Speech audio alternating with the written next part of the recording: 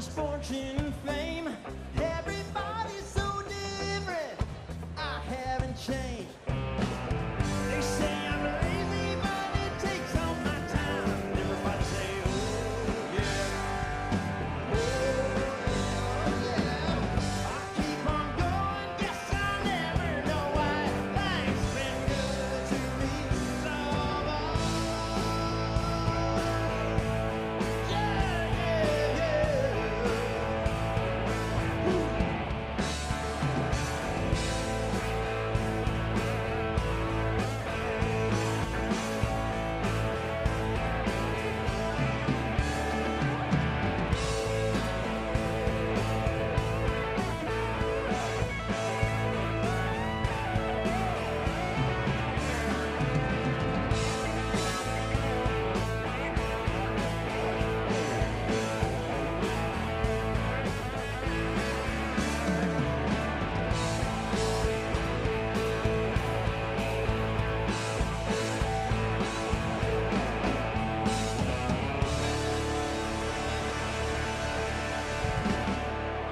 Delegates and alternate delegates, ladies and gentlemen, please take your seats. The 2024 Republican National Convention will begin in a few minutes.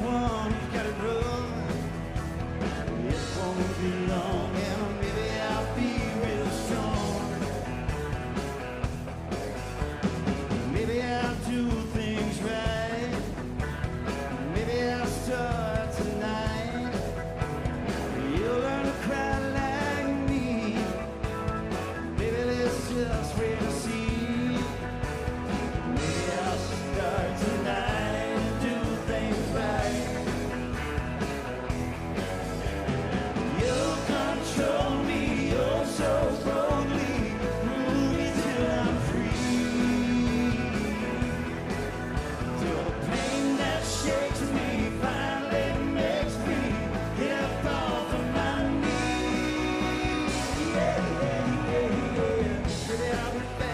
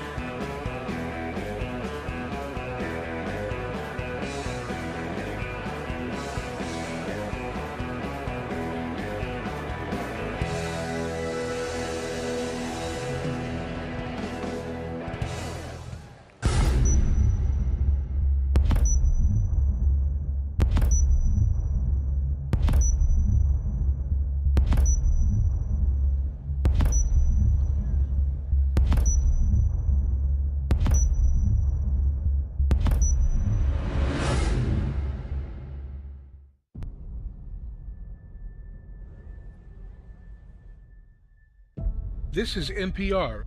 According to a new poll, 1 in 4 Americans now say they live in fear of being attacked in their own neighborhood.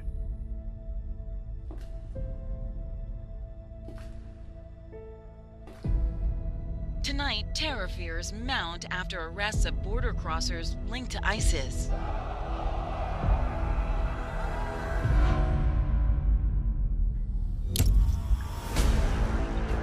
Crimes against children are increasing rapidly, according to the FBI.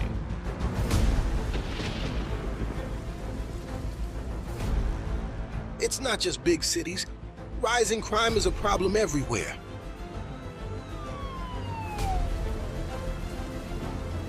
The CDC reports over 250,000 Americans are now dead from fentanyl, coming across the southern border under the Biden-Harris administration.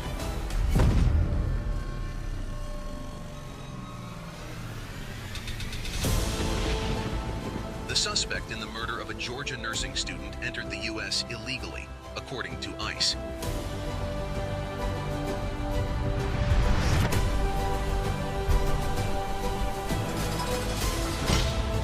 The FBI director confirmed the border crisis poses a major homeland security threat.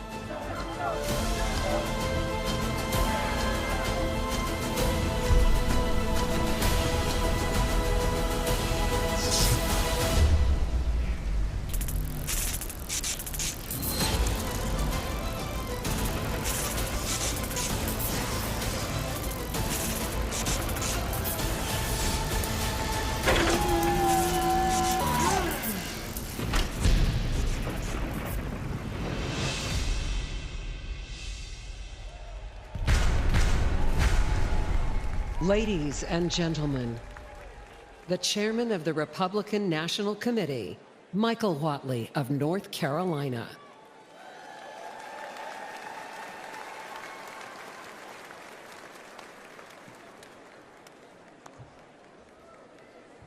Delegates and alternates, ladies and gentlemen, I want to welcome you all to the second night of this historic Republican National Convention.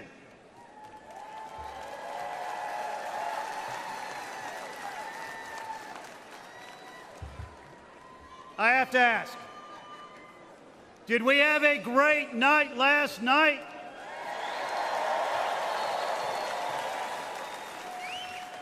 Do we have a great nominee for Vice President in J.D. Vance?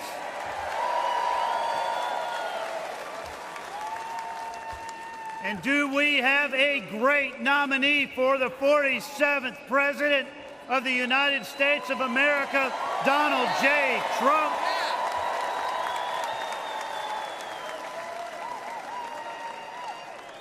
Are you ready for a great night, too? I hereby call this session to order.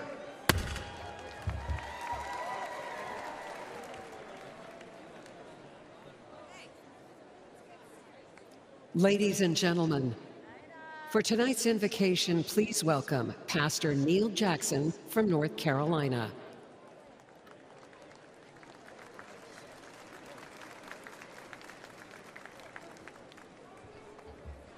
Tonight's theme is to make America safe again. That is an impossible task without divine assistance. Would you join me in prayer as we call upon the Lord to make our country safe once again? Let us pray. Heavenly Father, we thank you for the blessings upon the United States of America. Thank you for your provisions upon this land, your protection of this land, and your promotion of this land, which is undeniable. Your word says, "Blessed is the nation whose God is the Lord." Tonight, we claim that for America, believing that you desire to bless and prosper our country as we honor you and your ways. Father, forgive us for when we have strayed from your commandments. and grant us mercy. Tonight, we ask that you would protect our country from those who would do us harm. Thank you for protecting President Trump from the many attacks leveled against him, but especially the attack this past Saturday. Tonight, we pray for our military leaders and officers, pray for our police officers, our firefighters, our first responders, as they risk their lives so we can continue to be the land of the free and the home of the brave. You commanded Joshua to be strong and courageous. Tonight, all across this country, I pray that you would raise up a generation of courageous leaders who follow you with their whole heart and govern with integrity. We ask these things in the name that is above every name, the Lord Jesus Christ. Amen. Ladies and gentlemen, please rise for the presentation of colors. The colors are presented by the professional firefighters of Wisconsin Honor Guard. Let's give them a warm welcome. Left, right, left, left, left, right, left, left, left, right, left, left, left, right, left, left, left, right, you left, you left, you left, right, you left, you left, left, right.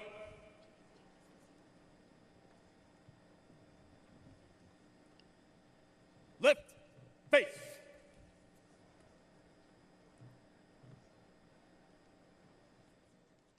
Please remain standing for the Pledge of Allegiance and our national anthem. Present arms.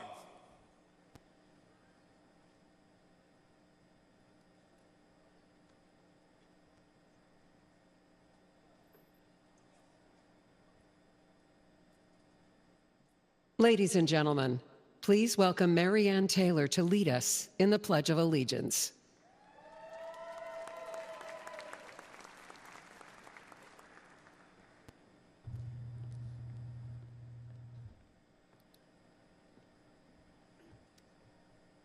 Hello, patriots. Are you ready to pledge this American flag and give them our loyalty?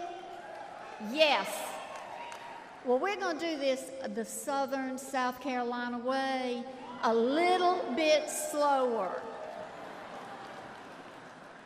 If you are military, and I'm looking out, and a lot of you already are poised, if you're like me from a military family but not military, we're going to stand at attention, place your right hand over your heart, and pledge with me. I pledge allegiance to the flag of the United States of America and to the republic for which it stands, one nation, under God, indivisible, with liberty and justice for all. Ladies and gentlemen, welcome to the stage Grammy Award-winning singer and U.S. Army veteran, Milwaukee native, Daniel Irby, to perform our national anthem.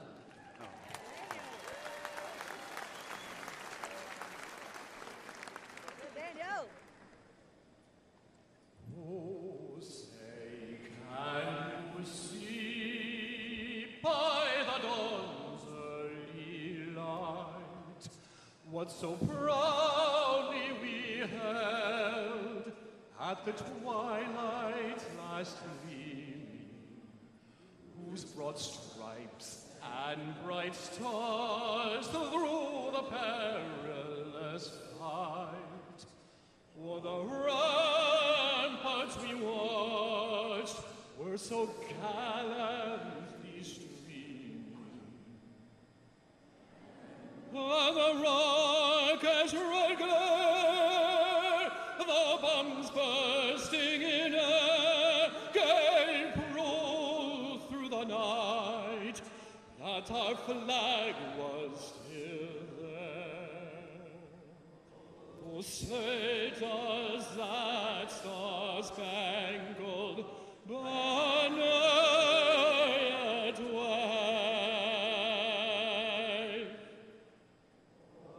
For the land of the free and the home of the brave.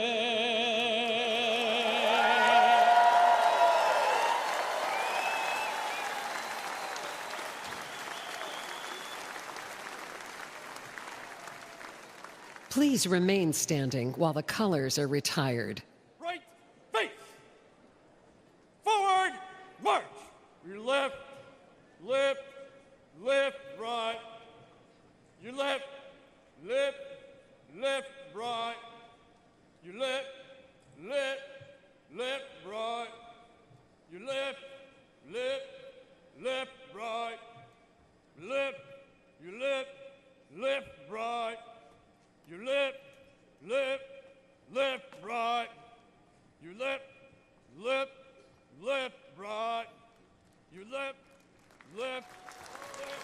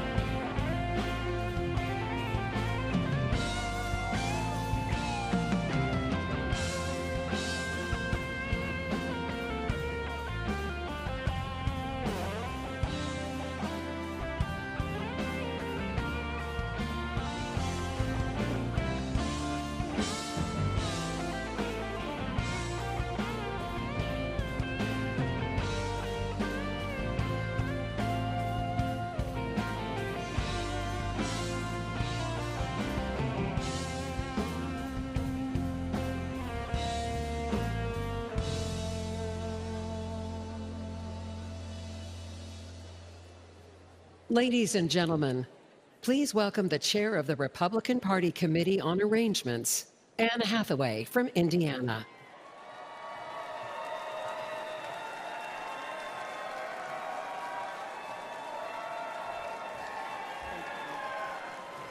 Good evening.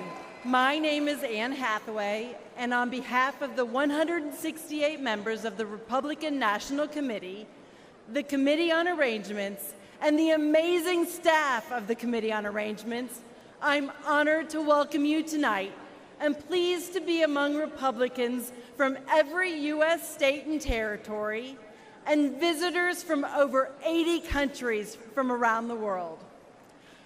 Over the next few nights, you are going to hear from the best and brightest that our party and our movement have to offer, from candidates and elected officials, to entertainment leaders, the business luminaries, grassroots activists, and the everyday Americans who power our party, united in our common goal, to make America safe again, to make America wealthy again, to make America strong again, and to make America great again.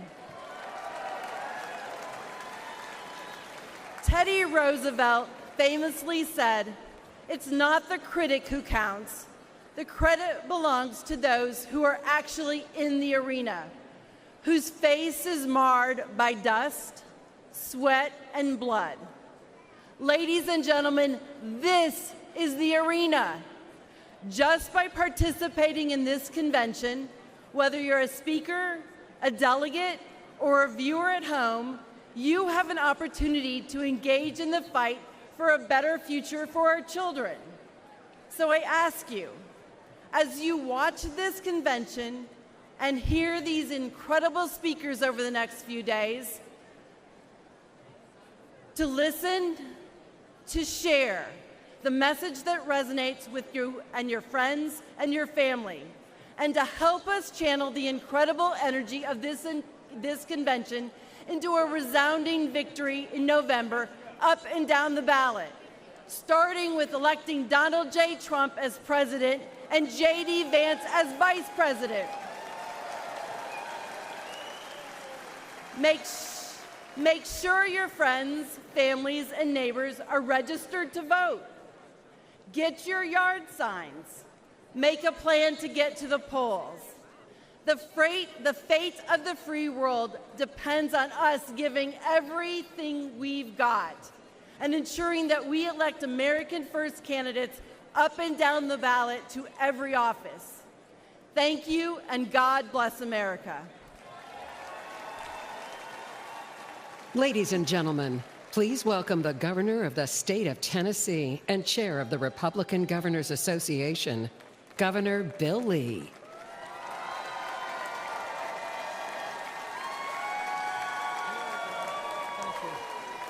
Thank you. Thank you. It is an honor to be here tonight to add my voice to yours and our fellow Americans who understand the magnitude of this moment. We have gathered here to guard and protect and defend the fundamental tenets of our free society. After all, we do still live in the most remarkable country in the world, with freedoms and liberties and opportunities that most of the world has never enjoyed. Now, we know that our freedoms are granted by God, but they are preserved by the people. Generation after generation of Americans have defended their essential freedoms from the encroachment of the federal government. As Republican governors, we are on the front lines of that fight, and we have banded together to preserve freedom and right the wrongs of the last 4 years. The Biden and Harris administration unleashed inflation on this country, making it hard for Americans to make ends meet. Republican governors pushed back by cutting taxes for our people. They opened the border, endangering our country. Republican governors sent the National Guard to the border to protect it, to crack down on cartels and fentanyl and human trafficking. They tried to let the Chinese Communist Party buy our farmland. Republican governors banned it. They attacked parental rights. Republican governors fought back for a parent's right to choose their own child's education. President Trump was right when he said that school choice is the civil rights issue of our time.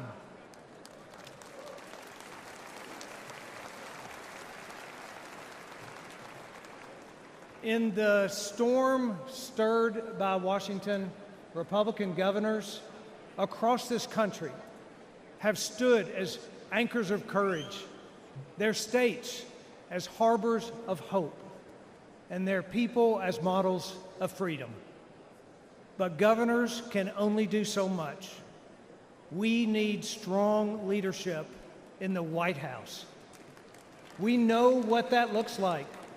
We had it before, we need it again. And that's why we, as Republican governors, are joining together, unifying in support for Donald Trump for president.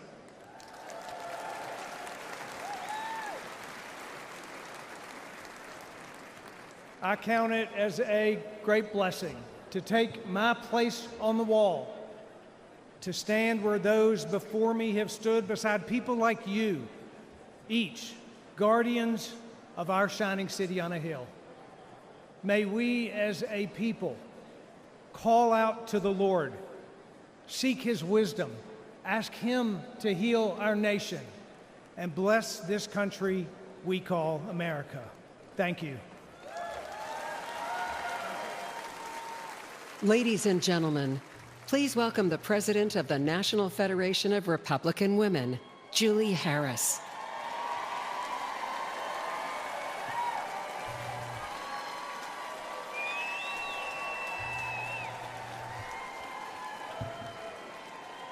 Hello, Milwaukee.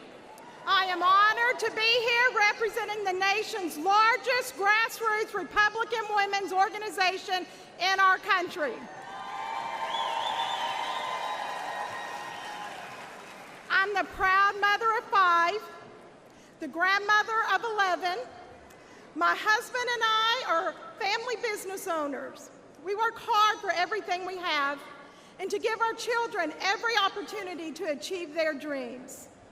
Parents across the country know what it's like to have a pro-family president in the White House. Under President Trump, gasoline and food were affordable. He won huge tax cuts for the middle class and created great high-paying jobs. He worked to keep crime low and to keep drugs out of this country. He's a businessman. He understands what it's like to build something of your own. Joe Biden has never built anything of his own.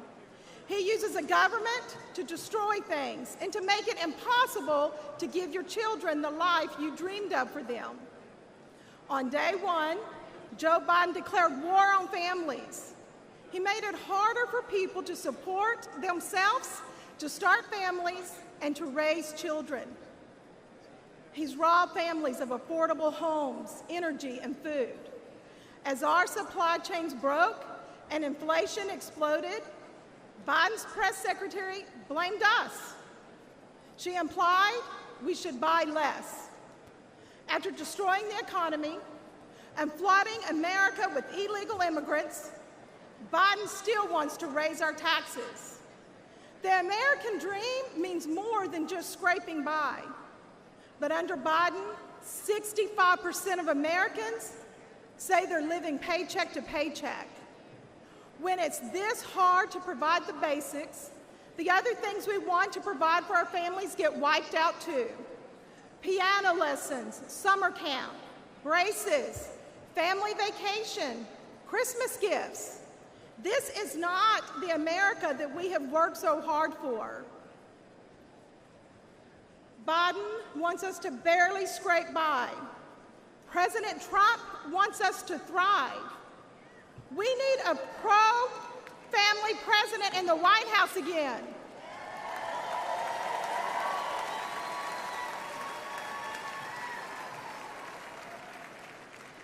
And that, and that president is Donald J. Trump.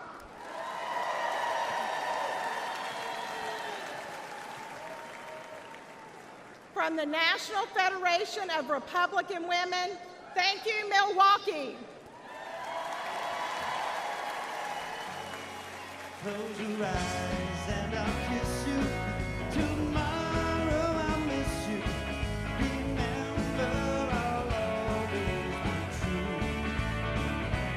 And then while I'm away, I'll ride home every day, and I'll send all my loving to you. I'll pretend that I'm kissing the lips that I'm missing, and hope all my dreams will come true. And then while I'm away, I'll ride home every day, and I'll send all my loving to you. All my loving I will send to you. All my loving, darling, I'll be true.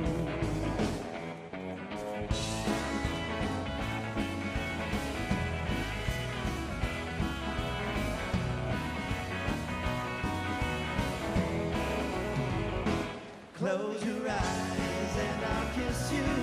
Tomorrow I'll miss you. Remember, I'll always be true.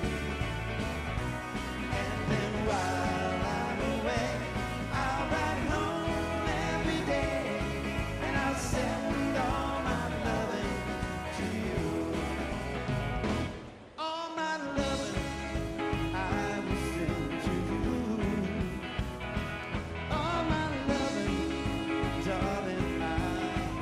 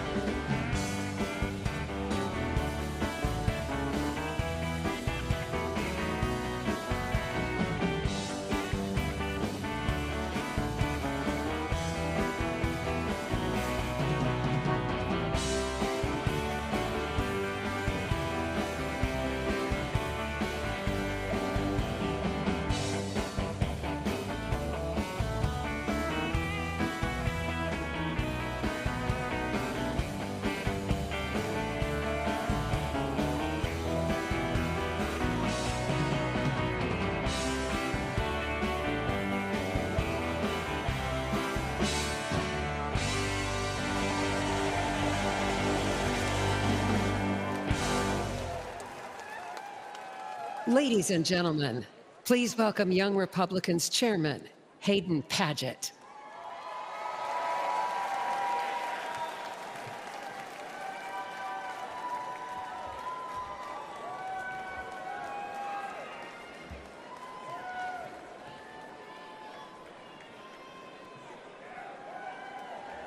I'm Hayden Padgett. I'm the chairman of the Young Republican National Federation and a proud son of the great state of Texas. More importantly,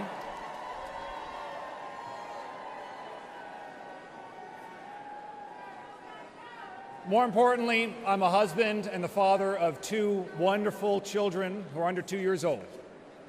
This election, I'll be fighting to build a better country for them, my kids. America has always been a place where the promise of tomorrow is brighter than the trials of today. But for young Americans, that future is diminishing as quickly as, well, Biden's cognitive ability. In 2 years, America will celebrate her 250th birthday. But for Americans celebrating their 25th birthday now, they see a future where their dreams are increasingly out of reach. The rising cost of education keeps us in debt. The rising price of groceries and fuel keeps us living one paycheck to the next. The rising cost of childcare keeps us from starting our own families, and the rising cost of rent keeps us from owning our own home. But we know that life can be better, that our lives can be more than making ends meet. Because it was better under Donald Trump.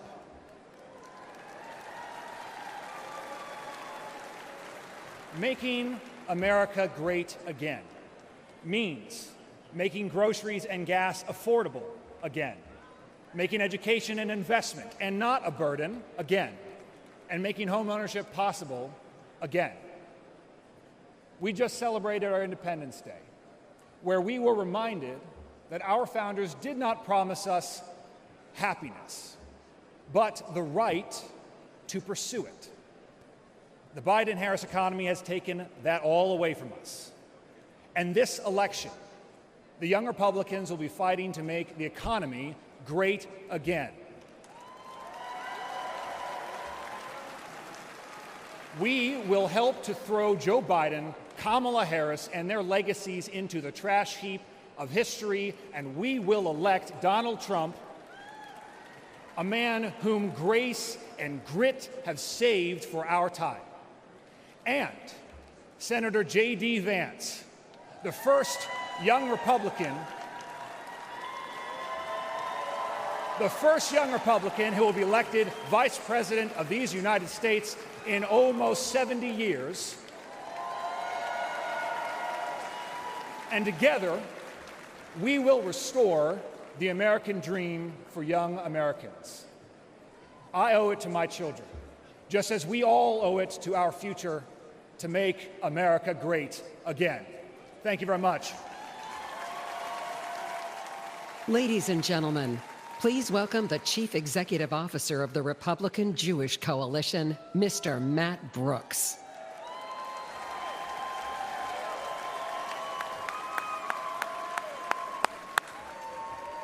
Hello, Milwaukee! Let me hear you cheer if you support Israel. Let me hear you cheer if you support Israel.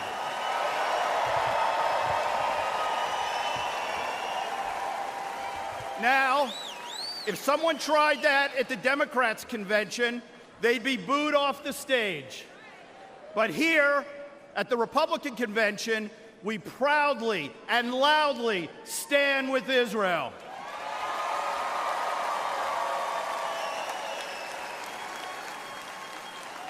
This election is a critical moment for the American Jewish community and for Israel. This is our chance to continue the incredible pro-Israel legacy of the most pro-Israel president in history, Donald J. Trump.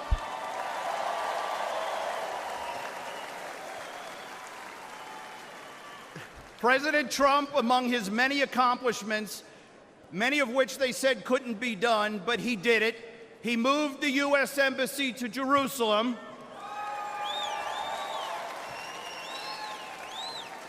They said it couldn't be done, but he weakened the Iranian regime. They said it couldn't be done, but he delivered the historic Abraham Accords, bringing us closer to peace in the Middle East. With President Trump, we will repair and rebuild the U.S.-Israel relationship that has deteriorated after 4 disastrous years under President Biden. Now, today, 9 months after the historic Hamas attacks, shockingly, President Biden is still withholding critical arms that Israel needs to defend itself. Boo. America must stand with Israel and against the terrorists, especially Iran. We must stand with the Israeli people. Now, my message here today to the Jewish community is clear. There is only one pro-Israel party, and it's the Republican Party.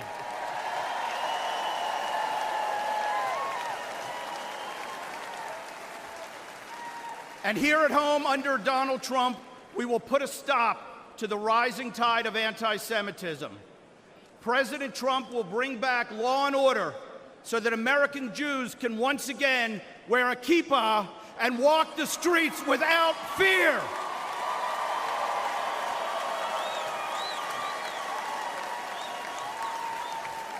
President Trump will stop the mobs on the college campuses so Jewish students feel safe when they go to class.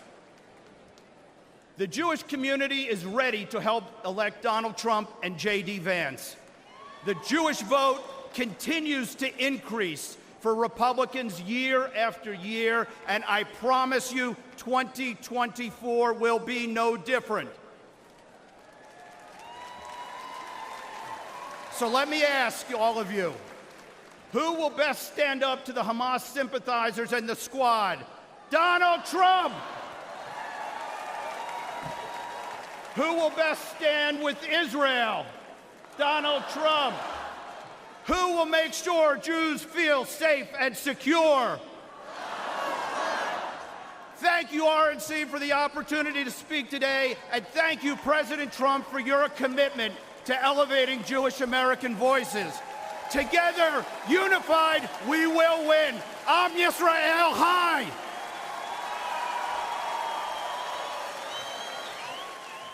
Ladies and gentlemen, please welcome former White House Chief of Staff to Donald J. Trump, Reince Priebus.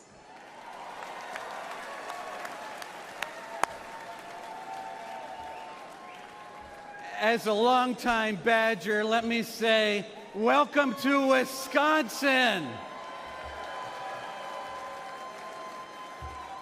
Partners throughout the city of Milwaukee and state of Wisconsin have been preparing behind the scenes for over 2 years to make this convention a reality. I couldn't be more appreciative of everyone who helped make this happen. Milwaukee is a world-class city, and Wisconsinites are some of the kindest people you'll ever meet. While you're here, make sure you experience the beautiful beaches of Lake Michigan.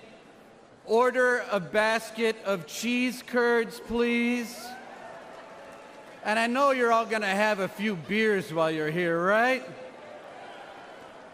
As the former chair of the Wisconsin GOP and chair of the Republican National Committee, I know firsthand that Wisconsin is the nation's premier battleground state. There's no better place to hold the GOP convention than right here in Wisconsin. And in November, you'll see Wisconsin stand with Donald Trump, and we will help send him back to the White House. I want to say and begin by saying my prayers are with the victims of the shooting in Pennsylvania, and our prayers are with President Trump. As White House Chief of Staff, I saw him right the ship after 8 years of Democrat failed policies, and I'm confident he'll do it again once more. Yet again, Democrat failures of the last 4 years have left many Americans feeling hopeless, unheard, and hurting. But when Donald Trump tells you what he'll do on the campaign trail, well, look out, because he will deliver when he walks into that Oval Office. Let's remember, while president, he decided to drill, baby, drill. He shut down the border. He confronted China head on, made Europe pitch in on NATO, lowered taxes, put conservatives on the Supreme Court, and he defeated ISIS. Republicans can turn the tide in the United States and make America great again. We, together here, the Wisconsin GOP, we can make Wisconsin red again in 2024 and send Donald Trump back to the White House. Let's stand united as Republicans. Let's stand united as Americans. Let's make America one again. Let's get to work expanding our majority in the House and taking back the Senate, and let's re-elect Donald Trump president. Thank you, and God bless you.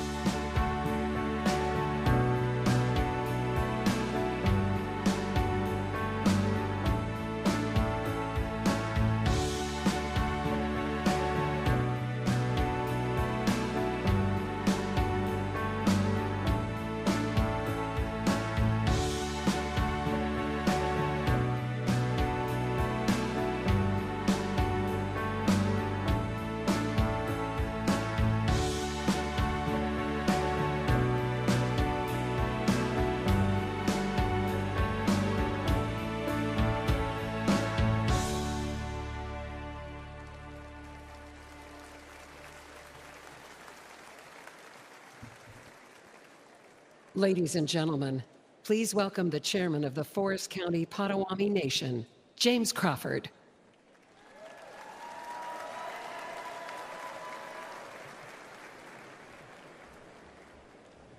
Hello, everyone, and hello, Wisconsin. Good evening. I am James Crawford, the chairman of the Forest County Potawatomi community.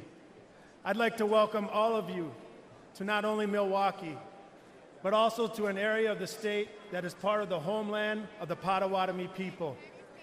Milwaukee is a particularly special place for Potawatomi. It was once home to several Potawatomi villages, including a village close to where we sit today. Our ancestors occupied these lands for hundreds of years, fishing area rivers and lakes, hunting the land, tapping maple tree groves for sugar, and harvesting crops in fields each fall. The Potawatomi connection to Milwaukee continues. Today, our tribe is part of what makes Milwaukee a great place to live and work. And while we are best known for entertainment and tourism, our tribe is also a part of the fabric of this community through our construction, technology, and real estate business ventures and the charitable work our foundation does with community nonprofits. Thank you.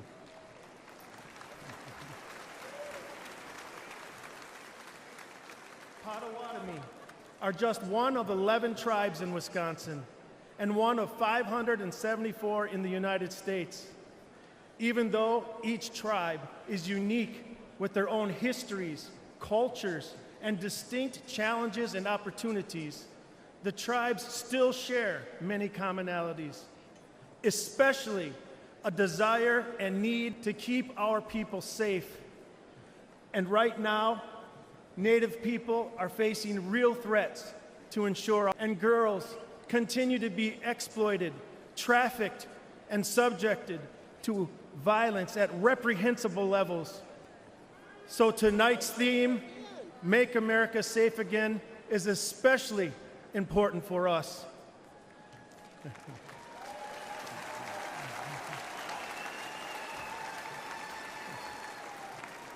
I look forward to working with everyone here to make America safe again.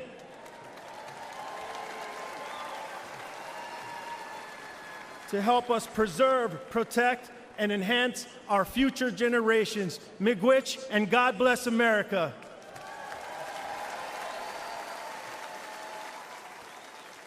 And now, ladies and gentlemen, please welcome businessman Perry Johnson.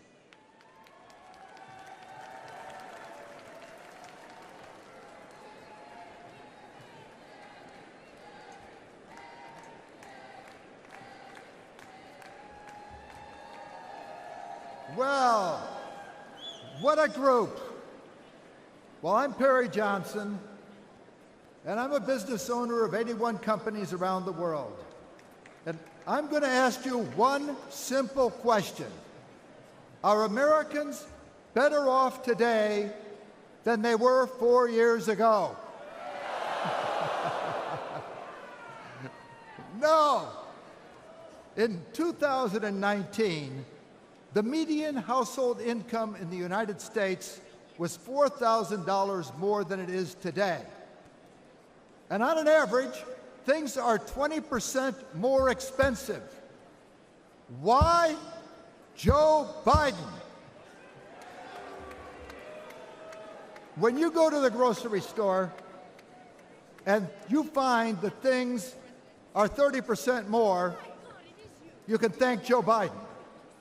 When you have to fill up your gas tank and it's 50% more expensive, thank Joe Biden. And when you buy a home and get a mortgage, your payments are almost double what they were 4 years ago. And I know because one of my companies is a mortgage company.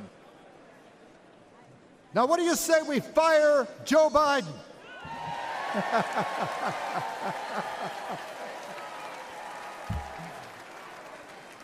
I live in Michigan, a state with grit in its veins, beautiful Great Lakes, and greatness in its soul.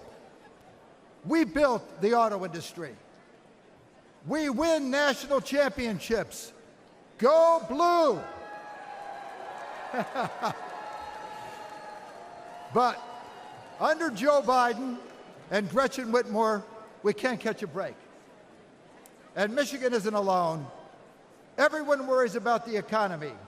Do you know that right now, 66% of Americans live paycheck to paycheck? I think that stinks. But Biden says things are looking up. Well, the only person looking up is Joe Biden as he stares into space on the debate stage. In 2016, Americans elected Trump to fix Washington. He built the strongest economy in our lifetime. What do you say we give Trump a hand with no inflation?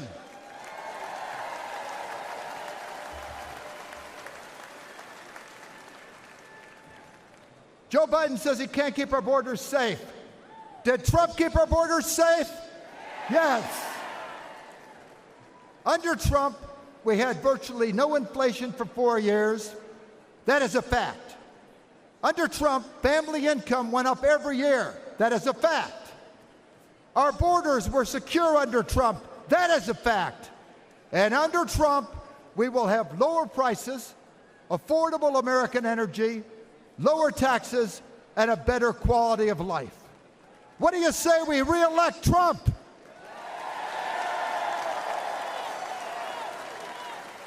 Trump. When I brought quality to the auto industry, it was pivotal in saving the auto industry. And when Trump brings quality to Washington, he will save America. Joe, Carmela, and Gretchen, I have a message for you. Michigan is the state that gave Donald Trump the win in 2016, and Michigan will be the state that sends President Trump back to the White House in 24.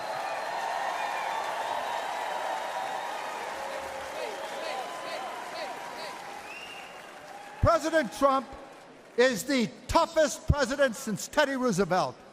When he was shot, notice, they were carting him his way and his arm was raised because nothing will stop him.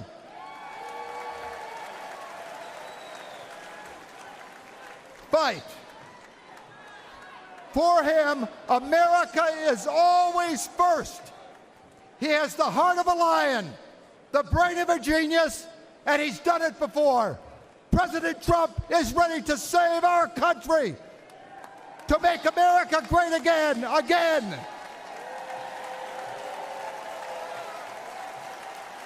I am ready to do whatever is necessary to get Trump back in the White House. Are you with me? Yes! Yes! Yes! Trump! Trump! Trump! Let's do it!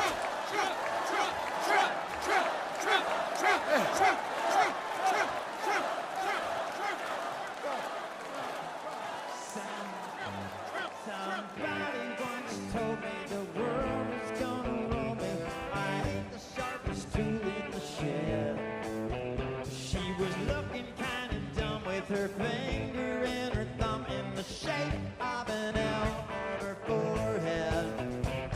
Whether you stop coming and they don't stop coming, bend to the rule and I hit the ground running. Then it makes sense not to live before your brain gets smart and your head gets dumb. So much to do, so much to see, so what's wrong with taking the back street? You never know if you don't go, you never shine if you don't go. Hey now, you're an all-star, get the game on, go play. Hey now, you're a rock star, get the show on, get paid. All that glitters is gold, only shooting stars break the mold. It's a cool place, say it gets colder when you put on up now, wait till you get older. The media man begs to differ, judging by the hole in the satellite picture. Ice we skate is getting pretty thin, water's getting warm and you might as well swim. My world's on fire, how about yours? That's the way I like it and I never get bored. Hey now, you're an all-star, get the game on, go play. Hey now, you're a rock star, get the show on, get paid. All that glitters is gold, only shooting stars break the mold.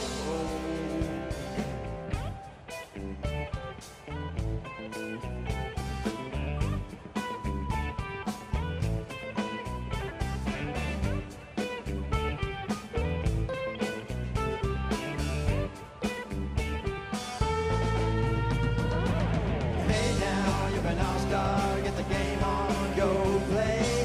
Hey now, you're a rock star, get the show on, get paid. All that glitters is gold, only shooting stars. Somebody once asked, could I spare some change for gas? I need to get myself away from this place. I say yeah, what a concept. I could use a little fuel myself, and we all could use a little change.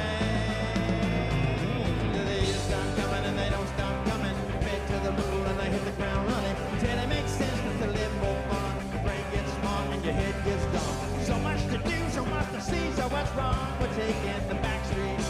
You never know if you don't go. Go! Never shine if you don't glow. Hey now, you're an all-star, get your game on, go play. Hey now, you're a rock star, get the show on, get paid. All that glitters is gold. Only shooting stars break down. Oh, hey, all that glitters is gold. Only shooting stars break down.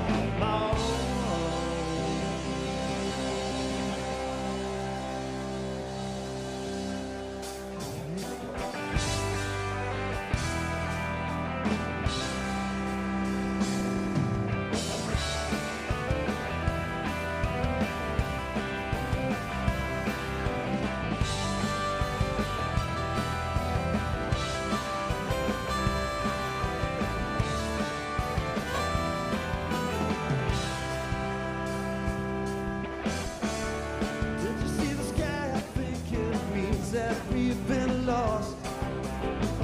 Maybe one last time is all we need. Well, I can't really help it if my tongue all tied in knots. Jumping off a bridge is just the farthest that I've ever been. Anywhere you go, I'll follow you down. Any place with those I know by heart. Anywhere you go, I'll follow you down. Follow you down, but not that far.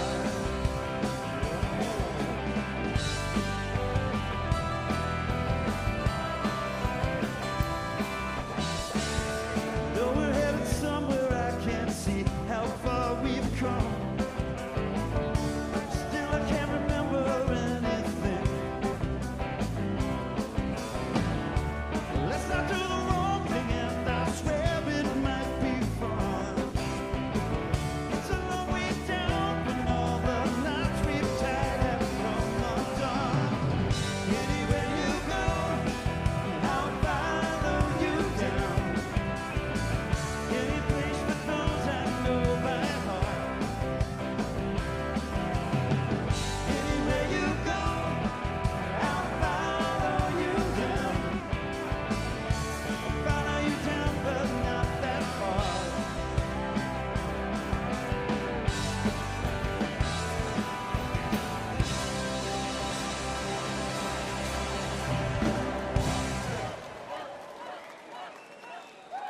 Ladies and gentlemen, please welcome the next senator from Arizona, Carrie Lake.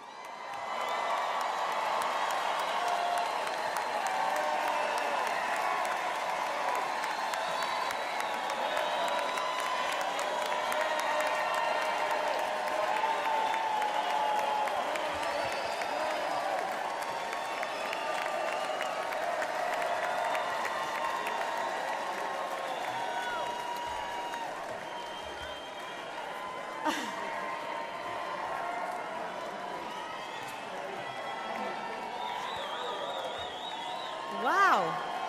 Hello. I love you. I love you. I love you, Arizona. You guys are amazing. Wow. This is MAGA energy tonight, guys. Love it. Oh, wow.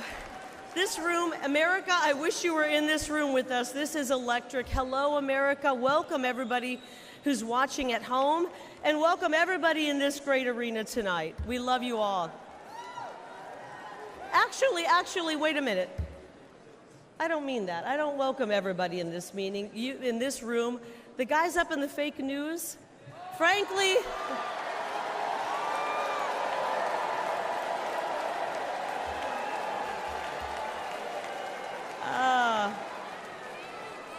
all right, frankly, you guys up there in the fake news have worn out your welcome, right?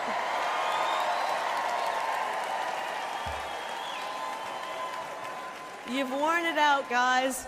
You have spent the last 8 years lying about President Donald Trump and his amazing patriotic supporters.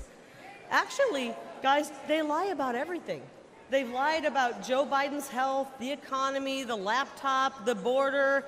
I could go on and on and on.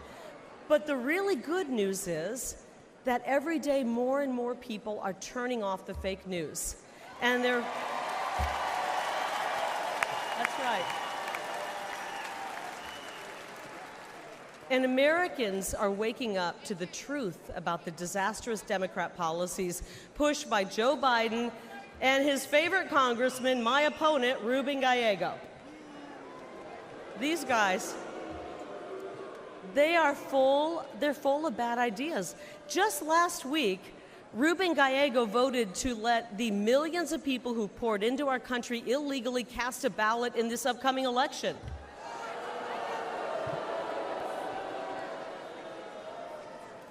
Gallego and the Democrats have handed over control of my state, Arizona's border, to the drug cartels. And because of them, criminals and deadly drugs are pouring in, and our children are dying. Our children are getting their hands on these drugs and dying. I'll tell you, the hardest thing I've had to do on the campaign trail is talk to moms and dads who come up to me and tell me that their 19-year-old son has died because of fentanyl poisoning, or their 22-year-old daughter took a half a pill and she's gone. We are losing a generation of young people to this fentanyl crisis, and it's got to stop. The Grand Canyon State has become the fentanyl state, and it's not okay with this mom. I'm not okay with that. I don't think it's okay with that mom. I don't think it's okay with that mom. It doesn't have to be this way. The problems we face are huge. The problems caused by the Democrat Party. But the solutions, guys, they're really simple. First of all, stop the Biden invasion and build the wall. Easy.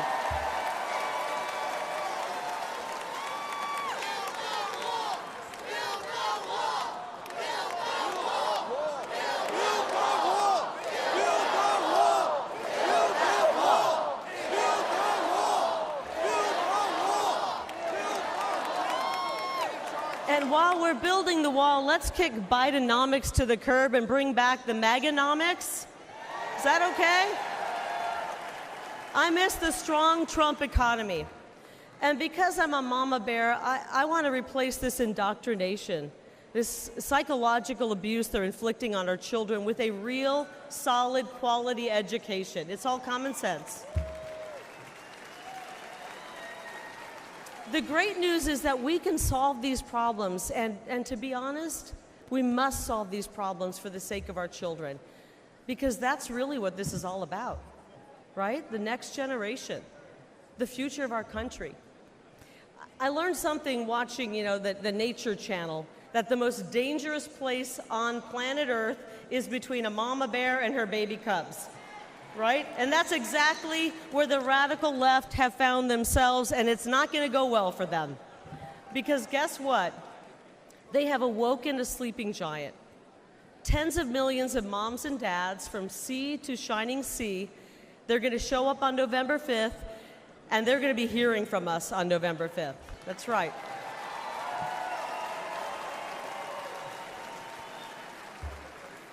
Actually, I can think of one thing more dangerous than a grizzly bear, and it's a middle-aged, fed-up mother in Washington, D.C. And I haven't even started my hot flashes yet, guys. Just wait. Just wait.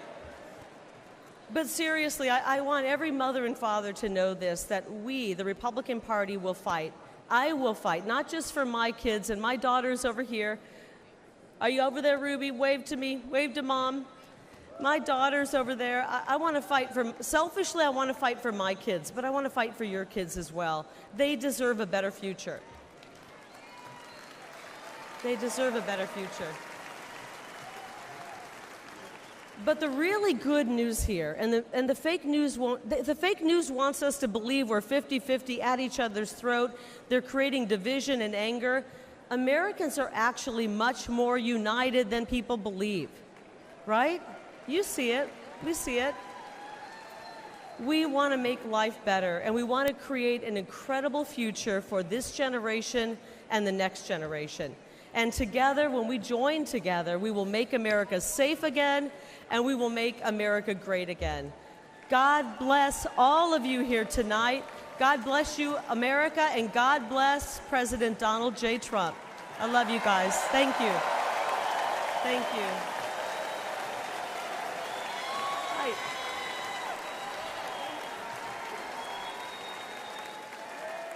Ladies and gentlemen, please welcome the next senator from Wisconsin, Eric Hovde.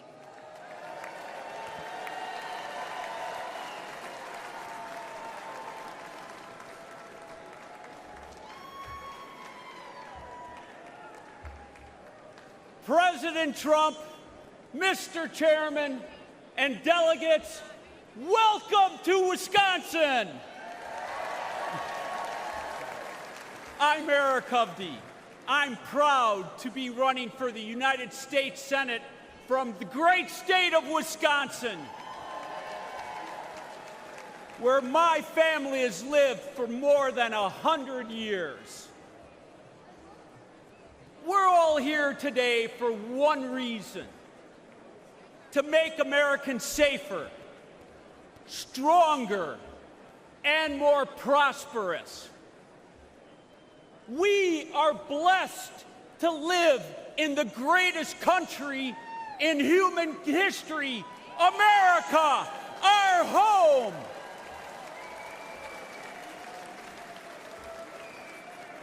But America is struggling under Joe Biden. And Senator Baldwin has been a rubber stamp voting with him 95.5% of the time. You can believe that. Biden, with Baldwin's help, has weakened us in every way, making Americans less safe. They've eroded us financially by racking up more debt in the last 3.5 years than our country's first 230 years, fueling massive inflation and leaving families wondering how they're going to pay the bills. They've made us less safe at home with their defund the police movement. And Biden, with his border czar, Vice President Harris, opened our southern border, allowing criminals and terrorists to enter our country. They've emboldened drug cartels to flood our streets with fentanyl, killing over 100,000 Americans every year. It is sad. I've talked to parents that have lost their child to this fentanyl poison. They've made us less safe and secure internationally with their incompetent withdrawal from Afghanistan. Our adversaries moved. Putin on Ukraine, Iran through their proxies, Hamas on Israel, and China getting more aggressive every day.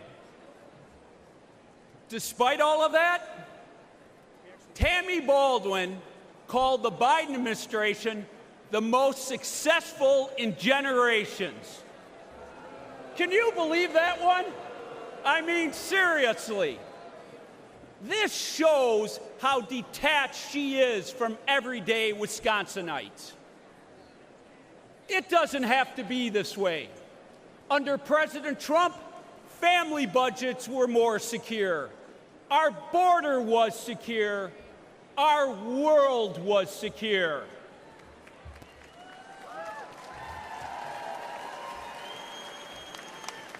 Where Biden and Baldwin have failed, President Trump and I will get the job done.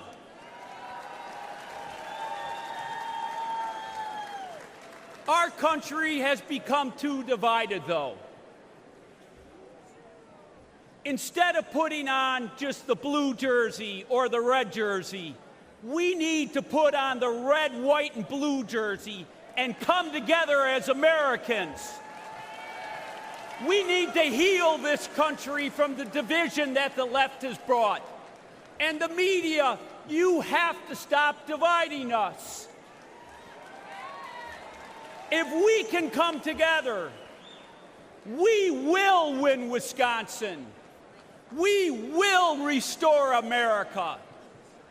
but it's going to take everyone getting involved. Are you ready to go save your country? Are you ready to restore the American dream? Thank you, everyone. God bless. Ladies and gentlemen, please welcome the next senator from Ohio, Bernie Moreno.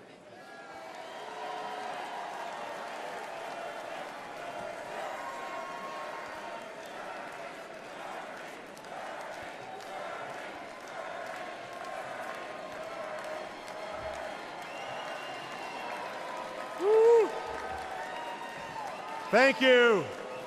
Thank you. I'm Bernie Moreno, and I'm honored to stand before you tonight as the Republican nominee for the U.S. Senate from the great state of Ohio.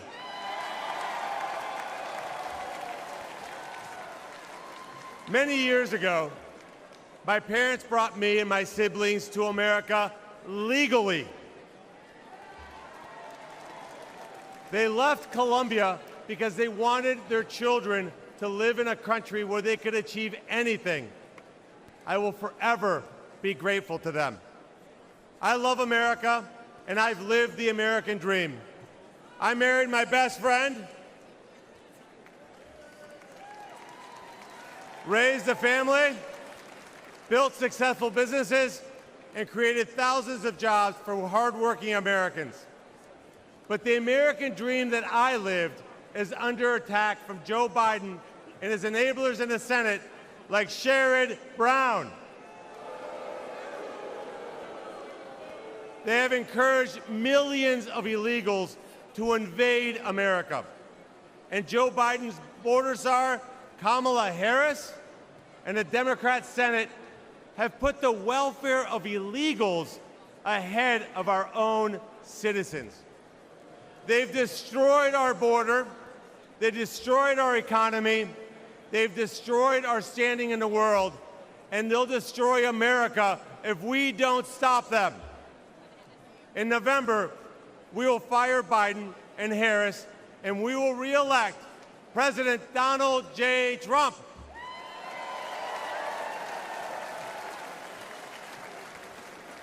I'm so proud that my senator, my friend, J.D. Vance, will be the next Vice President of the United States. He represents the best of Ohio, the best of America, and will be an incredible leader and defender of President Trump's plan to always put America first. And he won't stop there. Sherrod Brown votes with Biden virtually 100% of the time. I don't know if I agree with my wife 100% of the time. But Sherrod and Joe seem to have a very close relationship. Well, tonight, we've got a message for failed lifelong politicians like Sherrod Brown and Joe Biden. It's time to go home. A vote for Trump and Moreno is a vote to put America first. We will end the invasion at our southern border. We will fix our economy, protect American workers, and rescue America's family from Biden's and Brown's inflation. We will end the wars and deliver peace. I will fight alongside Donald Trump to make America stronger, safer, and more prosperous. Thank you, and may God continue to bless the United States of America.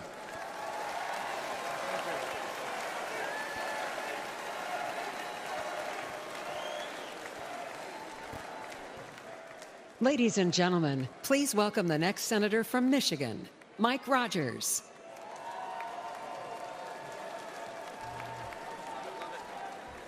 Hello, America.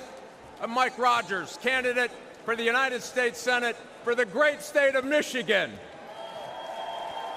And I want to give a quick shout out to my fellow Michiganders, the hardest working people in the United States. God bless you right there.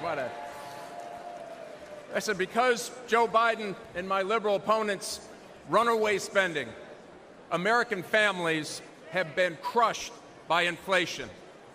High costs of groceries and gasoline and rent. I was talking to a grocery clerk just recently. She said, I got it when this carts got a little skinny at the beginning of Joe Biden's administration because of high costs. But what breaks my heart is at the end of ringing up an order, they have to reach up and pull something off the counter and put it back in their cart. Thanks to the Democrats in Washington, D.C. The most expensive vehicle to operate in Michigan in 2024 is your grocery cart, thanks to the Democrats in Washington, D.C.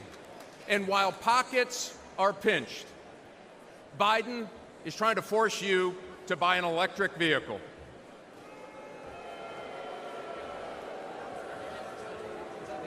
Better get a long extension cord.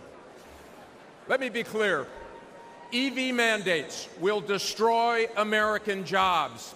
EVs require 40% less labor to build than gas cars. And here's the kicker. 85% of the critical minerals needed to build them are processed in China.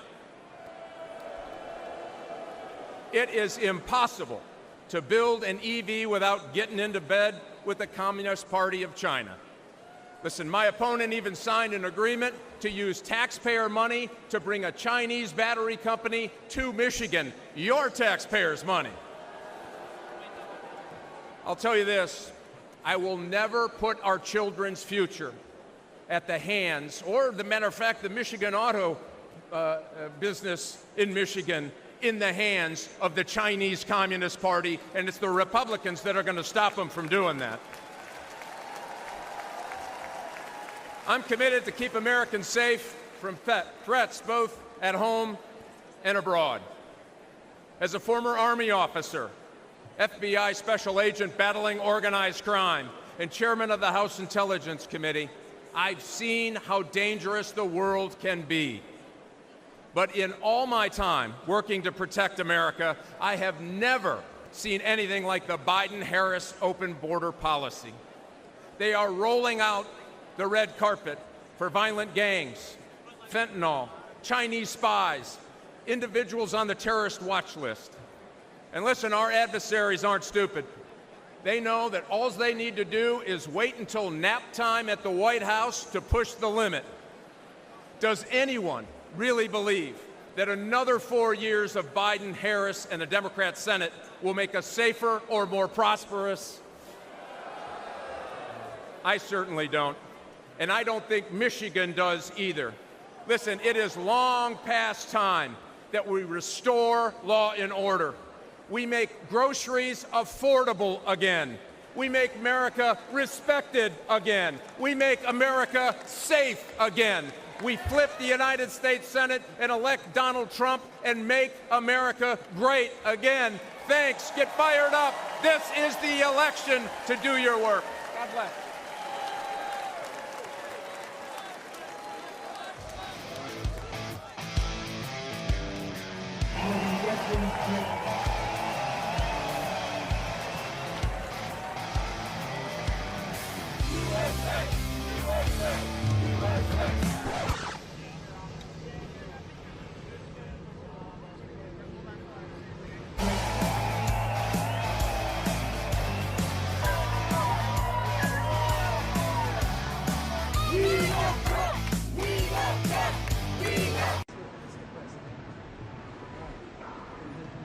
Hey.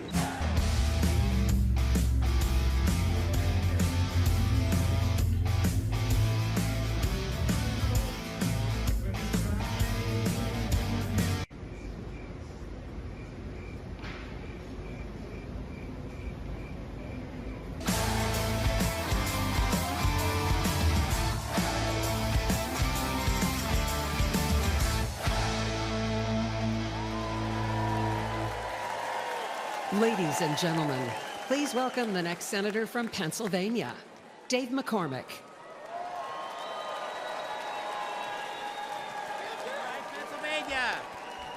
Hello, Milwaukee! Who's ready to retire Joe Biden and border czar Kamala Harris and send her back to California? Who's ready for that? And who's ready to make Donald Trump our 47th president? Are you ready for that? And who's ready to make J.D. Vance our new vice president? And who's ready to send Chuck Schumer packing? I'm ready. I'm ready. My name is Dave McCormick, and I'm running to be Pennsylvania's next United States Senator, the great Commonwealth of Pennsylvania. And I want to first acknowledge what transpired just a few days ago in my home state, where I witnessed firsthand from a front row seat in Butler President Trump's remarkable strength and resolve in a terrifying and unpredictable moment. The president rose brilliantly to the challenge. But what a sad and frightening day for the families of those who were injured or lost, and for our great country. And we all thank God that President Trump is okay.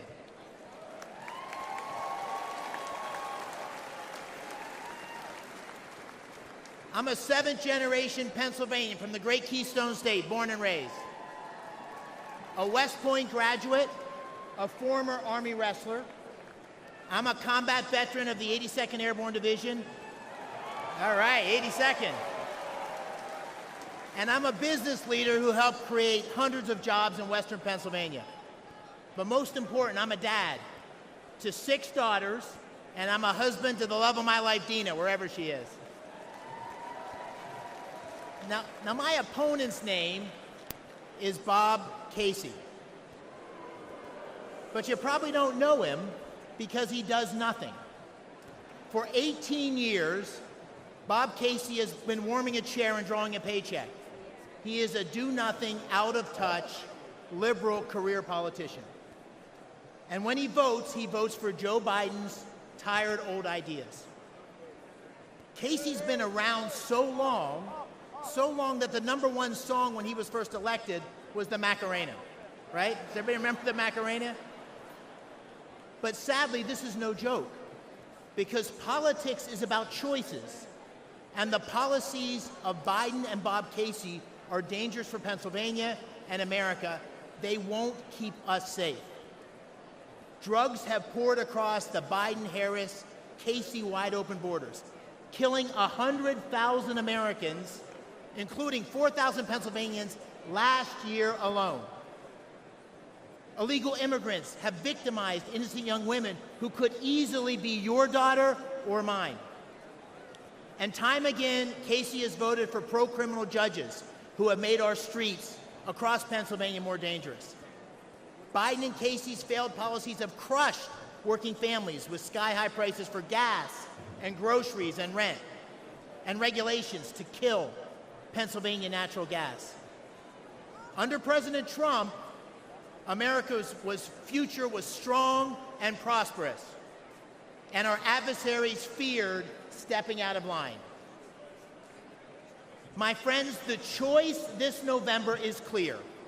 It's a choice between strength and weakness, a choice between America's greatness or its sad, disgraceful decline. This is, my friends, the most important election of our lifetimes.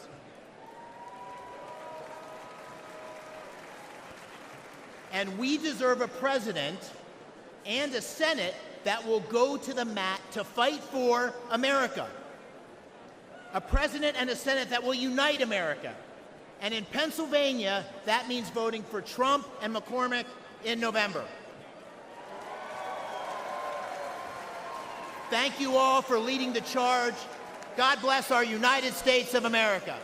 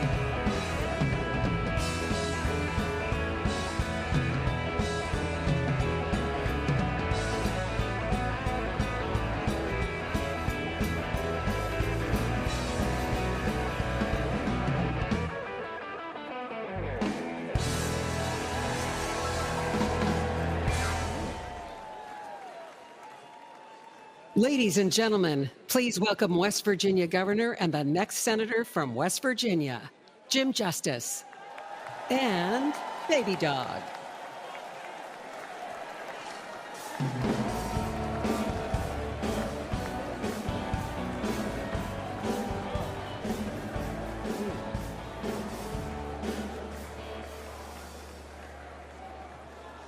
Hello, everybody.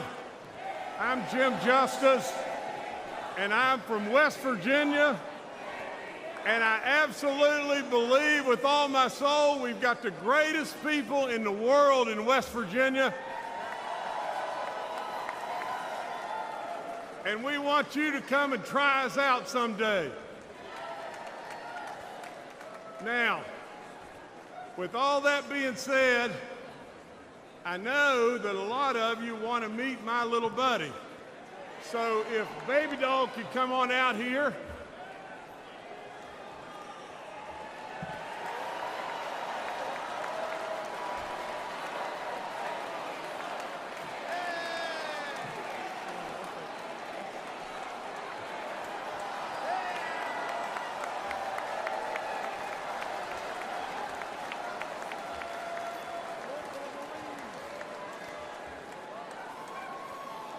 Now, as the world watches, you didn't really expect that, did you?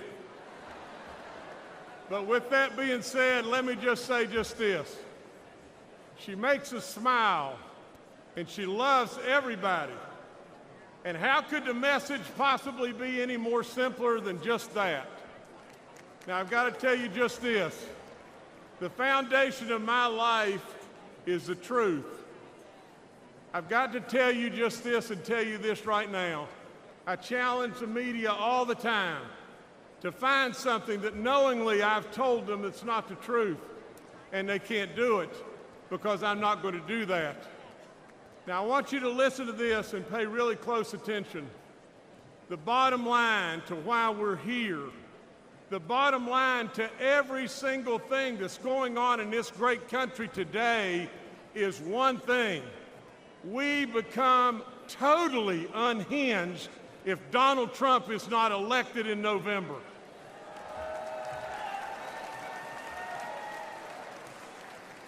I want to talk to you tonight about my relationship with President Trump. I want to talk to you about an incredible man. I want to tell you the truth about him and his family. He's tough. He's super smart. He's a business guy. But maybe there's something that you've missed, and that is he genuinely cares. He cares about all of us, every last one of us, and he loves this nation beyond good sense. He has amazing kids. I've hunted and fished with Don Jr. He's an incredible outdoorsman and a really treasured friend. Now imagine this. Eric and I have been so far back in the woods on top of a mountain, and I blew the tire out on the back of my 4x4, and who was under the vehicle right then? Eric Trump. Eric Trump changed the tire. Donald Trump has taught his kids the very best. He's taught them absolutely to respect the military.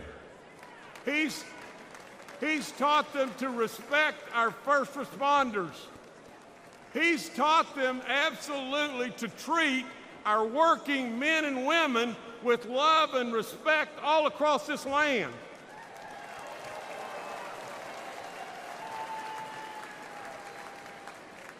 Let me tell you just this. I was in the green room with President Trump, and there was a MAGA hat laying there. I picked it up. We had just had our first grandbaby, a boy named JC. JC absolutely was just not old at all. And all of a sudden I asked President Trump if he would sign that hat for our grandbaby JC. He took it. You know what he wrote on it? He wrote, JC, always work hard. Now let's review. Donald J. Trump, my friend, my close friend. He's tough. He's super smart. He's a business guy. He loves America. He taught his kids the right values, and he's a hard worker.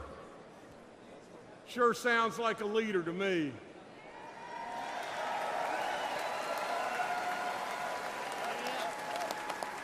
Sure sounds like a president to me.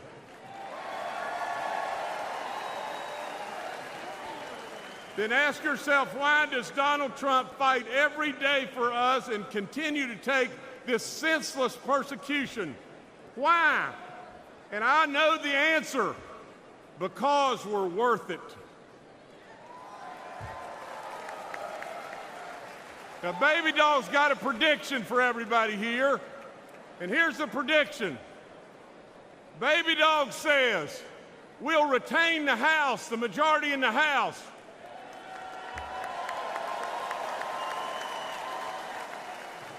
We're going to flip the United States Senate.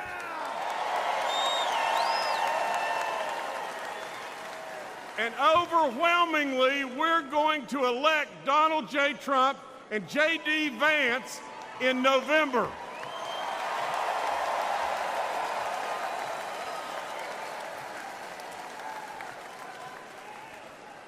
And Baby Dog says, what is the reason that she knows why we're going to win? And the answer is one thing, because we're worth it. God bless you, God bless this great country, and God bless Donald J. Trump.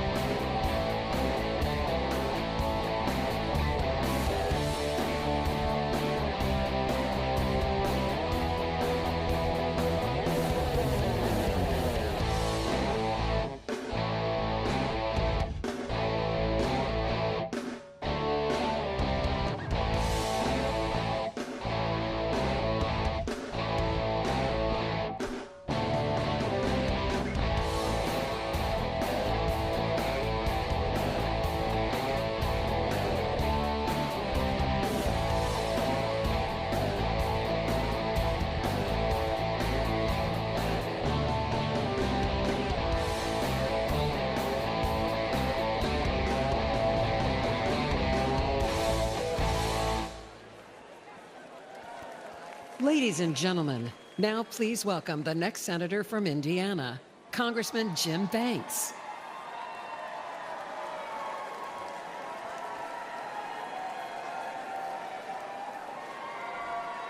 Thank you.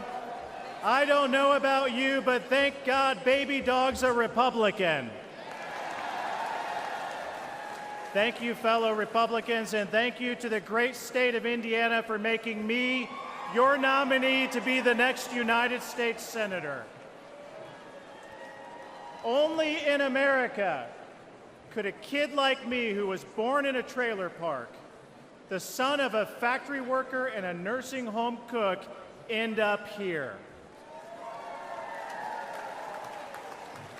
I'm Jim Banks, and I have lived the American dream, and I'm proud of it.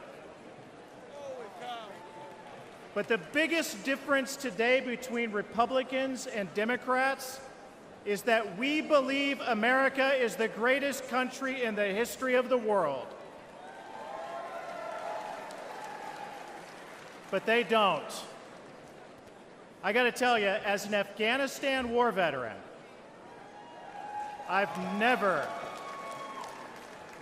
been more ashamed than when Joe Biden's disastrous withdrawal left 13 American heroes dead, and then he lied about it.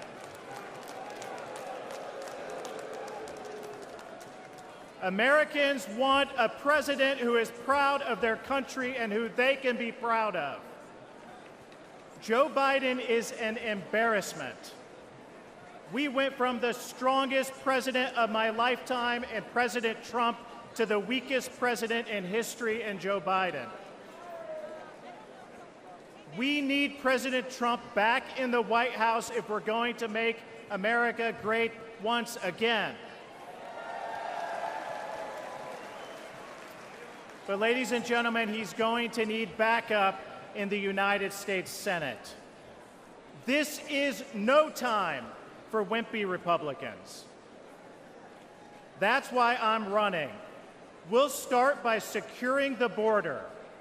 If you came here illegally under Joe Biden, you're going back to where you came from under Donald Trump.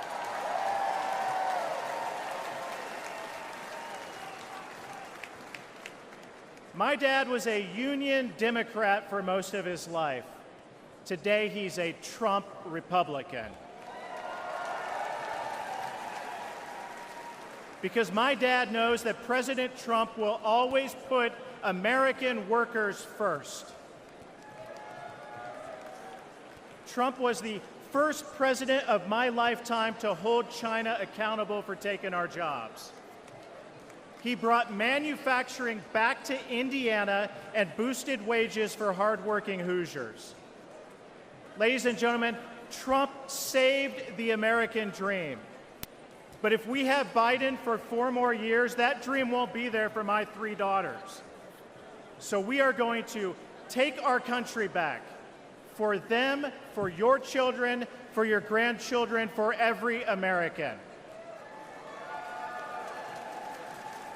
My friends, I can't wait for November 5th at 6:01 p.m. Eastern Time, when the great state of Indiana is once again the first state on the board to give our Electoral College votes to the greatest president of my lifetime, my friend, Donald J. Trump. Thank you. God bless.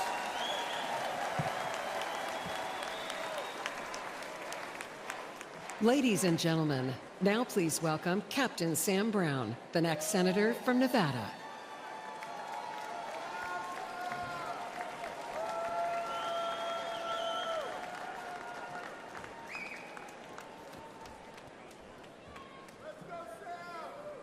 Thank you. I want to start by thanking my God for my life. I want to thank my wife for her strength, for her courage and her support in this race.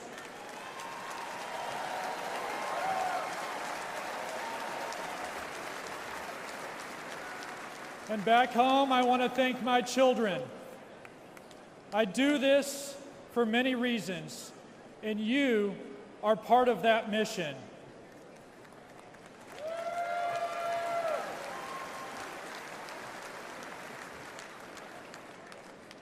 Tonight I offer a message of hope because I know the importance of hope in difficult times. On September 4th, 2008, my Humvee ran over a roadside bomb in Afghanistan. The explosion left me drenched in diesel and burning alive. As I neared death, I felt the flames being smothered and heard a voice say, "Sir, I've got you."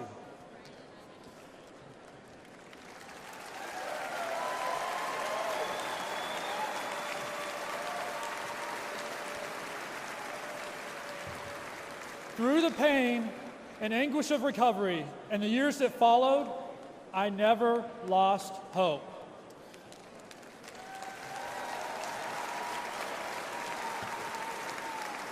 And I stand before you. I stand before you today as a Republican nominee for Senate from the great state of Nevada.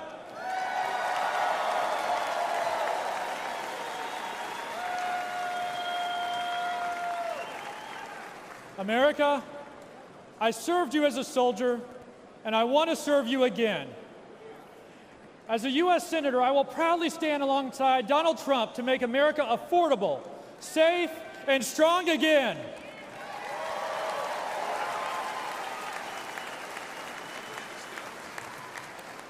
We have a tough fight ahead, but it won't be my first.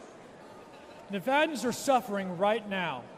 The unemployment rate in Nevada is nearly 25% higher than the national average.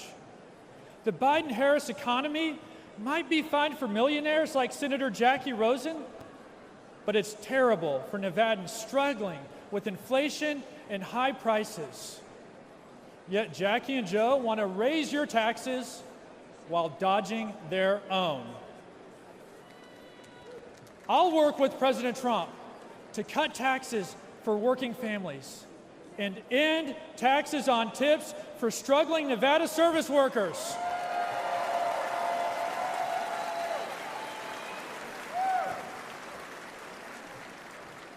Because life must be affordable for millions, not just millionaires.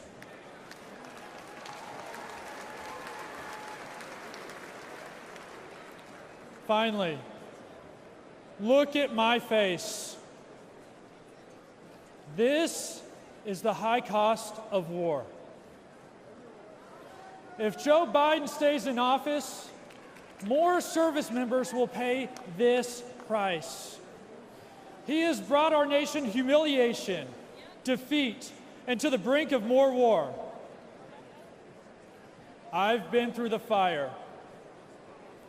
President Trump has been through the fire. But hope has not been extinguished. It is reignited.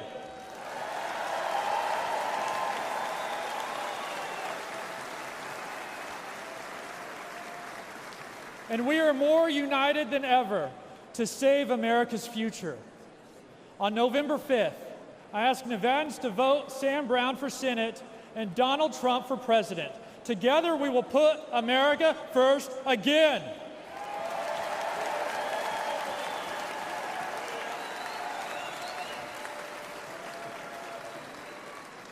I want to close with those same words I heard on the battlefield that gave me hope. America, I've got you. May God bless President Trump. God bless you. And God bless the United States of America.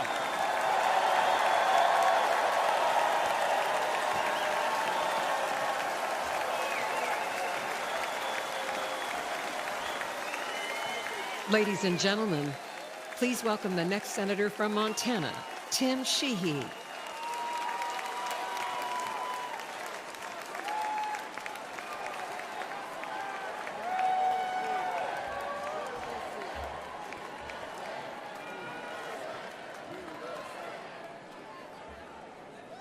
Hey, Montana, how's it going? Hey, everybody, my name is Tim Sheehy. Those are also my pronouns.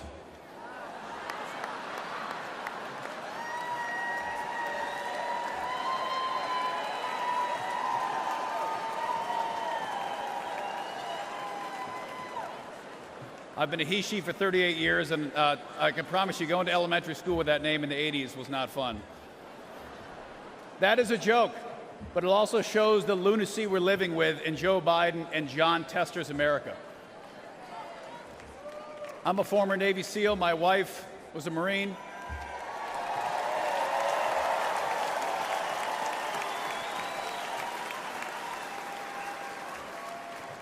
We both fought in our nation's longest war in Afghanistan. I was wounded there, served hundreds of missions there. We came home to live the American dream in Montana, the great state of Montana, I might add. And we started an aerial firefighting company in our barn. We created hundreds of jobs protecting our public lands and protecting fellow Montanans from devastating wildfires. I fight wildfires for a living, so take it from me, the world is on fire under Joe Biden. Consider for a minute Biden's disgraceful retreat from Afghanistan, when he let our enemies steal billions of dollars of our equipment and kill 13 brave American service members. To this day, there has been zero accountability, none. And that's why I'm running for the United States Senate in Montana, to bring back accountability to our government and beat John Tester, the liberal Washington politician who votes with Biden and Kamala every single time it matters.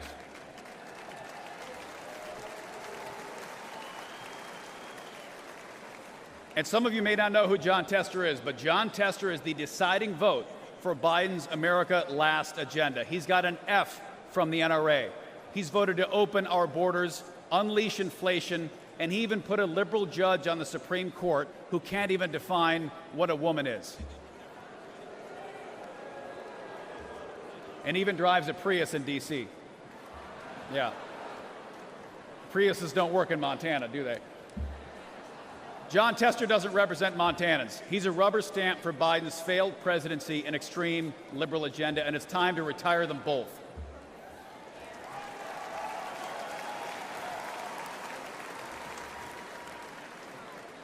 And listen, I'm an optimist. You can't jump out of planes at night into enemy territory if you're not. And I truly believe America's future will be better than our past. But that future is not given. And we need political outsiders like President Trump to return common sense to our nation.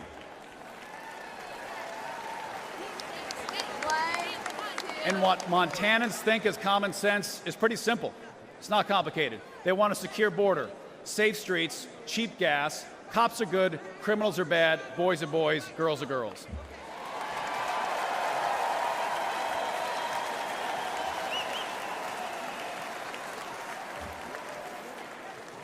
And I'm ready to retire John Tester and take back the United States Senate. And I'm ready to join you in sending President Donald J. Trump back to the White House. Let's save America. We've got a lot of work to do.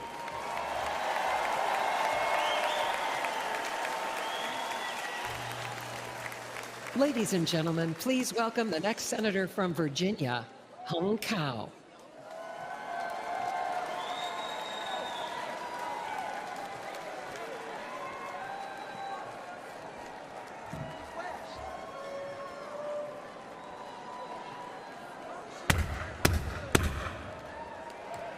That's the scariest sound you'll ever hear when you live in a communist country. That's the last sound my parents heard when their fathers were taken away in the middle of the night, and they never saw them again. That's my family's real-life story. We escaped from Vietnam just days before Saigon fell to the communists. We were given a new life in the most generous country on earth.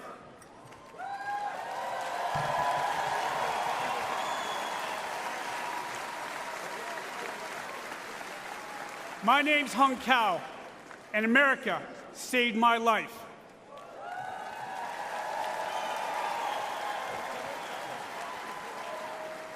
I grabbed onto the American dream. I graduated from the United States Naval Academy, but I paid back every dime of that American dream with 25 years of service in Navy Special Operations.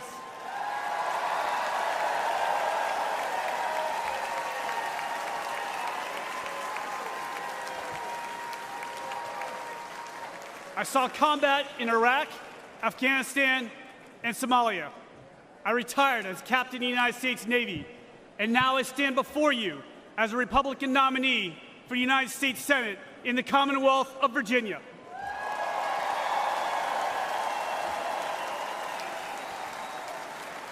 Only in America, ladies and gentlemen, only in America. But we're losing our country. Under Joe Biden, millions of illegal aliens flood our borders. They fly Hamas flags on our campuses, and they shout death to America. As an immigrant to this great country, let me be very clear to everyone who comes here. Don't ask for the American dream if you're not willing to obey the American laws and embrace the American culture.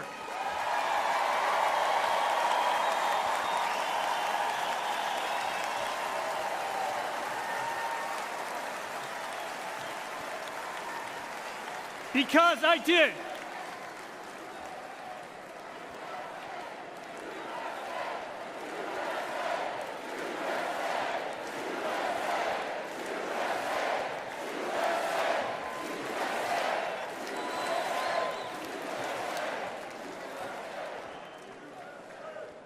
I love this country so much that I wrote a blank check up to and including my life.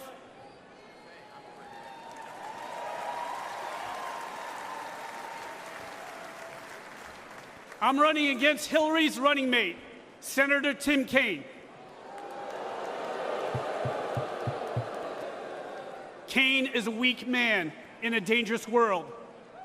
We only have one thing in common. The American taxpayer signed our paychecks for 30 years. Except Kaine is a career politician with millions of dollars to show for it. I've been a warrior with scars to prove it, and I'm damn proud of it.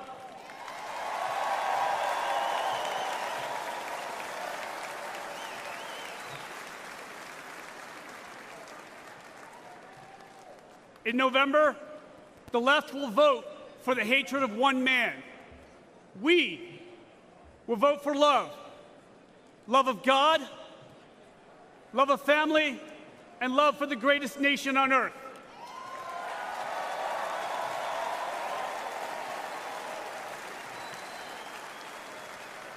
And Virginia will elect me and President Trump, and together we will save America.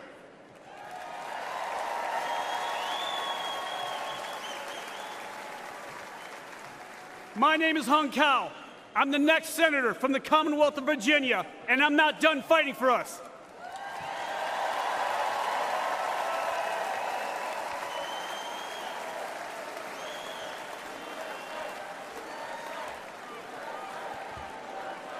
May God bless you, may God bless President Trump, and may God bless the United States of America.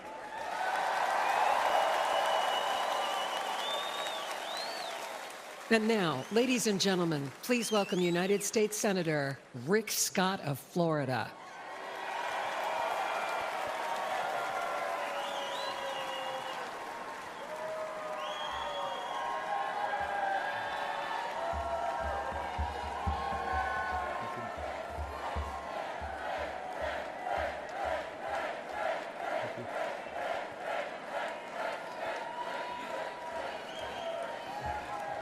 Thank you, thank you, thank you. You can tell I'm from the great state of Florida.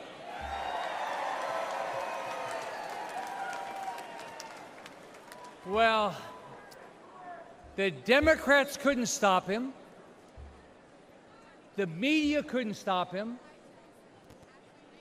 The liberal judges couldn't stop him. A bullet from a madman couldn't stop him. Can anything stop Donald Trump from becoming the next president and making America great again?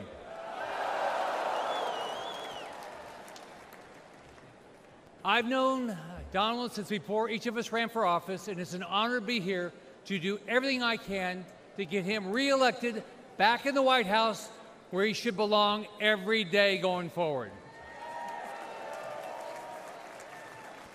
Now, like all of you, I'm blessed. I was born to a single mom. I grew up in public housing. I started working at the age of 7. I enlisted in the U.S. Navy at the age of 18. Go Navy. But only because I grew up in America, I was able, like many of you, to come from absolutely nothing to build one of the biggest companies in the world, be the 45th governor of Florida, a U.S. senator, where we have to fight every day to stop the radical Democrats from absolutely destroying our great country.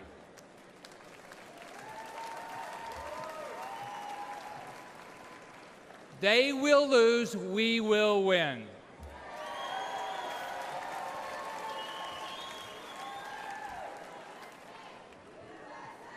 USA, USA. We will win. Now, let me tell you about a dream I had recently. I had a dream and I did some time traveling. I traveled into the future to an imaginary world where actually Joe Biden got reelected. Yeah. So, remember the Christmas Carol, the ghost of Christmas past? Well, in my dream, I met the ghost of Biden's future. So I got to see a Biden second term. Now, it wasn't a dream, it was a nightmare.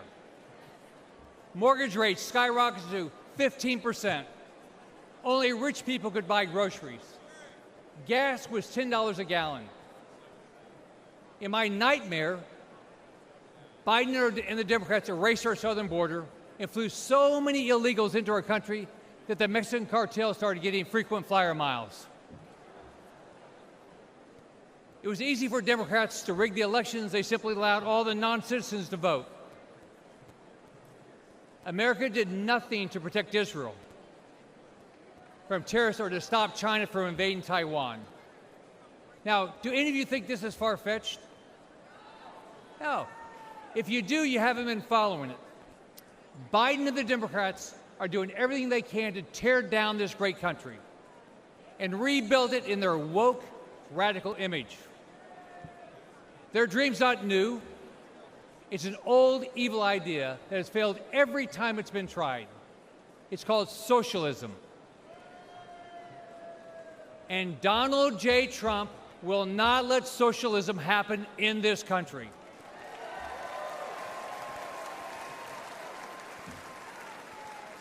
Think about it.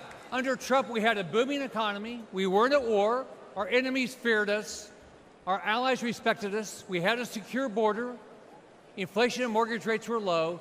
And families had money in the bank.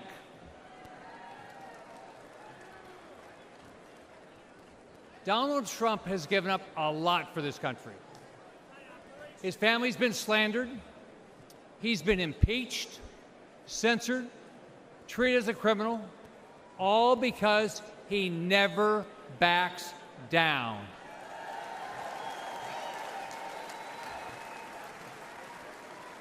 This week, he's shown the courage all of us should display as we rally around him to rescue our great country. So, let's fight, fight, fight, and make sure Donald Trump gets reelected. Have a great night. God bless you.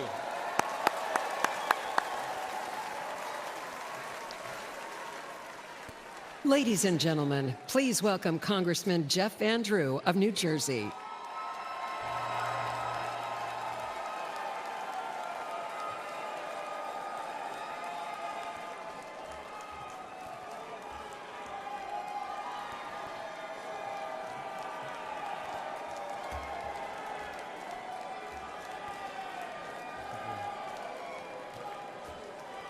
Thank you.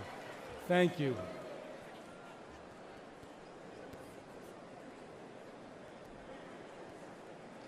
Good evening.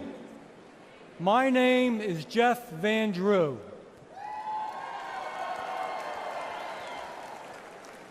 Tonight I want to tell you my story. I am a proud Republican, but I haven't always been a Republican.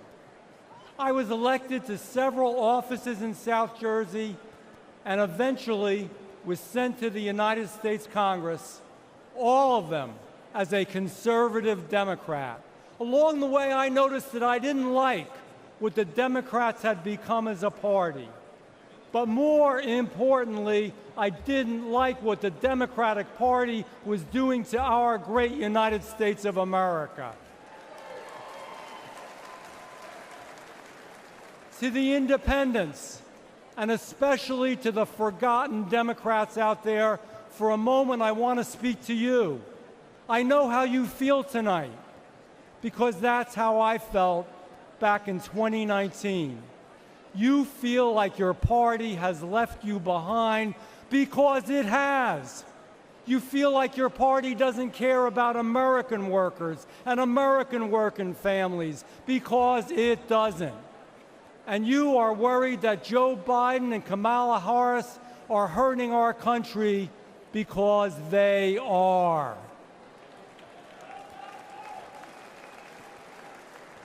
I felt the same way.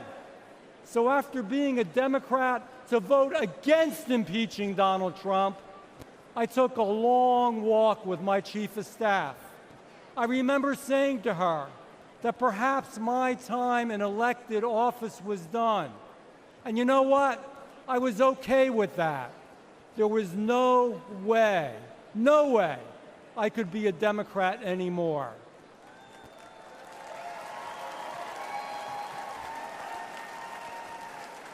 But then I received a call from the White House. President Trump asked me to meet with him. We spoke about family, faith, freedom, and friendship. He has been my good friend ever since that day.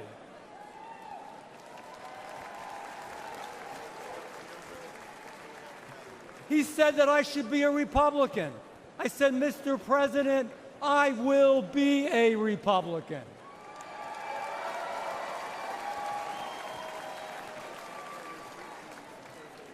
He said he would stick by me, and he always has. Ladies and gentlemen, after the tragic shooting last Saturday, we need to come together. All of us, Republicans, Democrats, and independents, we need to be the shining city on the hill, a nation that empowers us to do extraordinary things. We will conquer new challenges. We will reach new heights. And we will blaze new trails of greatness. We will make America great again.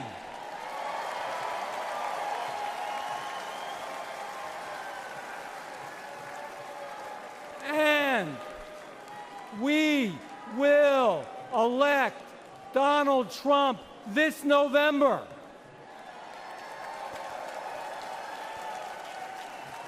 Now I have a question for you, and I'll give you the answer. The answer is yes. But we want to hear your answer from the East Coast to the West Coast and around the world. Can you do this? Will we win in November? Will we win in November? God bless you. God bless Donald Trump. And God bless the greatest country that ever existed on the face of the earth, the United States of America.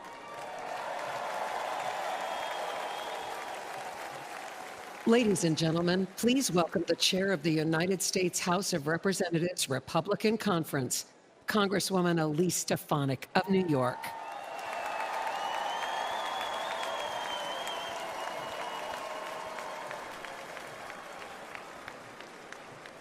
Good evening, Milwaukee.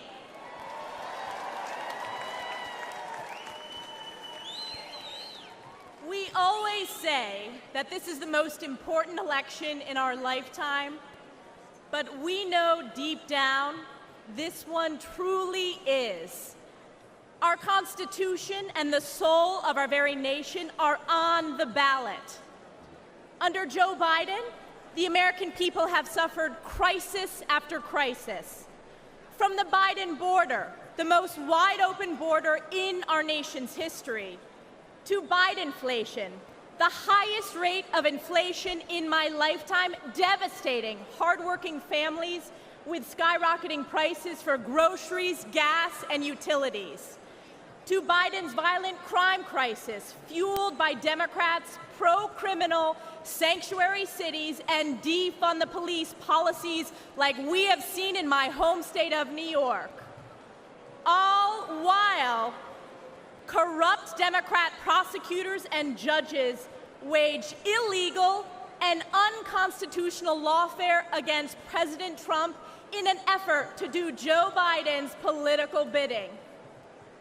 And around the world, the feckless and failed Joe Biden has caused chaos, weakening our national security.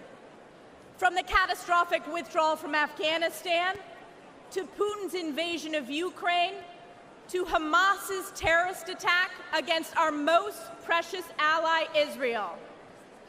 And let me ask you a question. What has been the response from the radical left on our college campuses? Vile anti-Semitism, chanting death to Israel, death to Jews, death to America. This is Joe Biden's Democrat Party. Who saw that congressional hearing with the college presidents of so-called elite universities? Oh, wait, they are former presidents.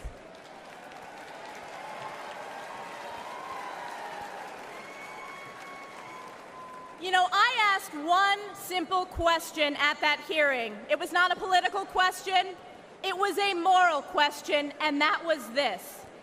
Does calling for the genocide of Jews violate your university's code of conduct? And one after the other, said it depends on the context. Let me tell you, America knows it does not depend on the context.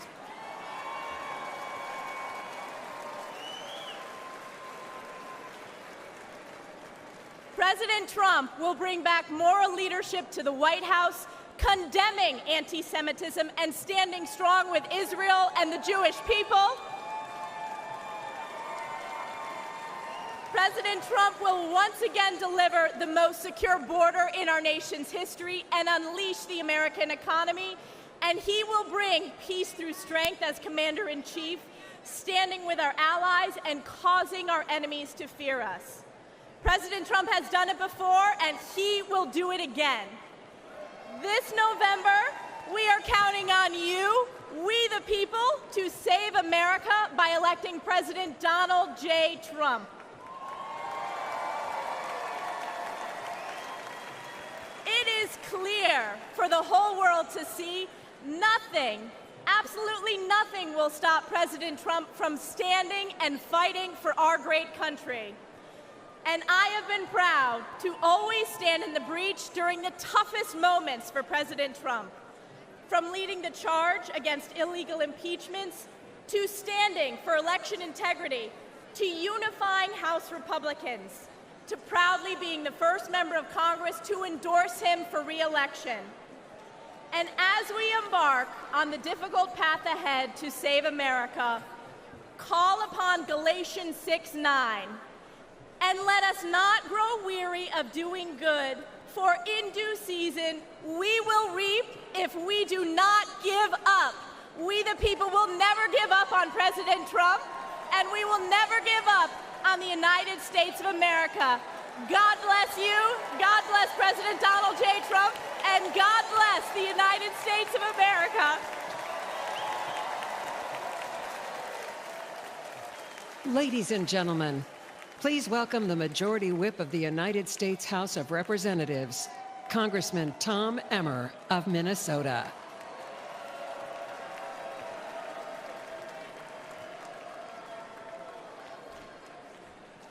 How about that, Stefanik? Thank you.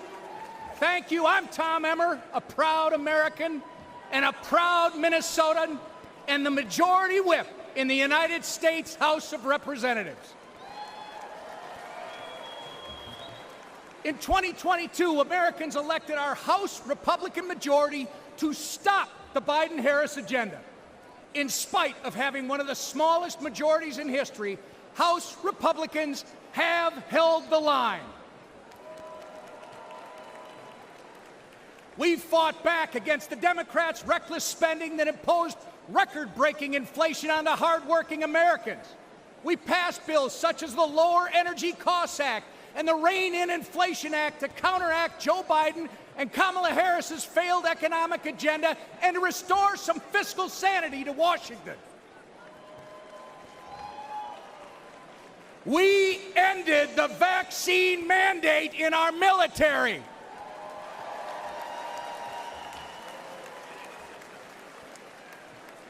We passed over a dozen bills gutting specific Biden-Harris regulations. We passed the Parents' Bill of Rights. We investigated the Chinese Communist Party. We stopped a D.C. crime bill that would have made our nation's capital simply too dangerous to visit. And we passed the strongest border security bill in decades.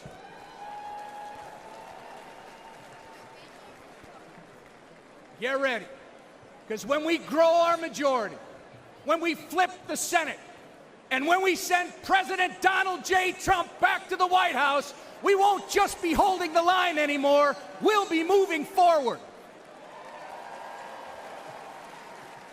We will turn America First principles into law. I know firsthand that Minnesotans can't afford 4 more years of Joe Biden and Kamala Harris. That's right. Which is why I'm confident that we will make history this November when we turn Minnesota red for the first time in 50 years.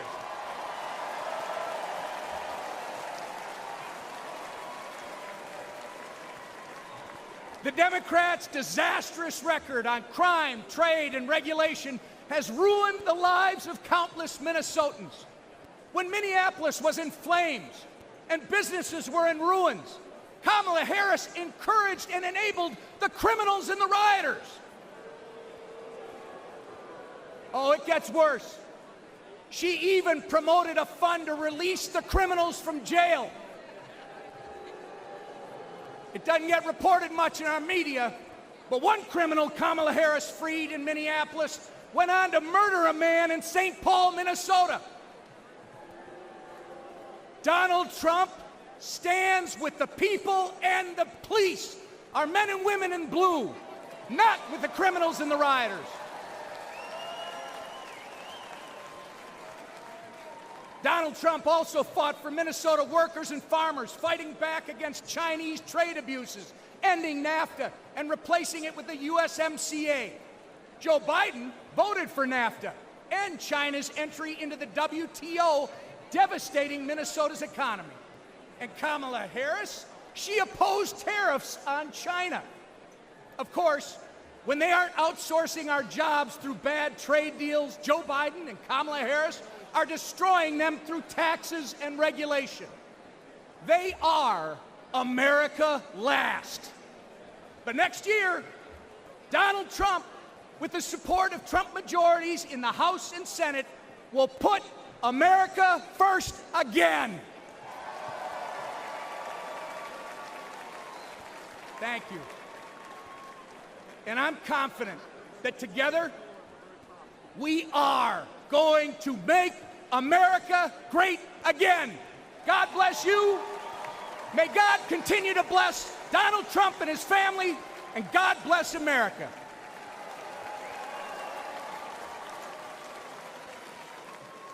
Ladies and gentlemen, please welcome the Majority Leader of the United States House of Representatives, Congressman Steve Scalise of Louisiana.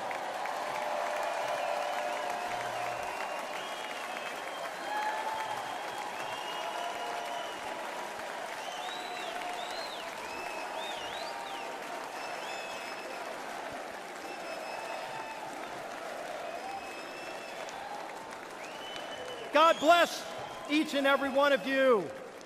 I'm House Majority Leader Steve Scalise from the great state of Louisiana. Now, I was born in New Orleans, so I've seen some crazy things in my time. But New Orleans has nothing on Washington, D.C. these past 4 years. Joe Biden and Kamala Harris have spent your tax dollars trashing America's finances in ways no sane or sober-minded person ever would. Let's talk energy.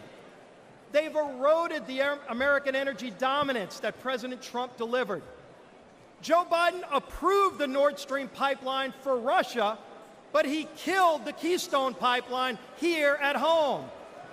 Thousands of American jobs gone. It doesn't end there. Biden let Iran and Venezuela export their oil, but he stopped liquefied natural gas exports here in America. President Biden's not done. President Biden waived taxes on Chinese solar panels, but he raised taxes on Americans. When we elect Donald Trump as our next president and expand our Republican House majority, we will end the Democrats' assault on American energy once and for all. Now let's look at taxes. Biden and Harris want a $5 trillion tax hike. In our first 100 days, President Trump and a Republican majority will make the Trump tax cuts permanent. And yes, we will end taxes on tips and deliver another tax cut for working families. On the border, Biden and Harris opened it up to the entire world. Prisons are being emptied. President Trump and a Republican majority will repass H.R. 2, the strongest border security bill in decades. We will lock down the border, and yes, we will finish building the wall.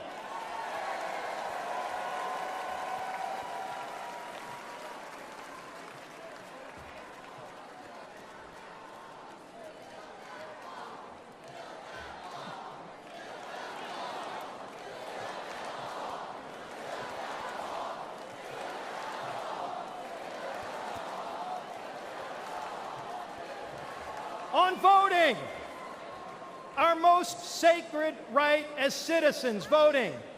Biden and Harris want illegals to vote now that they've opened up the border. Republicans will repass the SAVE Act to block illegal aliens from voting in our elections. On foreign policy, Biden and Harris brought us weakness and war. President Trump and a Republican majority will begin rebuilding our military and will end the woke indoctrination in its ranks. We will restore American power and peace. On education, Biden and Harris opposed school choice. They actually investigated parents at school boards. President Trump and a Republican majority will pass legislation expanding school choice and will repass the Parents' Bill of Rights. Parents should be free to choose what their children are taught and where. Now, lastly, I need to say something about Saturday's attempt on President Trump's life. Many of you know I was the survivor of a politically motivated shooting in 2017. Not many know that while I was fighting for my life, Donald Trump was one of the first to come console my family at the hospital.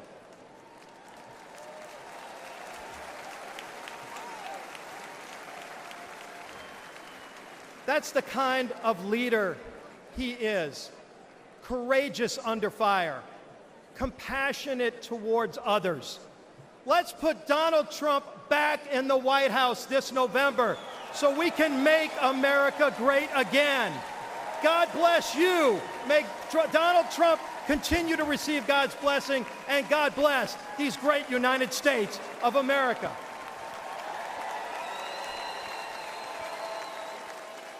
Ladies and gentlemen, please welcome the Speaker of the United States House of Representatives, Mike Johnson of Louisiana.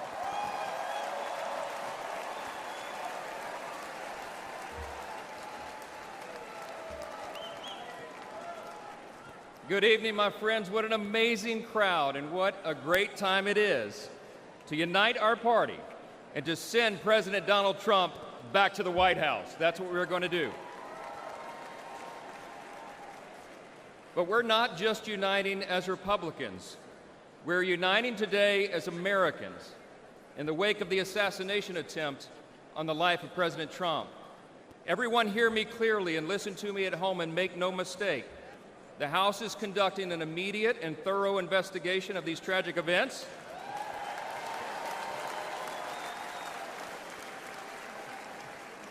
And that work has already begun.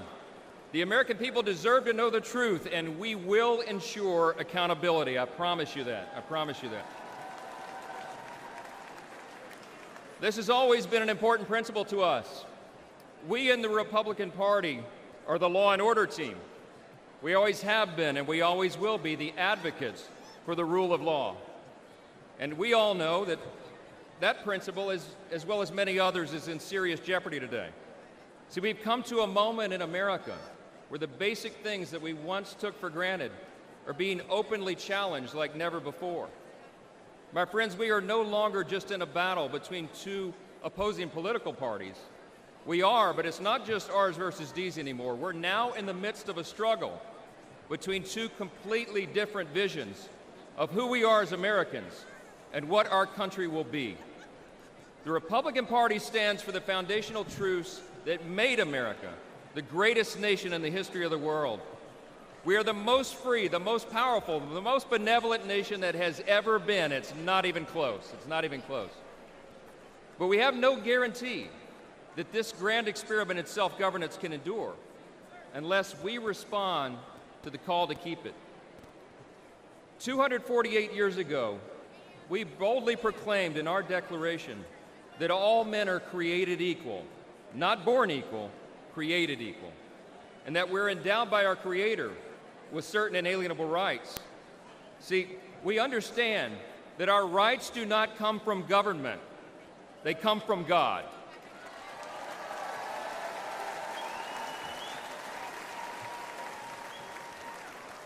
There's another thing that we recognize. We recognize that we are made in His image. And because of that, every single person has inestimable dignity and value. And your value is not related in any way to the color of your skin, what zip code you live in, where you come from, what your talents are, or what you can contribute to society. Your value is inherent because it is given to you by your Creator. That's what we stand for.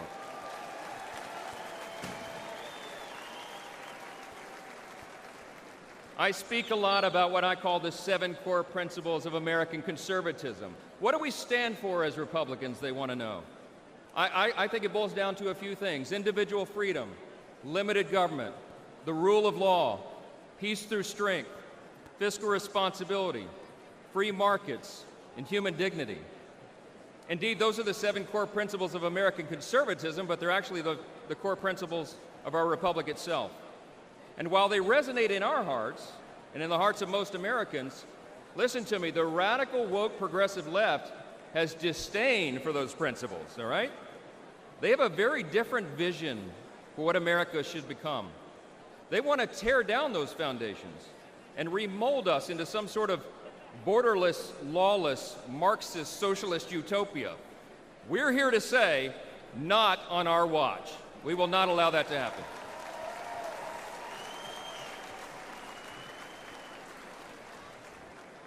It was just 3 weeks ago I dropped off our oldest son at the Naval Academy. That's right. In 4 years, he'll graduate, and he'll join the 1.3 million active duty service members who bravely defend our country. We're so proud of Jack and all our children, but like most parents today, we're concerned about their future. America can't risk 4 more years of Joe Biden's weakness that has invited so much aggression by our enemies. We can't survive the dramatic increases in violence, crime, and drugs that the Democrats' policies have brought upon our communities. And we cannot allow the many millions of illegal aliens they've allowed to cross our borders to harm our citizens, drain our resources, or disrupt our elections. We will not allow it.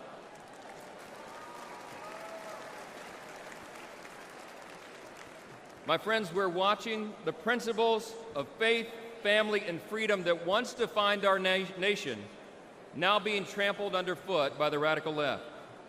As President Trump raised his fist and gave a rally cry on Saturday, now is our time to fight, and we will.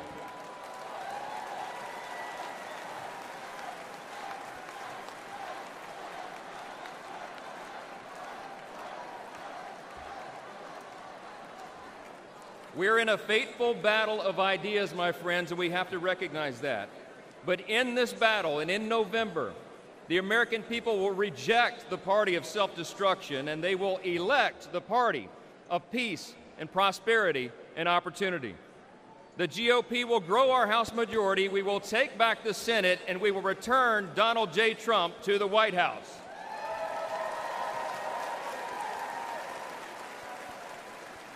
Standing arm in arm, we will make America safe again. Listen, we reach out tonight to everyone watching at home. We invite all Americans who believe in the promise of our great nation to join us in this fateful battle. We can and we will reverse this current decline. We can restore our founding principles, and we can preserve this exceptional nation that God has entrusted to us, and what Abraham Lincoln referred to as the last best hope of man on the earth. Thank you so much. God bless you, God bless our troops, and God bless America.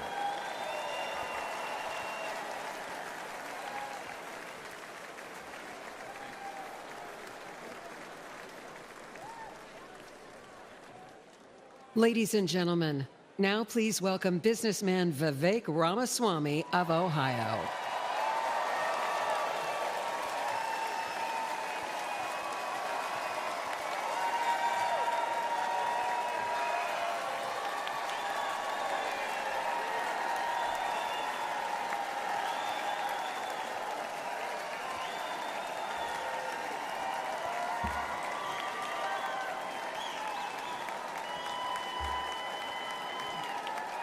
Love it. Thank you, guys. Thank you for the warm welcome.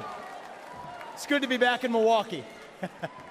This time last year, I was a candidate for U.S. president, and I'm proud to say that I achieved the impossible, which is that most of you actually know how to say my name by now. So thank you for that. It's good to be back. We're in the middle of a national identity crisis right now. Faith, patriotism, hard work, and family have disappeared, only to be replaced by race, gender, sexuality, and climate. But we're not going to win this election just by criticizing the other side. We're going to win this by standing for our own vision of who we really are. What does it mean to be a Republican in the year 2024? What does it mean to be an American in the year 2024?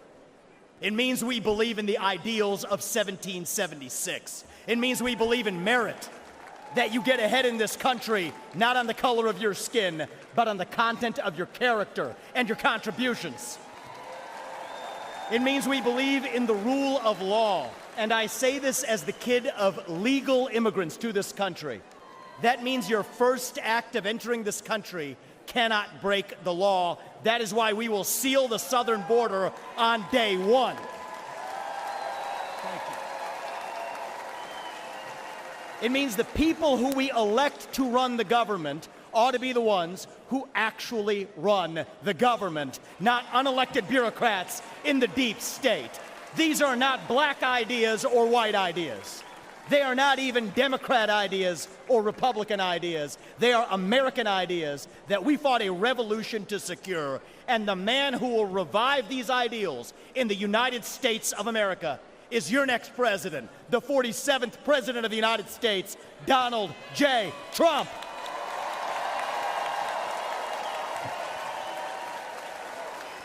If you want to seal the border, vote Trump. If you want to restore law and order in this country, vote Trump. If you want to reignite the economy in this country, vote Trump.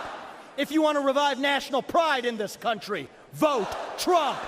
If you want to make America great again, vote Trump. But there is one more reason I'm going to ask you to vote Trump, and it's the most important one. It's the one the media won't talk about, but it's the truth.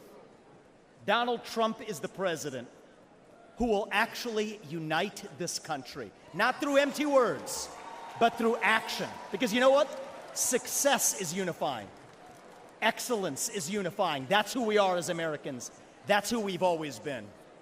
To those of you watching this at home tonight, I'd like to deliver a message that the media doesn't want you to hear from the Republican Party. Our message to black Americans is this: the media has tried to convince you for decades that Republicans don't care about your communities, but we do.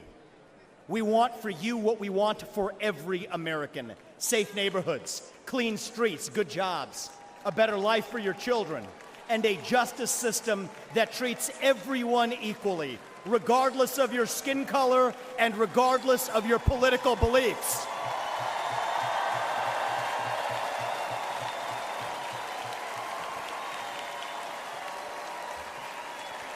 Our message to every legal immigrant in this country is this: you're like my parents.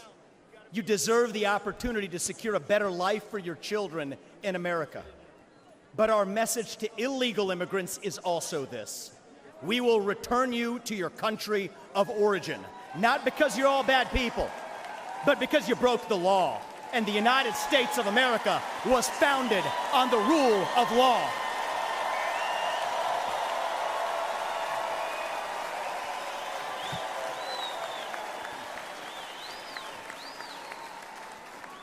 Our message to millennials, speaking as one myself: yes, it's true. Our government sold us a false bill of goods with the Iraq War and the 2008 financial crisis, loading up our national debt that falls on our generation's shoulders, telling us that if we took out college loans, we'd somehow get a head start on the American dream, when it hasn't worked out that way. But we can't just be cynical about our country, because the United States of America is still the last best hope that we have, and we deserve a better class of politician, one who actually tells us the truth, even if it comes with some mean tweets from time to time.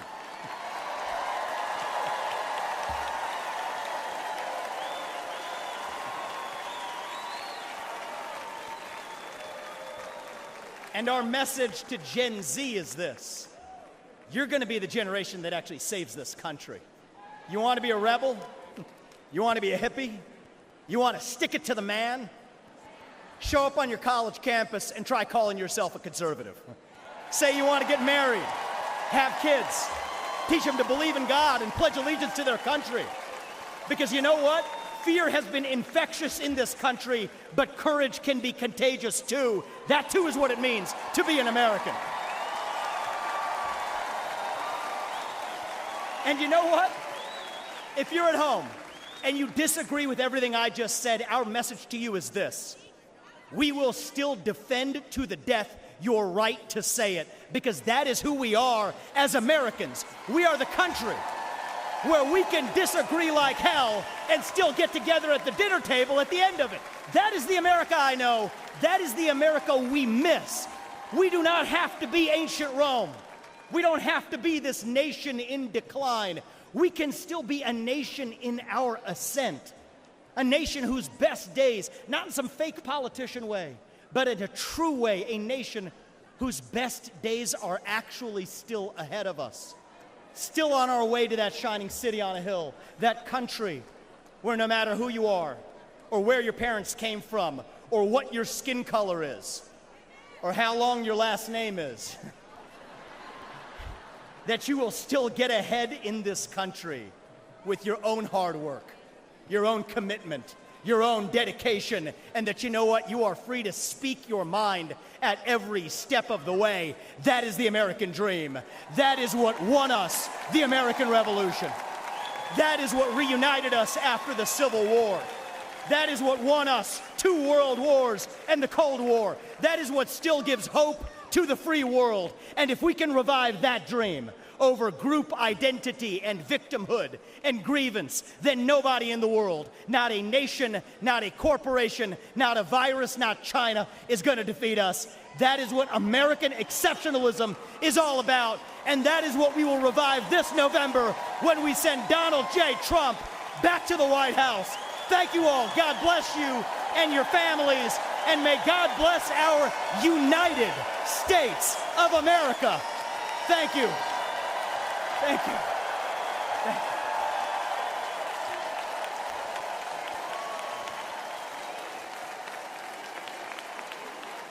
Ladies and gentlemen, please welcome American icon, singer-songwriter Lee Greenwood.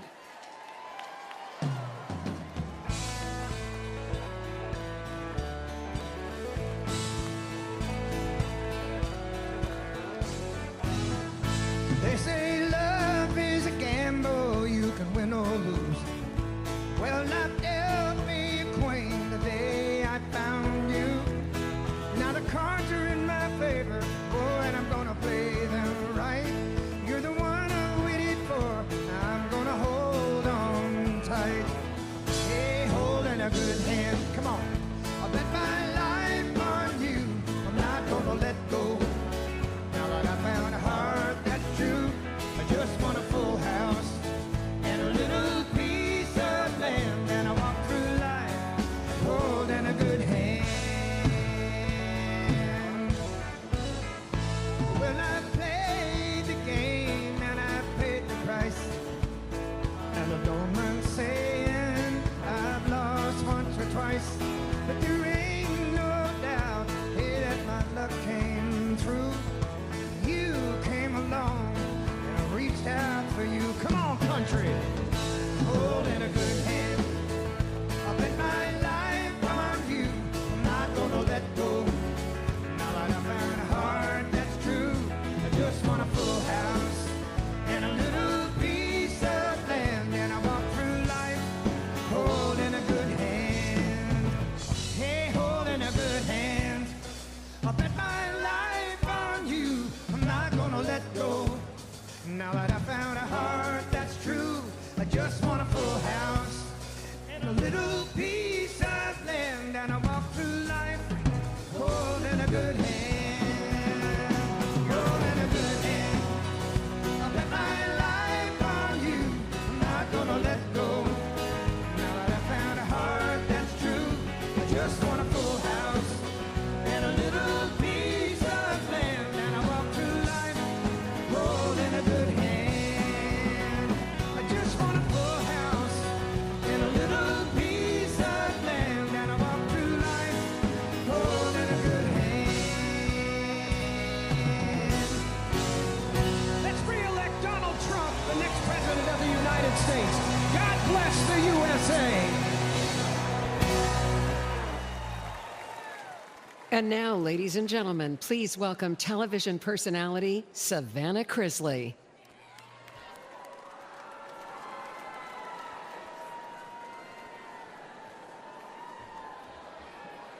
Good evening.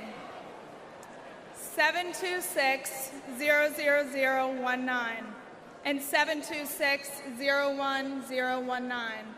These may be just numbers to you, but to me, they're my whole heart. These numbers are my parents' identification numbers in our federal prison system. My name is Savannah Crisley, and you may have seen my family on TV, but for the past decade, we've been consumed with a different kind of drama. My family was persecuted by rogue prosecutors in Fulton County due to our public profile. I know, Fulton County, they know how to do it, don't they? Due to our public profile and conservative beliefs. They accused my parents of fraud, when really, we were defrauded by a dishonest business partner who, let's not forget, the government gave full immunity to. We suffered warrantless raids and harassment. One of the officials even had my father's face on a dartboard in his office. My parents were sentenced to a combined 19 years. I know. And let me tell you, I got custody of my brother and sister, 10 and 16 at the time.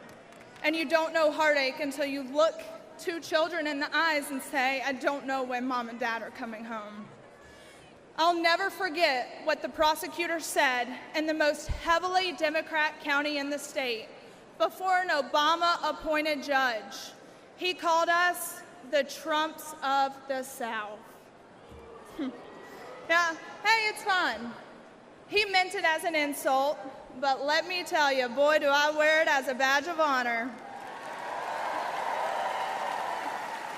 We live in a nation founded on freedom, liberty, and justice for all. Justice, it's supposed to be blind, but today we have a two-faced justice system. Just look at what they're doing to President Trump. All while, let's face it, Hunter Biden is roaming around free and attending classified meetings.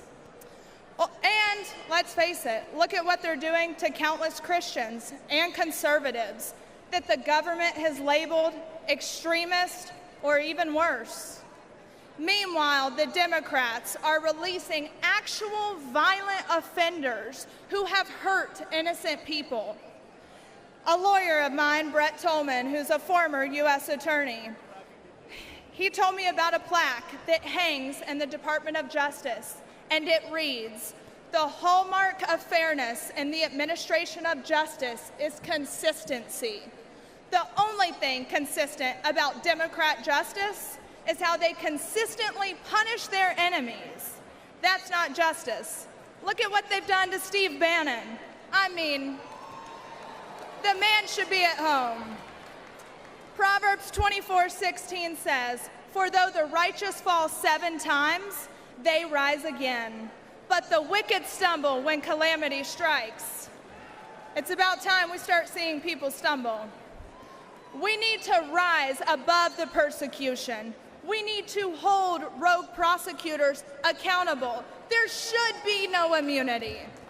We need to expose the Democrats' corruption, and better yet, the Biden family's corruption.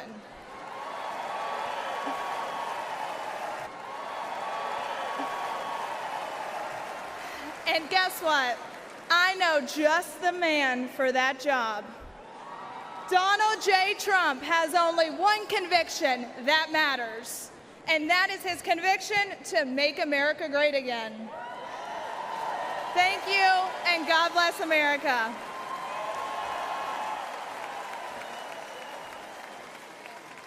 Ladies and gentlemen, the mayor of Dallas, Texas, Eric Johnson.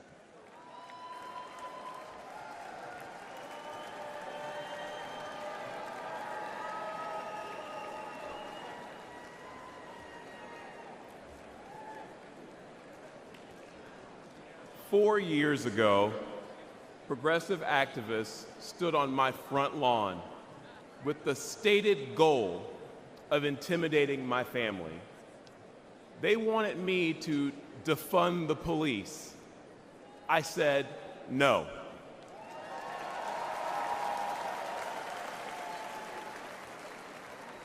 Folks, I grew up in high-crime neighborhoods. What we wanted was more and better policing, not less. As mayor, I knew we needed to increase support for our police department and prioritize violent crime reduction. I'd been a Democrat my entire life, albeit a conservative one. But when those activists tried to scare my kids, my fellow Democrats were silent. It was Republicans who offered their support both privately and publicly.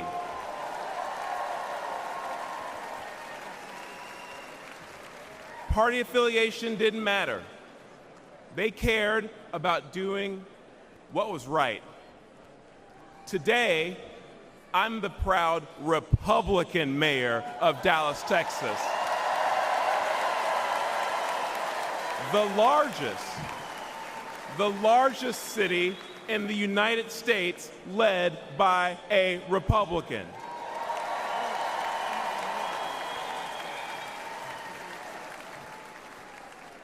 I wanted to say I didn't leave the Democrat Party because they left me first, but the truth is, on matters of public safety, the Democrats were never actually there for me, for Dallas families, or for the American people. With their words and their actions, and sometimes with their silence and their inaction, Democrats in power demonstrate they don't care about stopping the killers or the thieves who terrorize black and brown communities. They don't care about securing our border. And they don't care about dangerous homeless encampments. No, the heart of today's woke Democrat Party is with the criminals, not with their victims. Democrats are good at using safe words, but terrible at building safe neighborhoods and safe cities. But there is a better way.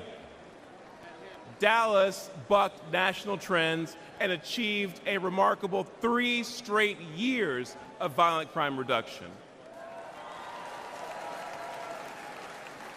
Today, Dallas is viewed as America's safest large city, and Republicans lead 11 of the top 15 safest cities.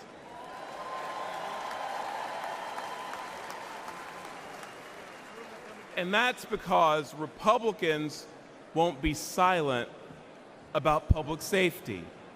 Folks, let's make our city safe again by supporting Republicans who will stand up and fight for our safety.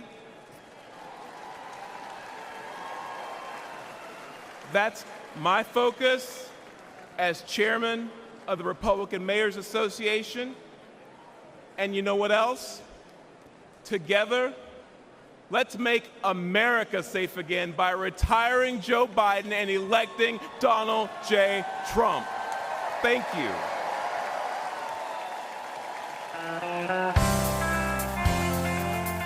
Ladies and gentlemen, please welcome Vice Presidential nominee, Senator J.D. Vance.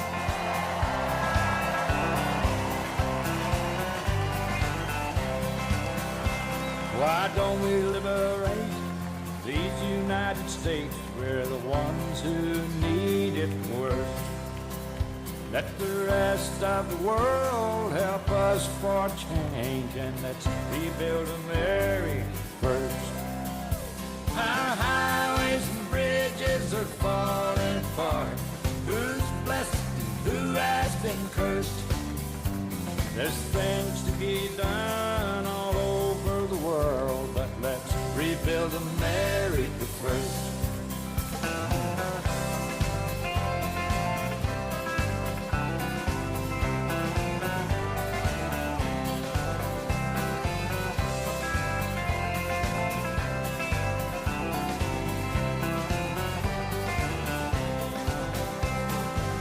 Who's on the hill and who's watching the valley?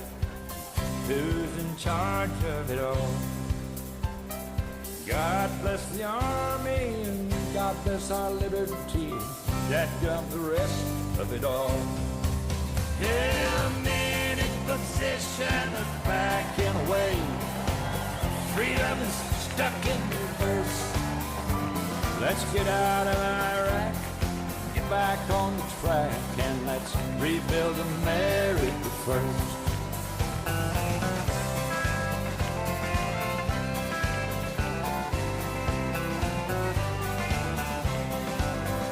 Once more.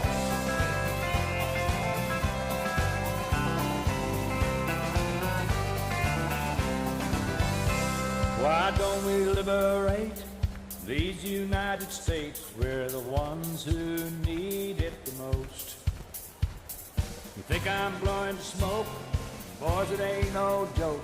I make 20 trips a year from coast to coast.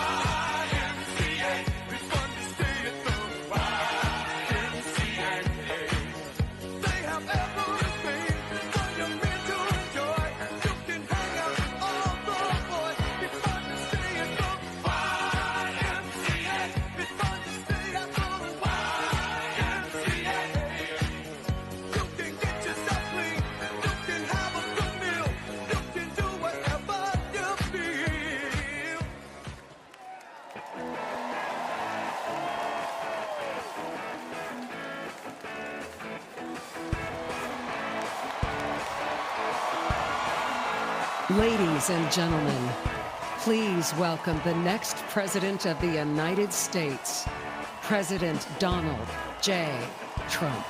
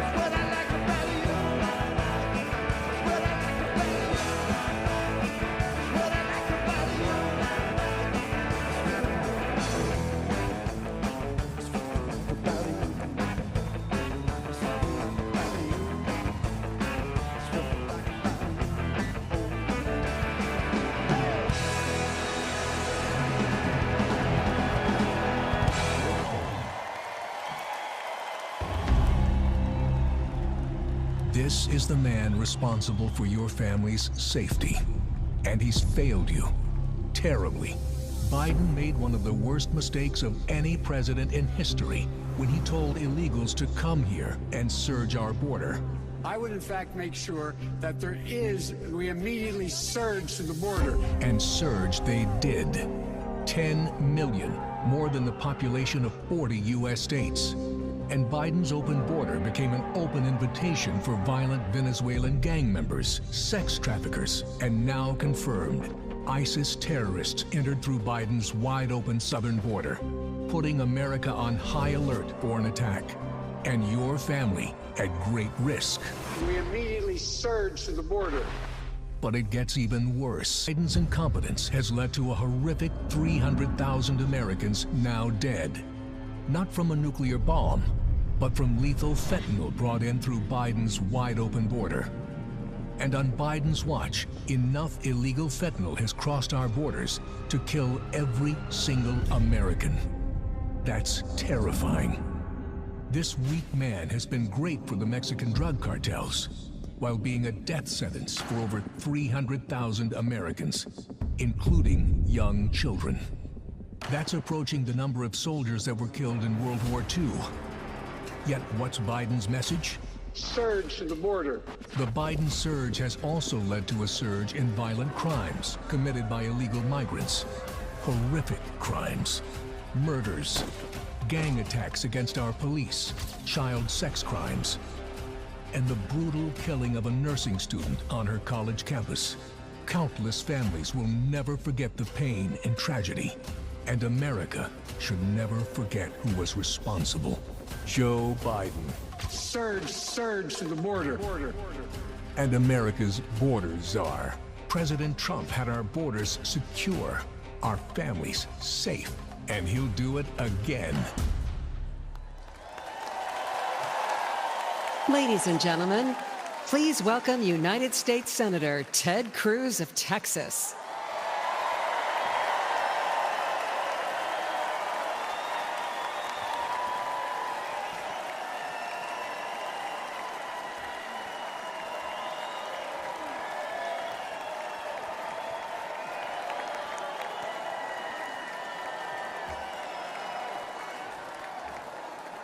God bless Donald J. Trump.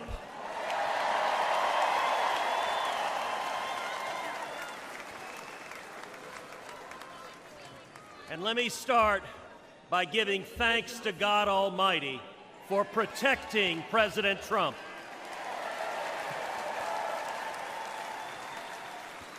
And for turning his head on Saturday as the shot was fired. Together we lift up in prayer all of our leaders for protection. And our prayers are in particular with the family of Fire Chief Corey Comparatore and the others injured on Saturday.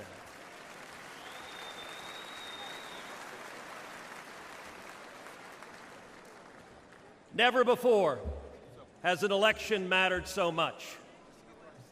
We are facing an invasion on our southern border.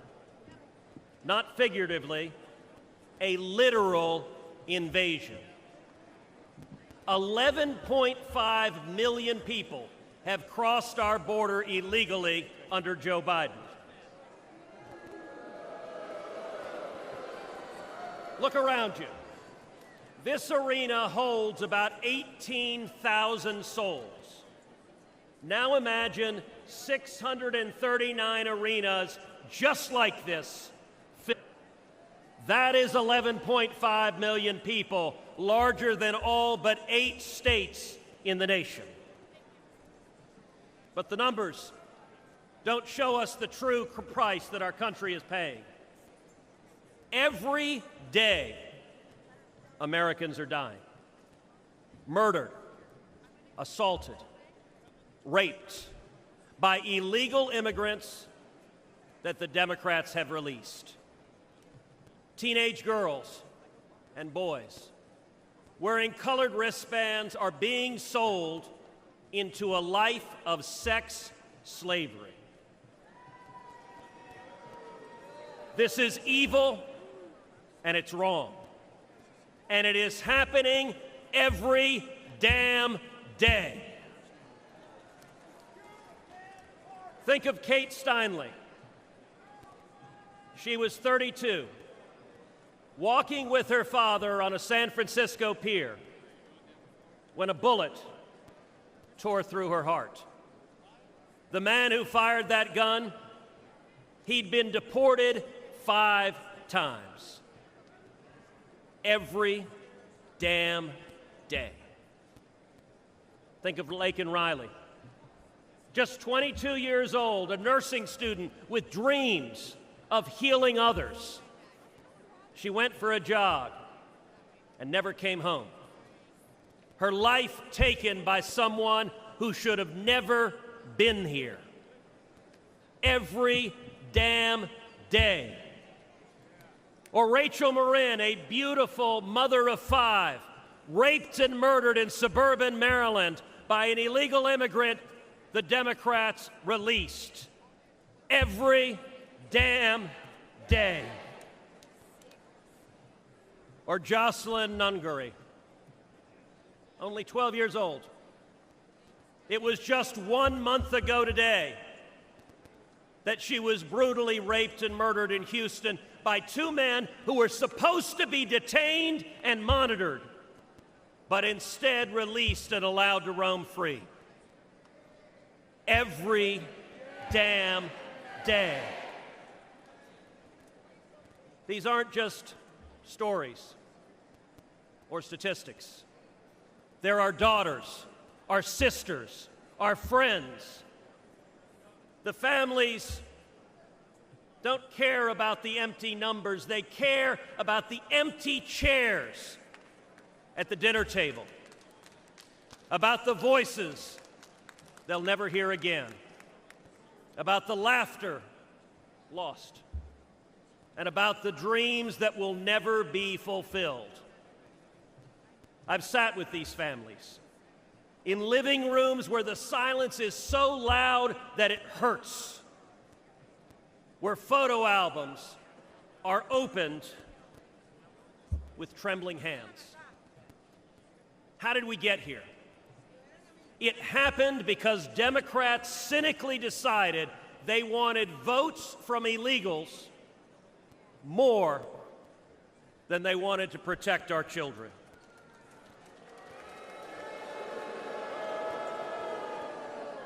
Today, as a result of Joe Biden's presidency, your family is less safe. Your children are less safe. The country is less safe. But here's the good news. We can fix it. And when Donald Trump is president, we will fix it.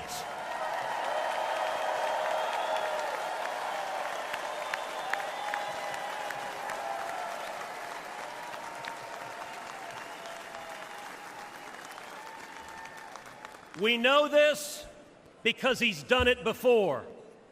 I know this because I worked hand in hand with President Trump to secure our border, and we achieved the lowest rate of illegal immigration in 45 years.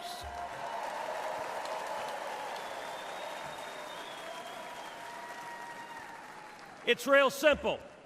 He's done it before, and he'll do it again. So tonight, I speak for Kate and Laken and Rachel. Tonight, I speak for Jocelyn. And let us go forward together and keep our sacred oath to defend the Constitution and to protect the American people. Let us secure our borders, enforce our laws, protect our children, and restore the future.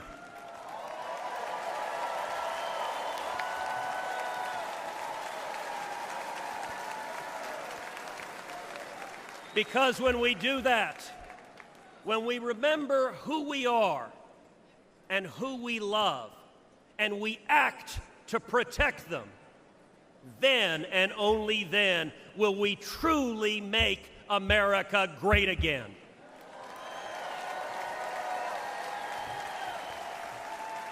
Thank you. God bless Texas, and God bless the United States of America.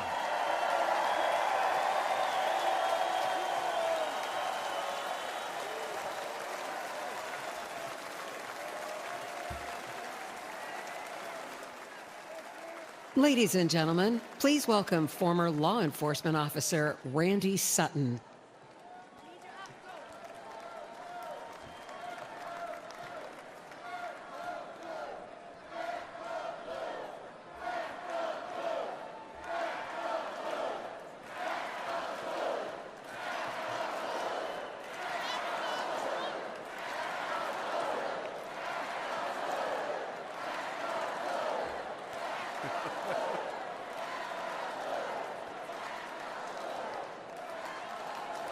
Thank you. Thank you for that. Thank you for that. Hello, America. My name is Randy Sutton, a police lieutenant. I was a police officer for 34 years.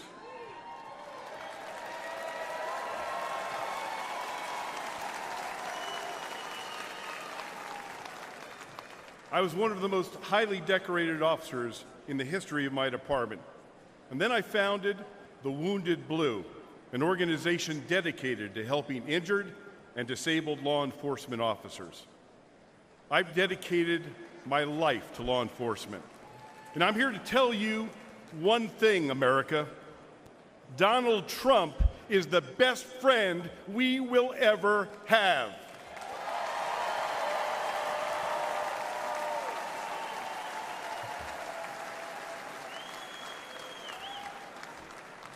Ladies and gentlemen, we're experiencing a plague of crime across America. The endless tsunami of illegal aliens, no consequences for violent crime, the abuse of our criminal justice system. It's all made America more dangerous than ever before. Police are the thin blue line between criminal predators and their victims. Donald Trump and Republicans stand that line with our police. Joe Biden and Kamala Harris, well, they stand with the criminals. The last few years have been devastating for our police. The war on cops is very real, and it's getting Americans killed.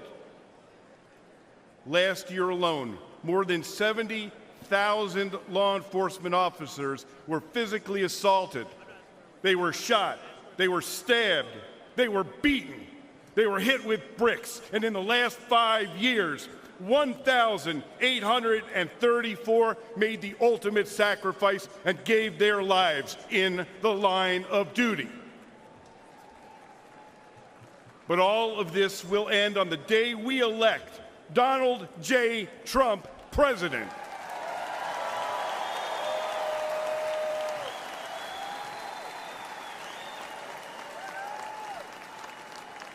But my friends, it's not just the physical violence. It's the relentless effort to divide the people from the police. This is about the soul of America. Make no mistakes. If the radical left succeeds in defunding and destroying policing as we know it, they will break apart the cornerstone of our system, law and order. Well,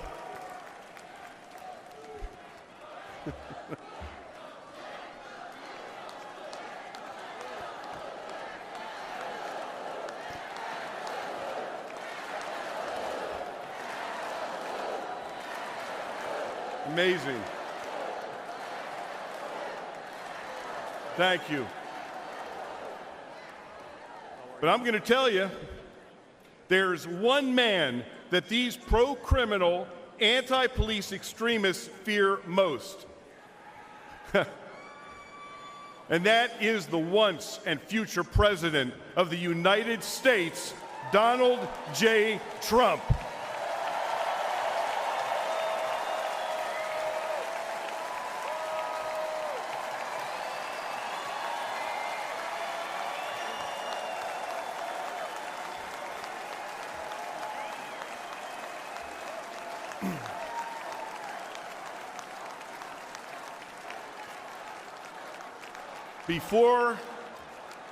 Before I finish my remarks, I want to do one thing, and that is salute our president.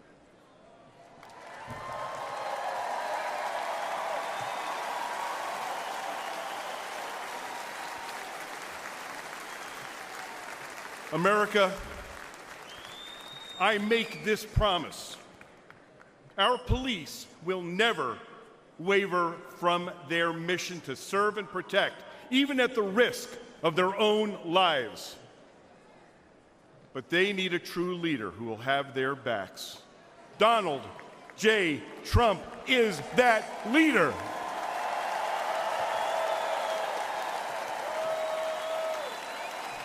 Thank you. May God bless you. May God bless those that walk the line. And may God bless America.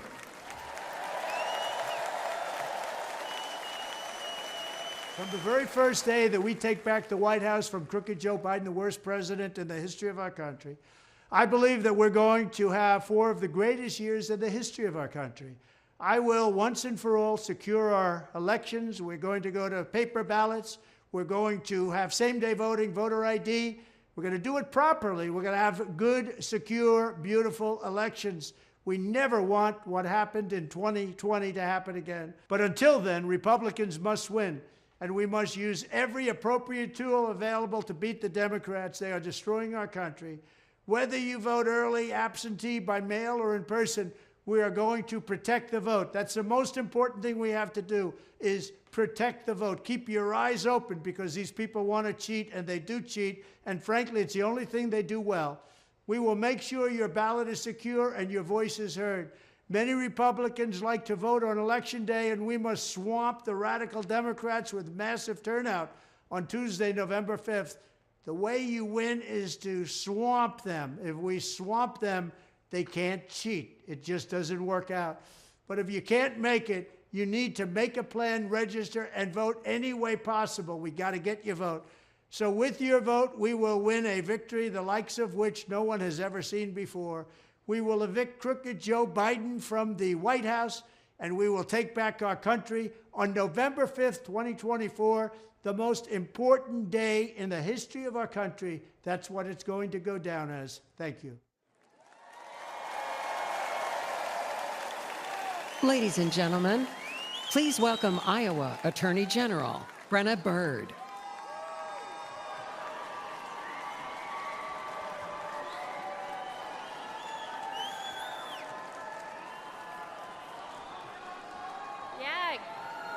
Good evening, Milwaukee.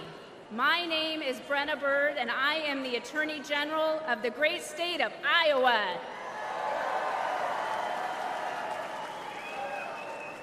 A few years ago, I was a local prosecutor, locking up bad guys.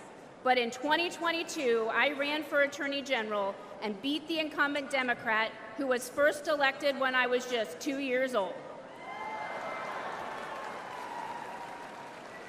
We won because Iowans were ready for an Attorney General who would protect them, not the criminals. An Attorney General who would stand up to Joe Biden and the radical Democrats. And an Attorney General who would defend our constitutional freedoms. But perhaps more than anything, Iowa voters wanted an Attorney General who would back the blue.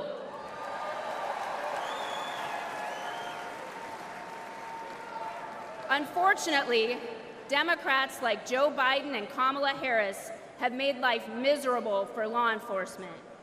They treat police like criminals, and criminals like victims. And tragically, many crime victims feel abandoned by a justice system that doesn't seem to put their interests first. They deserve better than what these defund the police Democrats deliver. Yet the radical left believes in handouts, not handcuffs.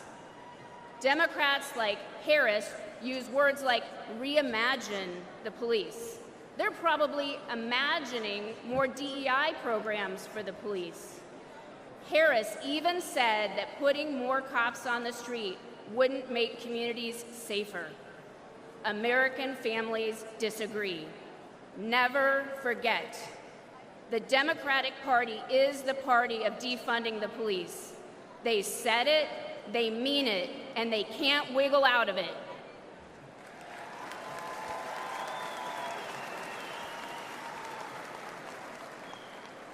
Republicans get justice for victims, and we put criminals where they belong, in jail. That's why we need to elect President Donald J. Trump. President Trump knows that keeping Americans safe isn't a 10 a.m. to 4 p.m. job. And rank and file cops know that President Trump, he has their back. It touched our hearts when earlier this year, President Trump attended the wake of a fallen New York City police officer. We all owe heroes like Officer Jonathan Diller a debt we can never repay. President Trump knows this, and he shows his gratitude.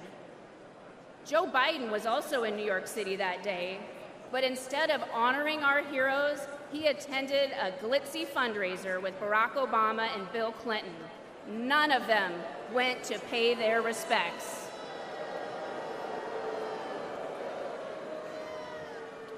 That day, we saw Democrat priorities and we saw Donald Trump's priorities, and we saw that Trump's values are our values.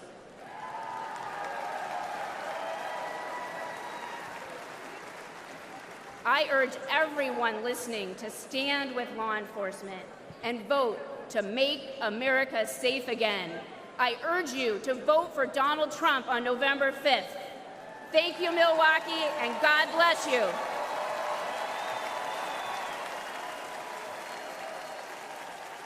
Ladies and gentlemen, please welcome former Governor of South Carolina and Ambassador to the United Nations, Nikki Haley.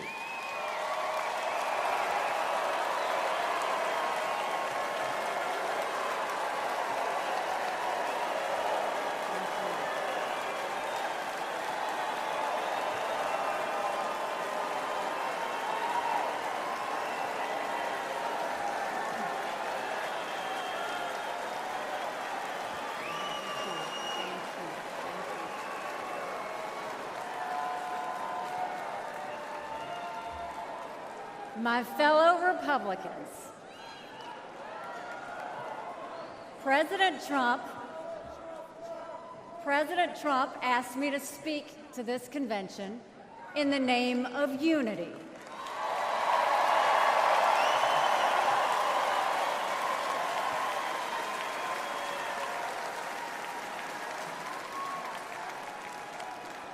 It was a gracious invitation, and I was happy to accept.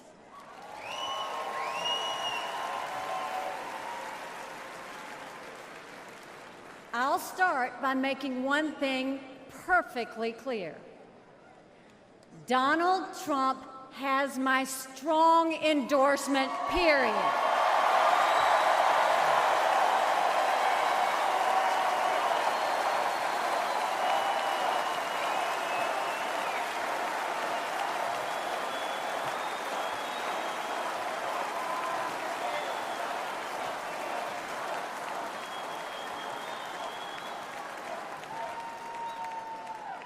Our country is at a critical moment. We have a choice to make. For more than a year, I said a vote for Joe Biden is a vote for President Kamala Harris. After seeing the debate, everyone knows it's true. If we have 4 more years of Biden, or a single day of Harris, our country will be badly worse off. For the sake of our nation, we have to go with Donald Trump.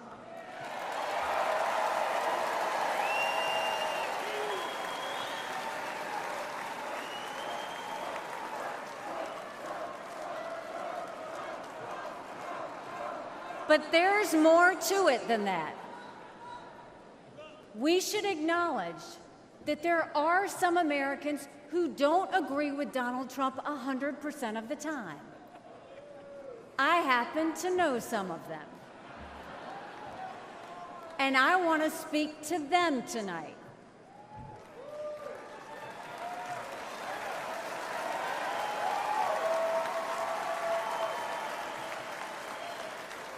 My message to them is simple. You don't have to agree with Trump 100% of the time to vote for him.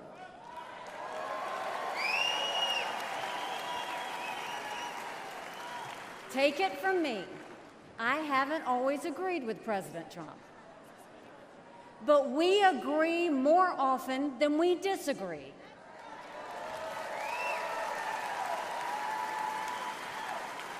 We agree on keeping America strong.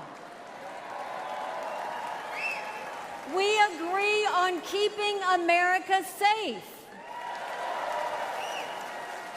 And we agree that Democrats have moved so far to the left that they're putting our freedoms in danger. I'm here tonight because we have a country to save. And a unified Republican Party is essential for saving her.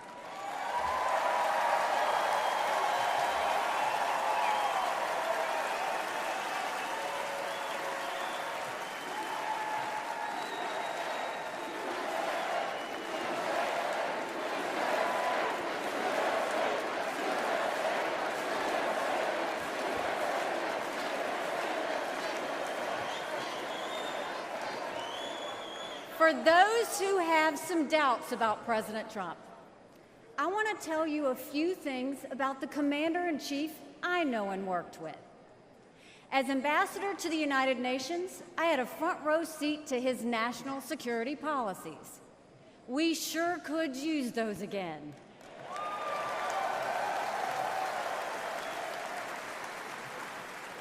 Think about it. When Barack Obama was president, Vladimir Putin invaded Crimea. With Joe Biden as president, Putin invaded all of Ukraine. But when Donald Trump was president, Putin did nothing. No invasions.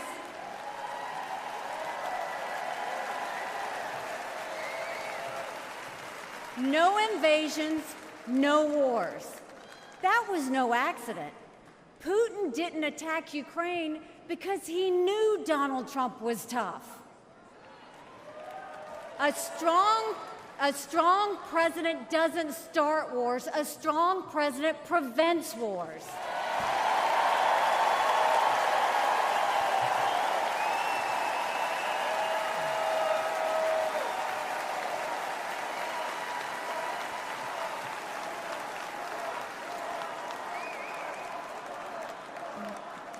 Then look at the Middle East.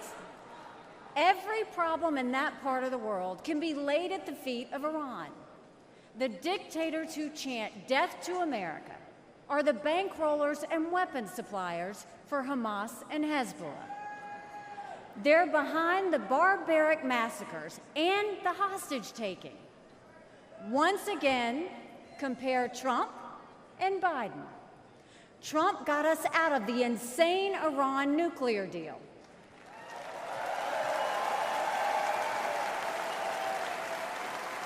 He imposed the toughest sanctions ever on Iran. And he eliminated the arch-terrorist Qasem Soleimani.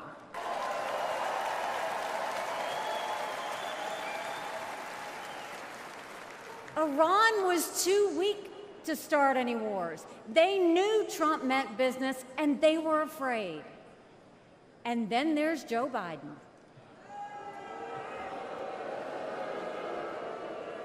He lifted the sanctions. He begged them to get back into the nuclear deal. He surrendered in Afghanistan. He sent every possible sign of weakness. Even now, while Hamas is still holding Americans hostage, Biden is pressuring Israel instead of the terrorists.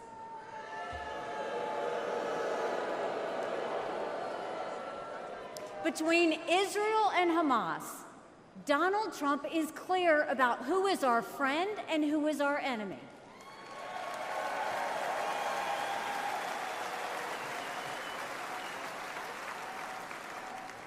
Then look at the border. It's the single biggest threat Americans face. Under Joe Biden, migrants are coming into our country by the thousands every day.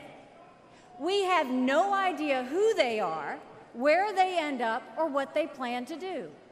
And let me remind you, Kamala had one job, and that was to fix the border. Now imagine her in charge of the entire country.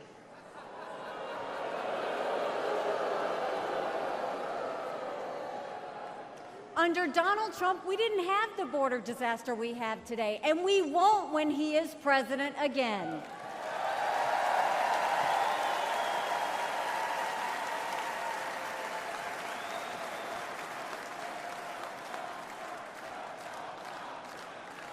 I was proud to serve America in President Trump's cabinet, and I'll tell you something you won't hear from the critics.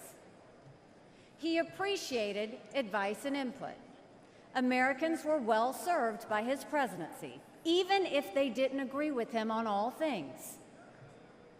Now, to my fellow Republicans, we must not only be a unified party, we must also expand our party.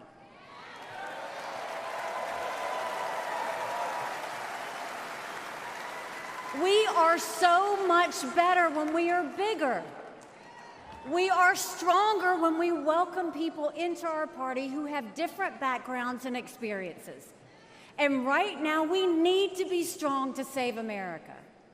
This is a defining moment, not only for our party, but for our country.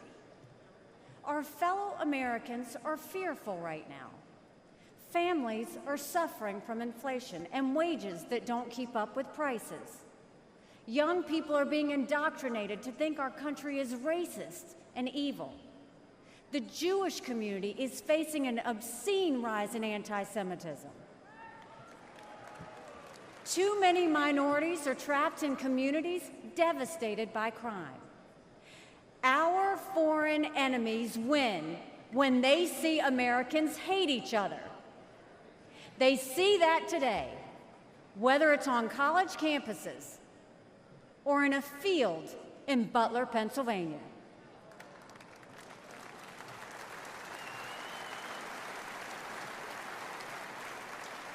But we can conquer those fears with strength and unity.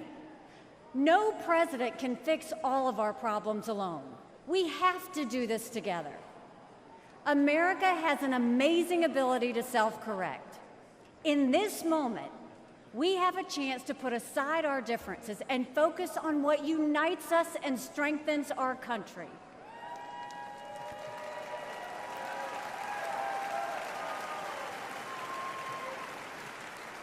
Let us join together as a party. Let us come together as a people, as one country, strong and proud. Let us show our children and the world that even on our worst day, we are blessed to live in America. God bless you. Thank you. God bless the United States of America.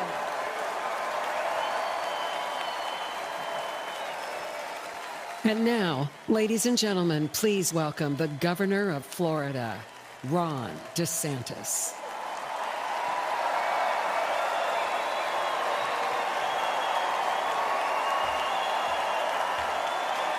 My fellow Republicans, let's send Joe Biden back to his basement and let's send Donald Trump back to the White House.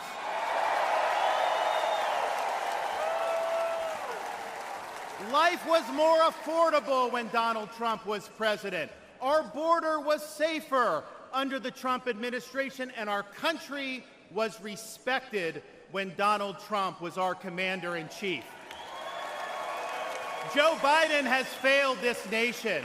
As a veteran, I was appalled when 13 of our service members were killed in Afghanistan due to Joe Biden's dereliction of duty. As a citizen, as a husband, and as a father, I am alarmed that the current President of the United States lacks the capability to discharge the duties of his office. Our enemies do not confine their designs to between 10 a.m. and 4 p.m. We need a commander-in-chief who can lead 24 hours a day and 7 days a week. America cannot afford 4 more years of a weekend at Bernie's presidency. But let's be honest. Let's be honest here.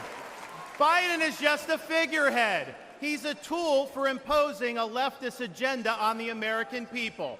They support open borders, allowing millions and millions of illegal aliens to pour into our country and to burden our communities, but just don't send any to Martha's Vineyard, then they get really upset.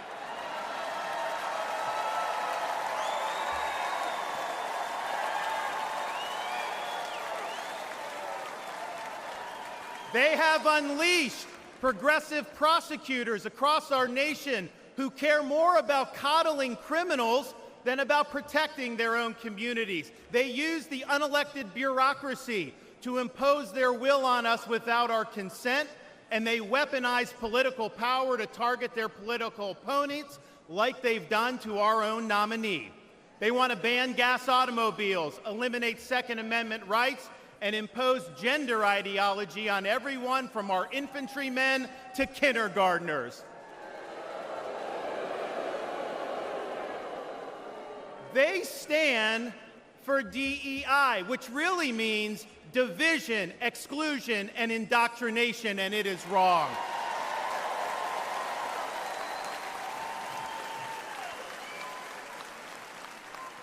They mandated that you show proof of a COVID vaccine to go to a restaurant, but they oppose requiring proof of citizenship to cast a vote.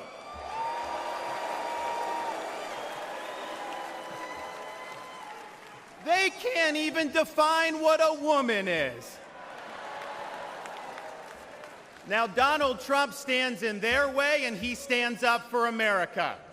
Donald Trump has been demonized, he's been sued, he's been prosecuted, and he nearly lost his life.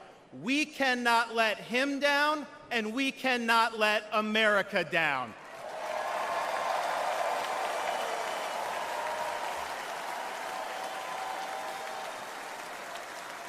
It is the values of this Republican Party that reflect our nation's founding principles. We believe schools should educate, not indoctrinate. We stand for parents' rights, including universal school choice. We support law and order, not rioting and disorder. We seek a strong, focused United States military, not one distracted by a social agenda. We reject entrenched political class, and we demand term limits for members of Congress.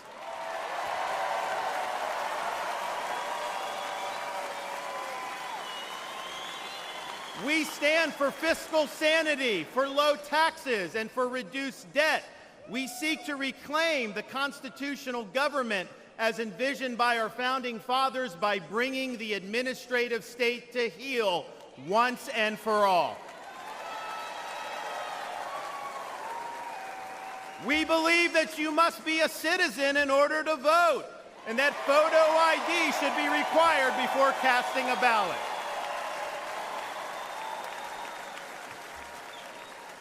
We stand for strong borders and believe that our nation must have a shared civic culture, and we oppose any immigration that stands apart or in contrast to our American values. We believe in the principles articulated in the Declaration of Independence that our rights come not from the generosity of the state, but from the hand of the Almighty, including the right to life, liberty, and the pursuit of happiness.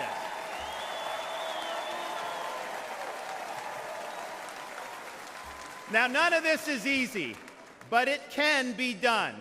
For decades, my home state saw elections determined by razor-thin margins. Today, due to bold leadership, the Democratic Party lies in ruins. The left is in retreat. Freedom reigns supreme.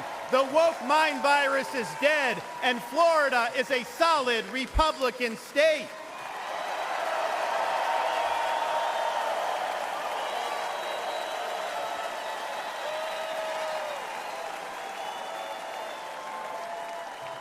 Now, electing Donald Trump gives us the chance to do this all across America.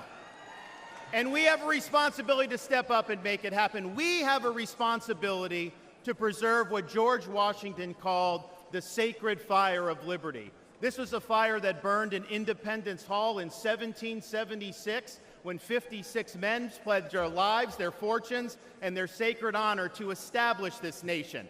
It's a fire that burned at a cemetery in Gettysburg, Pennsylvania, when our nation's first Republican president pledged this nation to a new birth of freedom. It's a fire that burned at the foot of the Berlin Wall in 1987, when our nation's 40th president stood in front of that wall and said, "Mr. Gorbachev, tear down this wall."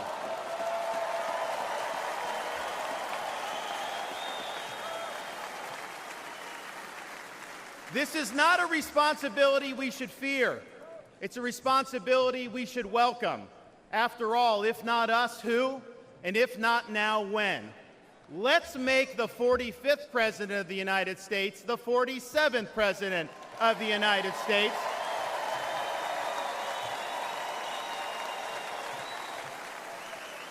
Let's elect Republicans up and down the ballot, and let's heed the call of our party's nominee to fight, fight, fight for these United States. Thank you. God bless you. Let's win in November. Thank you so much.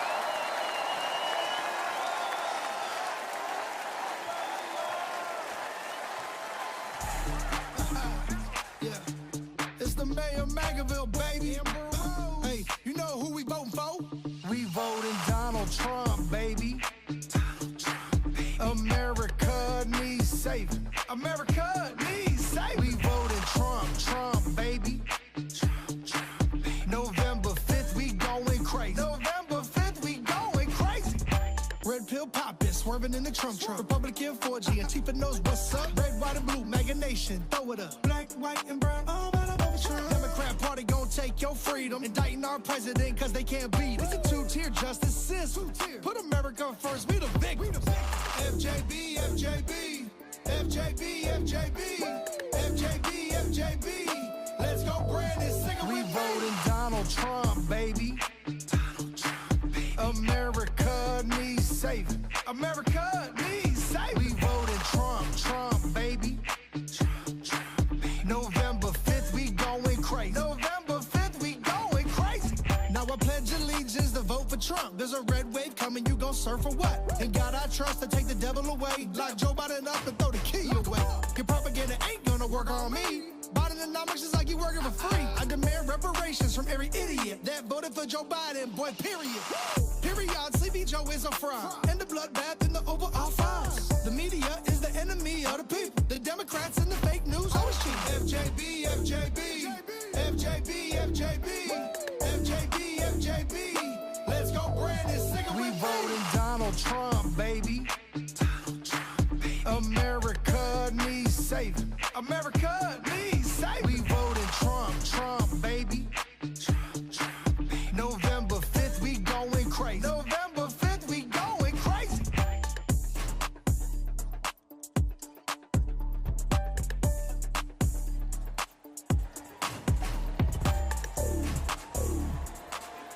Ladies and gentlemen, please welcome United States Senator Eric Schmitt of Missouri.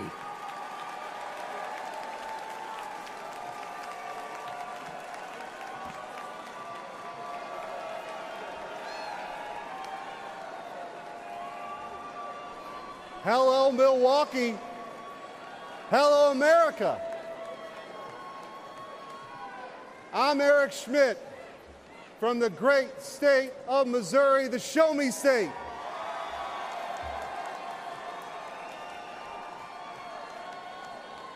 It's not lost on me how unlikely my presence is on this stage. As the grandson of a butcher, the son of a man who worked 7 days a week in the midnight shift, my blue-collar roots run deep. And I'm proud the Republican Party is the party of working families.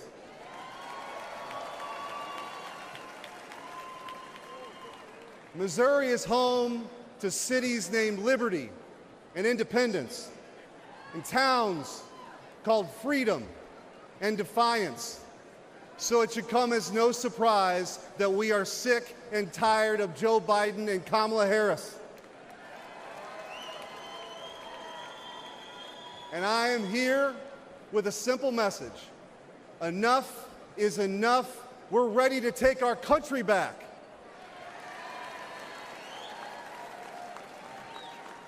Under Joe Biden, the rule of law has disintegrated. Crime is rampant. Our communities are under siege, and our brave law enforcement officers are constantly being vilified. He stood idly by as liberal DAs and mayors pushed to defund the police agenda and empowered criminals, all while endangering law-abiding citizens. Kamala Harris shares in these failures.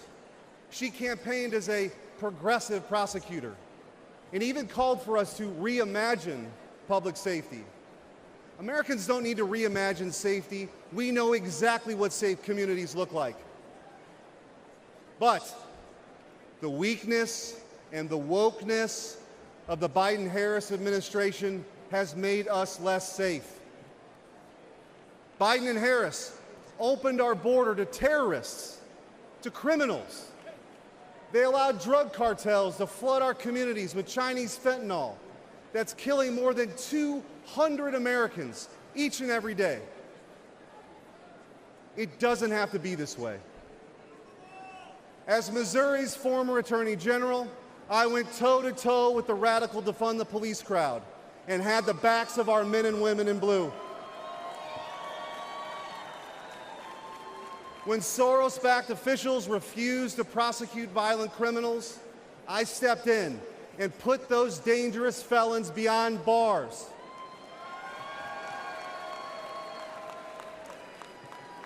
And I know President Trump will do the same. He'll restore law and order. He'll unapologetically back the blue. And President Trump will secure the border once and for all.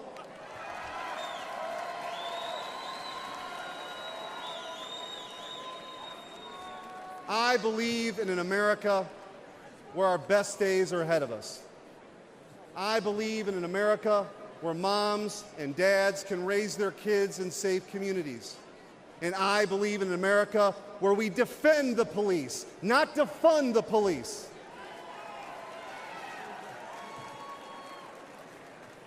President Trump will make that dream a reality. And that's why we need him back in the White House. Ladies and gentlemen, a vote for President Trump is a vote to make America safe again. Thank you. God bless you. And God bless the United States of America.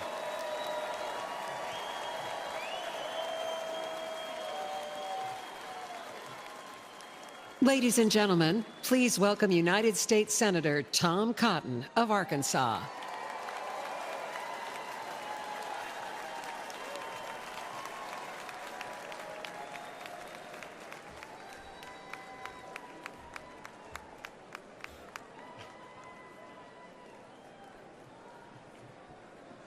I want to share two stories about immigration and two presidents. Manuel was a house painter in Arkansas and a green card holder from Mexico. He couldn't vote in 2020 yet, but his family could. Manuel proudly told his contractor that they had just cast their first votes for president. For whom? Donald Trump, of course.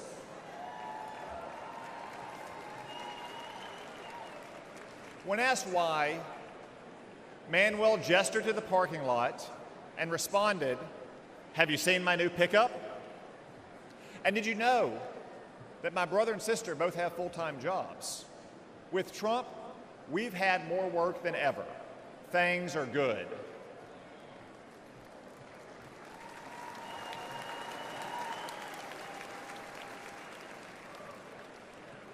Manuel became a citizen last year, and he's excited to vote for the first time for Donald Trump.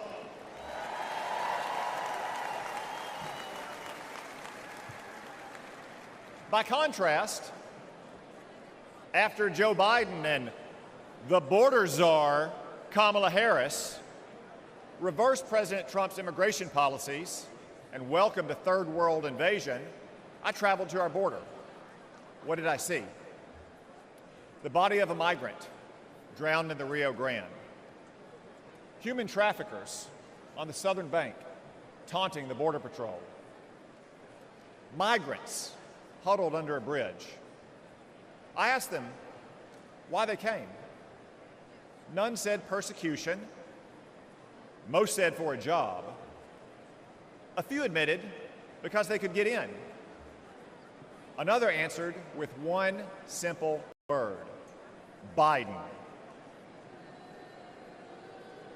My flight home the next day was full of these migrants, and you, all of you, paid for their tickets.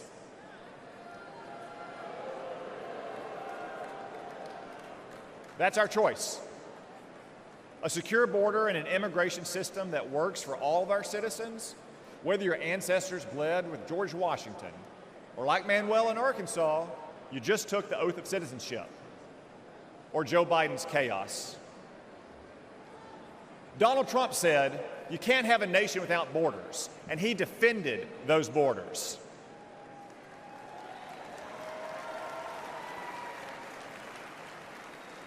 Joe Biden thinks borders are racist. Donald Trump will secure our border once again.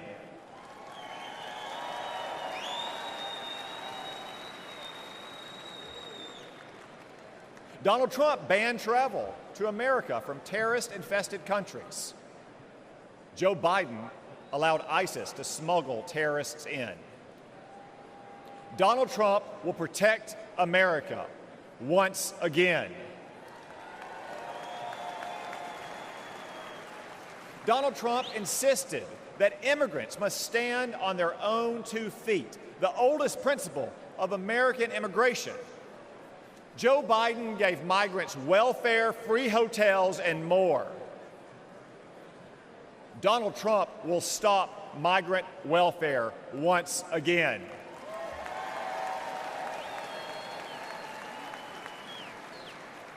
Donald Trump ended bogus asylum claims.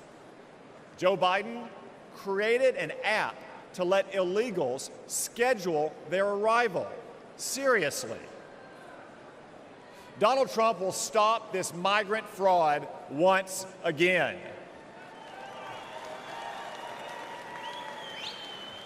Donald Trump cracked down on hiring illegals.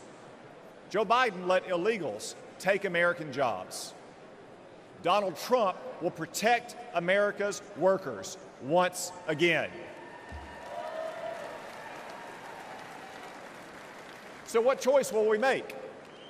Will we choose Joe Biden, open borders, amnesty, and chaos? No, of course not. We'll choose Donald Trump and his record of security, prosperity, and stability.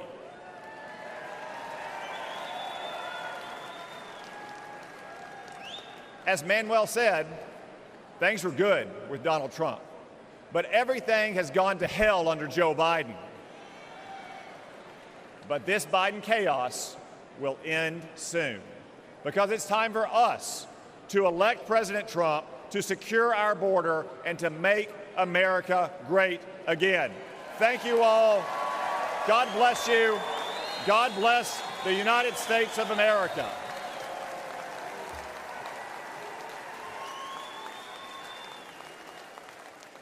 Ladies and gentlemen, please welcome Michael Coyle from Philadelphia, Pennsylvania.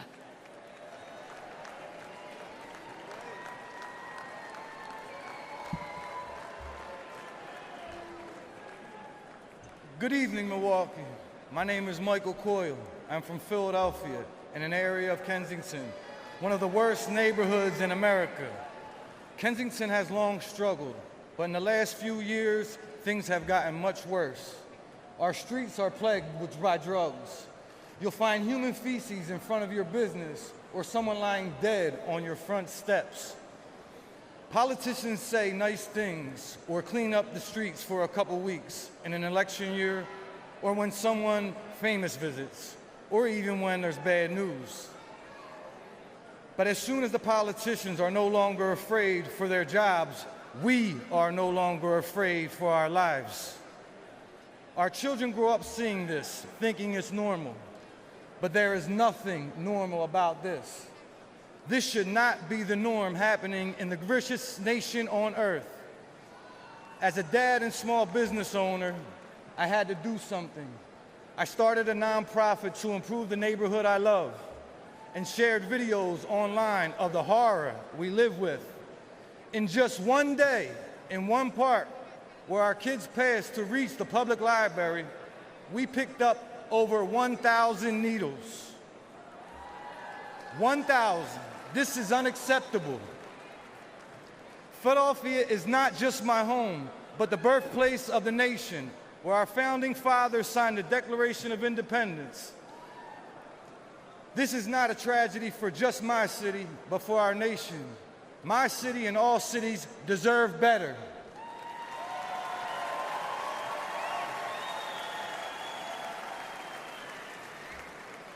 Joe Biden and Kamala Harris are the ones who opened our southern border and allowed Chinese fentanyl to pour in unconditionally. And life is only getting worse. Philadelphians aren't dying off fentanyl. They are dying off fentanyl as well. They are now using something called tranq, which is literally rots the flesh of the users. Do you know what the smell of rotting flesh smells like? The people of my city do. In Donald Trump, I see a leader who will end the urban nightmare.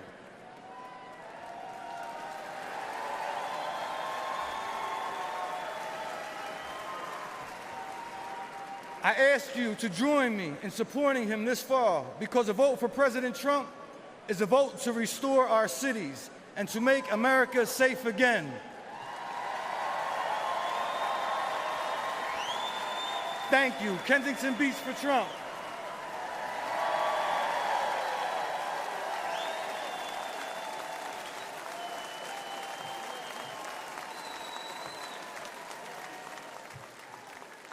Ladies and gentlemen, please welcome Aaron Coper from Pittsburgh, Pennsylvania.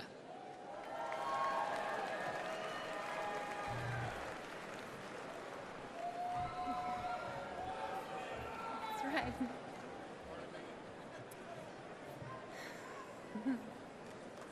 Good evening. My name is Aaron Coper. I'm a grassroots organizer, a proud Republican woman, and a longtime resident of Pittsburgh, Pennsylvania. I'm here to urge Americans to re-elect President Trump and make America safe again. But I'm also here with a warning, because in recent years, I've had a front row seat to the chaos caused by Democrats and their soft on crime policies. Democrat Mayor Ed Gainey, Congresswoman Summer Lee, and especially Socialist County Executives Sarah Innamorato have demoralized and disrespected our police while unleashing criminals into our communities. The Pittsburgh Police Department has shrunk from 991 officers in 2020 to 750 at the end of last year. Response times are soaring. One city worker got mugged at gunpoint and raced to a police station, but no one was there to help. The Democrats have given Pittsburgh defund the police on steroids. The result is crime and chaos. There were 122 murders in my county in 2022, one of the deadliest years on record. Drug deaths are also near record highs. But statistics don't tell the full story. I've been chased by drug dealers on my own street. I've seen filthy tent cities pop up on my block. I've talked to business owners who find human waste, used needles, and shell casings outside their shops. I've felt the chill of fear as a woman when I'm alone in a parking garage or on the street. What the Democrats did to San Francisco, they're doing to my city. But law-abiding citizens are fighting back and saying no more. I saw this when Pittsburgh Republicans, independents, even Democrats came together to beat Soros prosecutor last November. It can happen again this November. If we stand together, we will beat the soft on crime Democrats and make our streets safe again. We can re-elect President Trump, and we can save our cities. Thank you.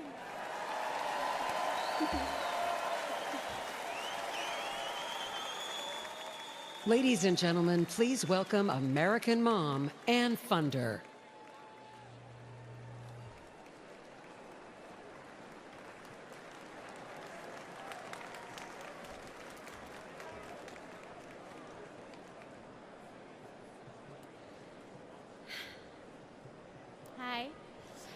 My name is Ann Fundner, and I am the wife and mother of 4 children. I'm standing here today to share the tragic reality of open borders. I'm here to share the story of my firstborn son, my everything, my Weston. My family and I were living in Southern California when President Biden took office and opened our borders. My Weston was 15. He was an amazing big brother to his 3 younger siblings. Weston attended church twice a week, played football and hockey, and he loved to surf.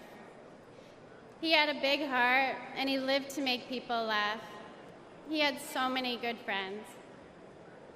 And I was always vigilant to be the best mother that I could be. I was room mom, school ambassador, and I attended all of his sports. We had family dinners and barbecues at the beach. And like most teenagers, Weston wanted to fit in. And in a moment of peer pressure, he tried something that someone gave to him, and it took my baby's life. We did everything right. I had those conversations with him, and fentanyl still found my son. And on February 27th, 2022, our lives were shattered, and our baby was gone. This was not an overdose, it was a poisoning. His whole future, everything we ever wanted for him was ripped away in an instant. And Joe Biden does nothing. I hold Joe Biden, Kamala Harris, the border czar, what a joke, and Gavin Newsom and every Democrat who supports open borders responsible for the death of my son.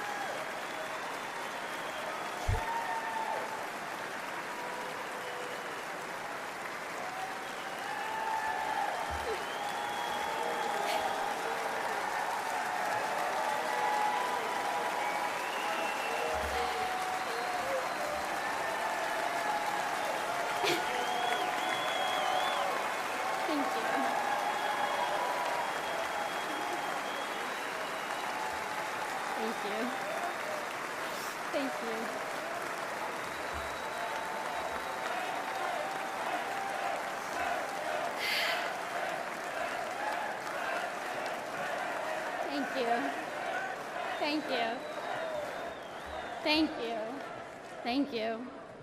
And the tens of thousands of American innocent children. For that alone, they should be voted out of office.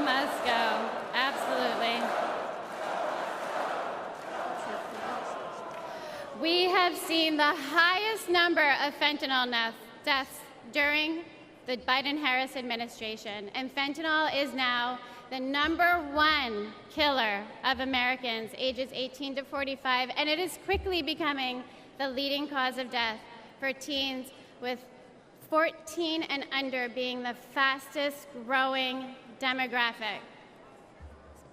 We need President Trump back in office. We need a president who will seal the border, aggressively prosecute drug dealers, and stop Communist China from poisoning our children.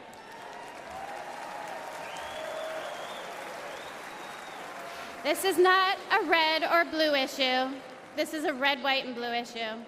And fentanyl doesn't care if you're black or white. It does not discriminate. This is an American issue. We need a president who will call the drug cartels what they are: terrorist organizations.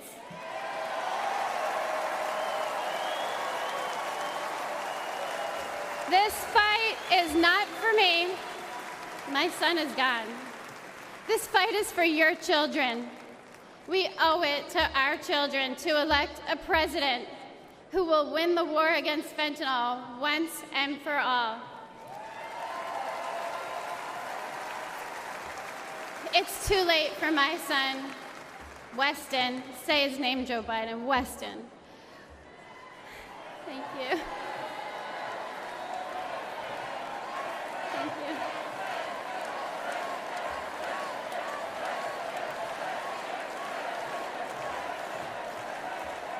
But we can change this for your children.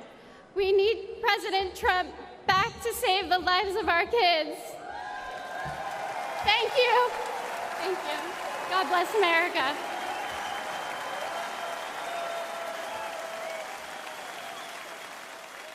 Ladies and gentlemen, please welcome the Morin family from Maryland.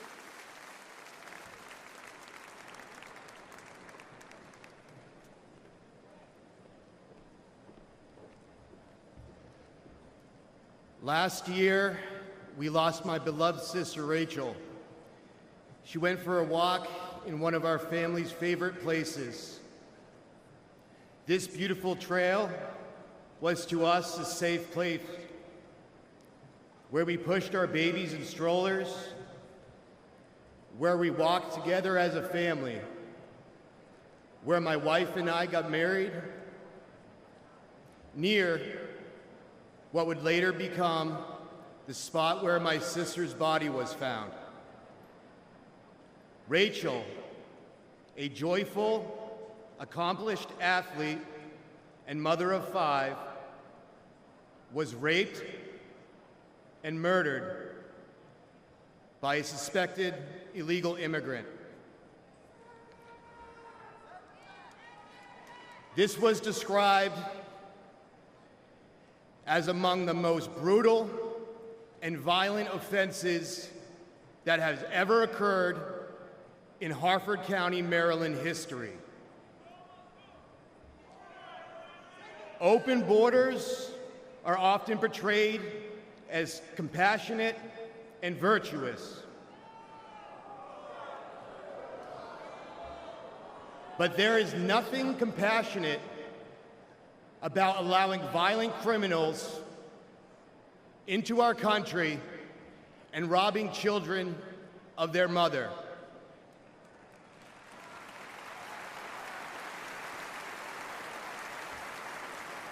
My sister's death was preventable. The monster arrested for killing Rachel entered the U.S. unlawfully after killing a woman in El Salvador. Joe Biden and his designated border czar, Kamala Harris, opened our borders to him and others like him, empowering them to victimize the innocent. Yet, to this day, we have not heard from Joe Biden or Kamala Harris.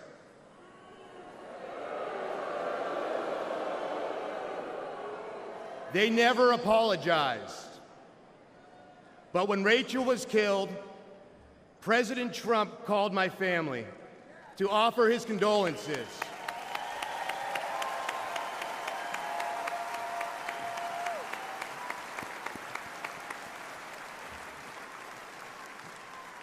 He wanted to meet with us. He cared. That is leadership.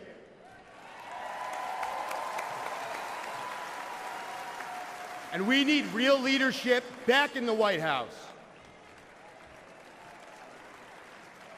What has gotten us through this unthinkable loss is our faith in Jesus Christ.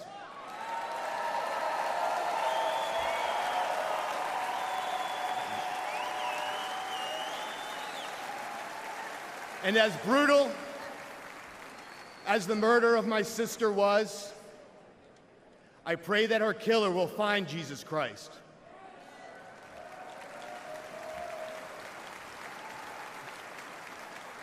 For all the affected by senseless tragedy, I pray for peace, knowing that all things work together for good to those who love God, to those who are called according to his purpose.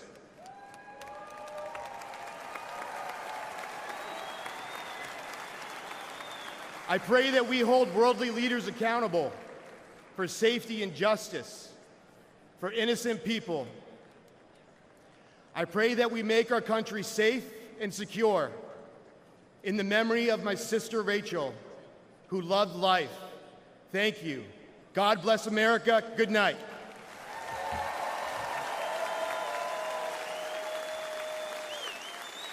Ladies and gentlemen, please welcome Madeleine Brame from New York.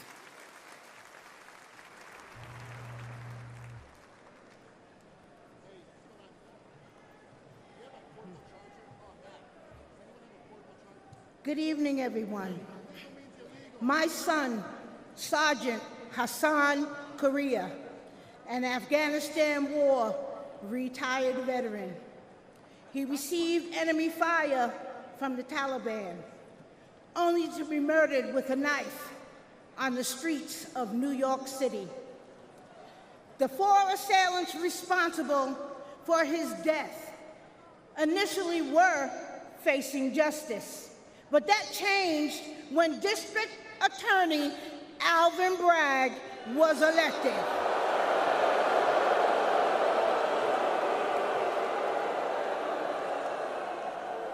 Suddenly, 2 of the homicidal maniacs responsible for my son's death had their gang assault and murder charges completely dismissed.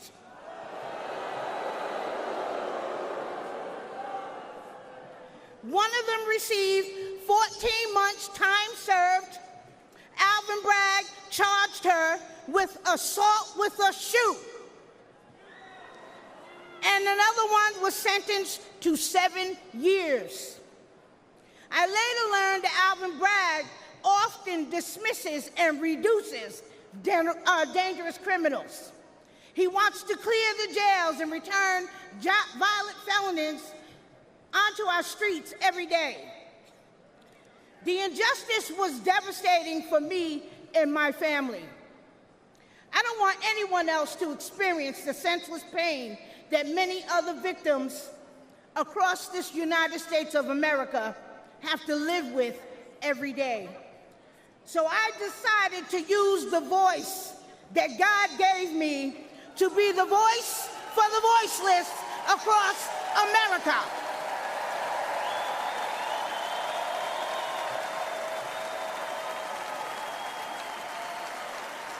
We need justice for victims, and we need accountability for prosecutors who fail in their duty.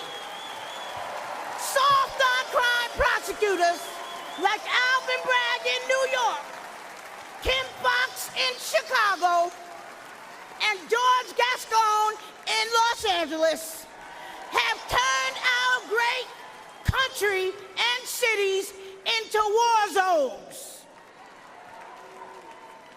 Poor and neglected communities like mine are suffering. And who else in here is sick and tired of being sick and tired?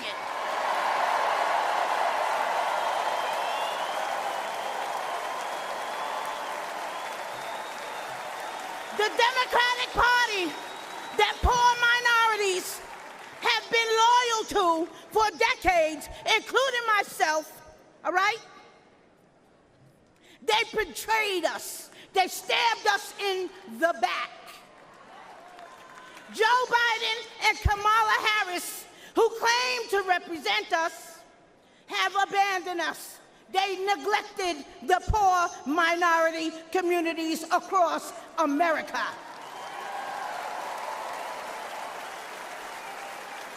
But mine eyes have been opened.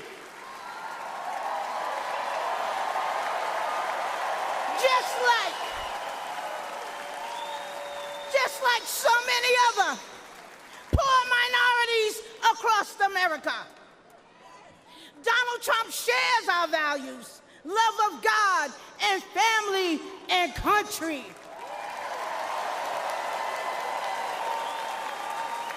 He's been a victim of the same corrupt system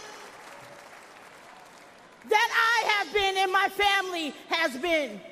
He is committed to providing economic opportunities, helping those suffering from addiction with long-term inpatient drug programs,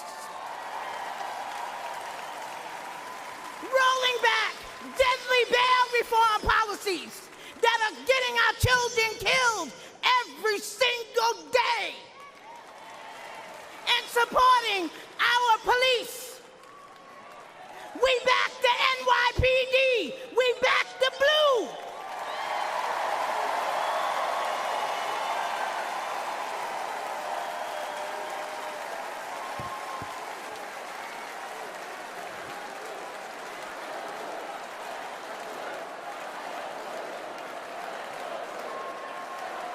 Back the blue. NYPD, black the blue. Trump was right when he said, they're after us. He's just standing in the way.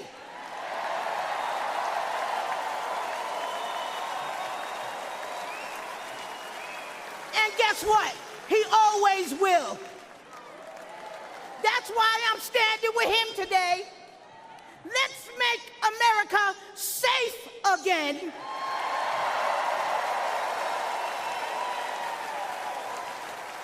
Re-elect our Donald J. Trump.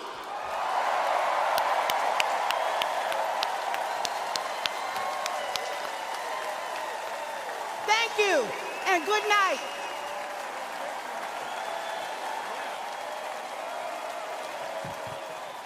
Ladies and gentlemen, please welcome Arkansas Governor Sarah Huckabee Sanders.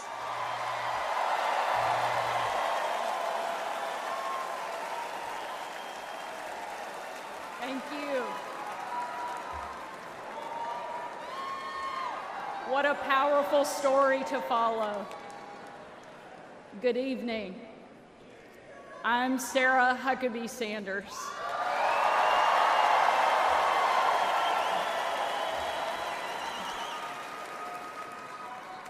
And before I get started, I want to say I have always been proud to stand with President Trump, but never have I been more proud than to stand with him right now, tonight.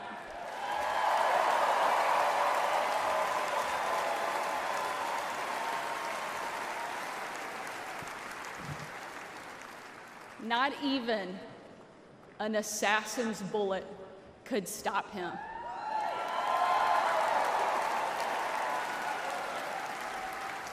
God Almighty intervened because America is one nation under God, and he is certainly not finished with President Trump.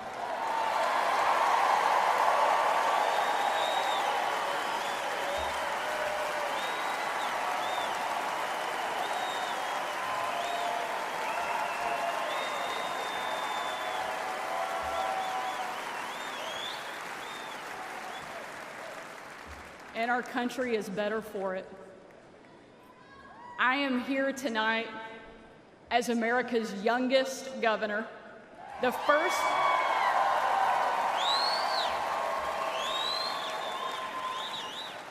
first woman to lead the great state of Arkansas.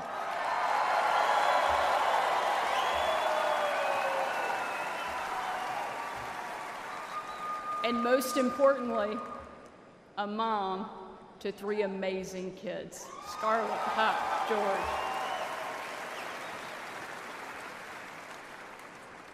When I was President Trump's White House press secretary,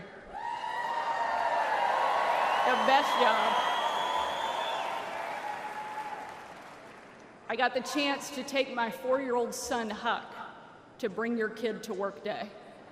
Much like Jill now drags Joe to bring your husband to work day.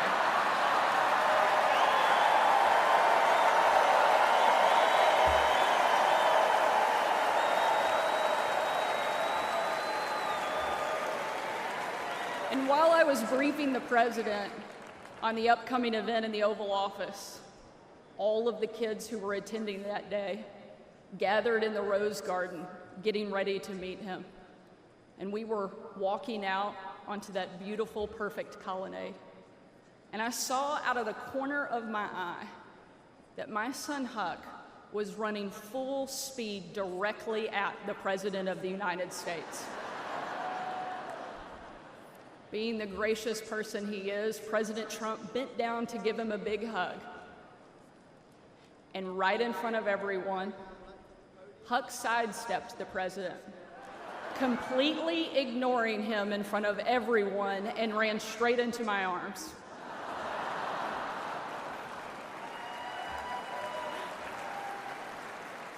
For my 4-year-old son, the most powerful man in the world had nothing on his mom.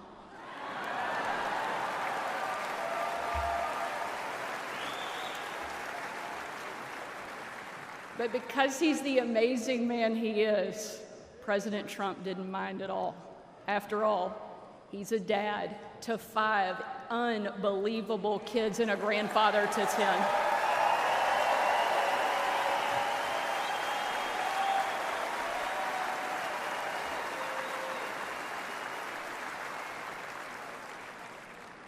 And while that story is certainly a special memory for my family, it's an even greater reminder why I support President Trump, not for me, not for him, but for my kids and for yours.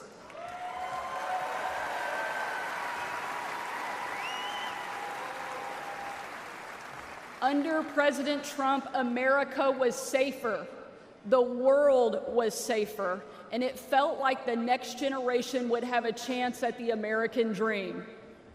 President Trump did the job that Kamala won't and Joe Biden simply can't.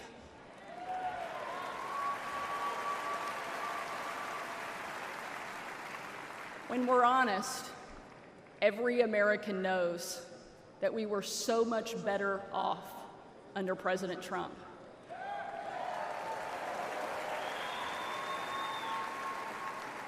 So tonight, I don't want to just speak about President Trump's successful policies. While there are many, I want to talk about the man that I know. When the president hired me, I was the first mom and only the 3rd woman to ever serve as the White House press secretary.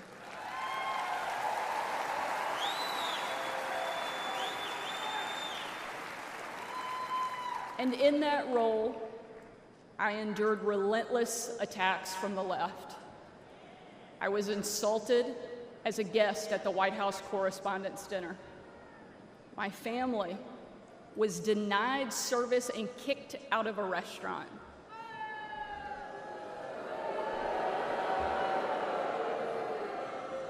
And a parent at my 3-year-old son's preschool spit on my car. And in those moments, it was President Trump who defended me. And when an MSNBC host, the author of several books on empowering women, said I was unfit to be a mother, and another MSNBC host said I was vile, not even human, and that I should be choked, MSNBC again did nothing. But our president pulled me aside, looked me in the eye, and said, "Sarah, you're smart, you're beautiful, you're tough, and they attack you because you're good at your job. Never let them stop fighting."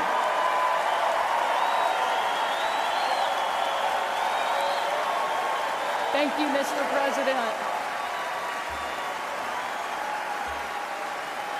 Thank you.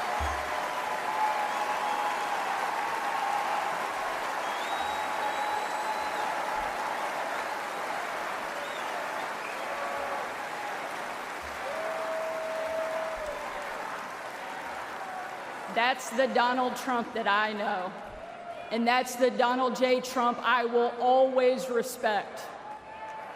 The left doesn't care about empowering women. Biden and Harris can't even tell you what a woman is. They only care about empowering themselves. But we have a president who believes in empowering every American and that our country is worth fighting for.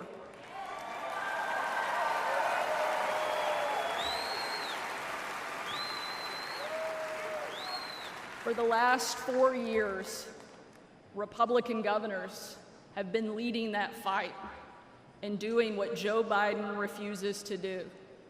We've deployed the National Guard to the border. We've cracked down on crime and drugs. We cut taxes to give hardworking Americans a break from Bidenflation. And we empowered parents with universal school choice across the country.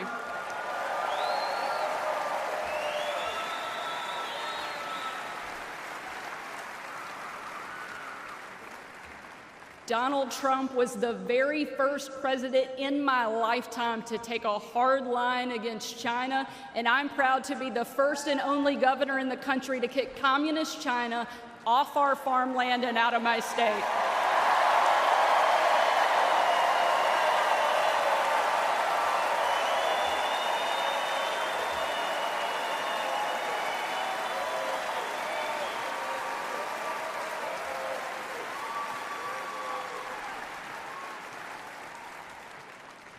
President Trump is a leader, and he's the leader our country needs. And if ever there was a doubt, earlier this week, we saw just how tough, resilient, courageous, and daring this man is, and we can't get him back in the White House fast enough.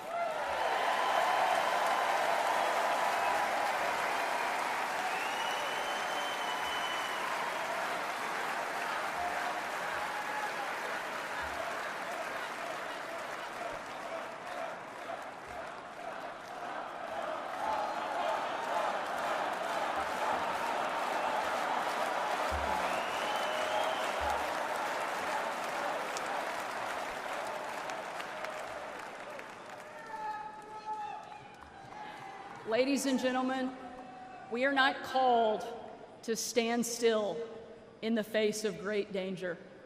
You and I were put on this earth at a moment in time to charge boldly ahead. We cannot know what the future holds, but we know damn sure who holds the future in his hands.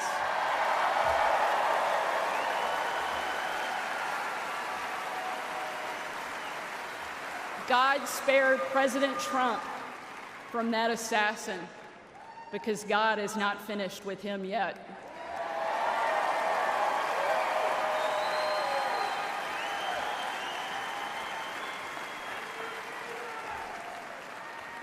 And he most certainly is not finished with America yet either.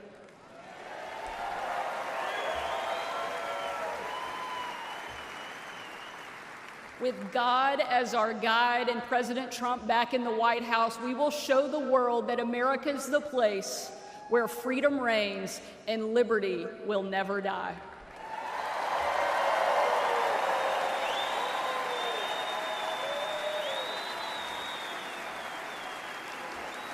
Ladies and gentlemen,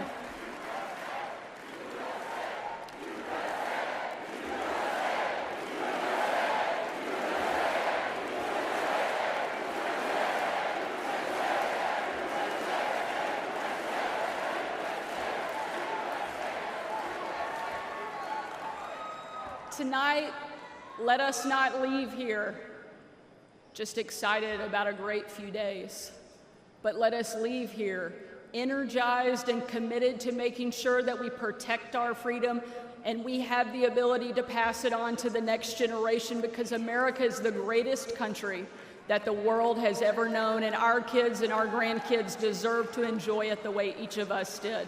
And we will with President Trump back in the White House. Thank you so much. God bless the great state of Arkansas and the amazing United States of America. Thank you very much.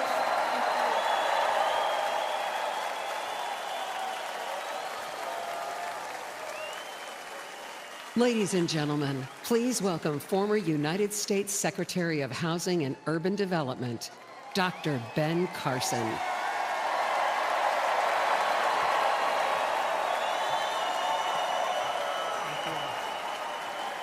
Thank you.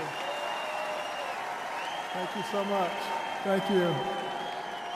You know, Sarah Huckabee always says to me, I hate to follow you, but I think she turned the table on me tonight. I want to thank you all for being here and for being involved.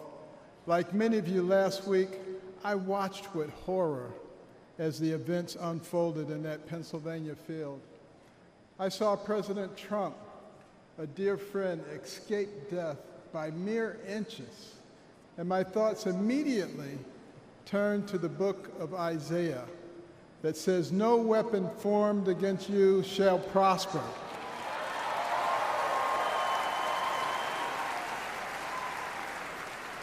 Well, let me tell you the weapons that they used. First, they tried to ruin his reputation, and he's more popular now than ever.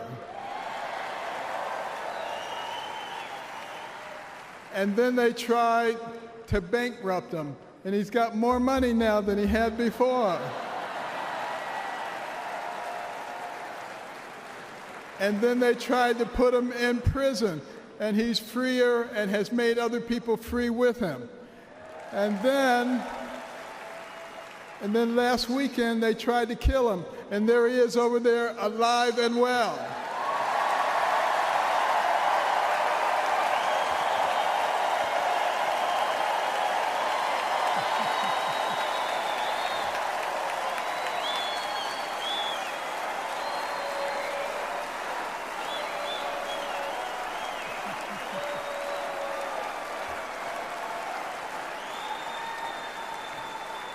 You know, I have no doubt that God lowered a shield of protection over President Trump. And I join millions of Americans in thanksgiving for President Trump's safety. And I encourage you to join me in praying each day for his continued protection. You know, our hearts go out to the victims in the audience. Let's also pray for them and their families. These events have brought unusual clarity to the times we are living in. We have all harbored the nagging feeling that everything we love is slipping away. All you have to do is turn on the television. The free press, a pillar of any free society, has abused the public trust and resorted to lies, deception, and disinformation. They divide us along lines of race, class, and gender, rather than uniting us around our shared bond as Americans. Our government has been no better, shredding our Constitution and upending the rule of law. We have a wide open border, a broken education system, and chaos breaking out around the world. And on top of it all, we have a president who, well, if you can't say anything good, don't say anything at all. But ask anyone around the world, what does it mean to be an American? Most will tell you that it means unlimited opportunity. That where you begin in life doesn't dictate where you will end. That's the America I grew up in. In no other country could a poor inner-city kid raised by a single mom make it to an Ivy League school, then to medical school, become a successful neurosurgeon, run for president, and eventually become a member of the president's cabinet.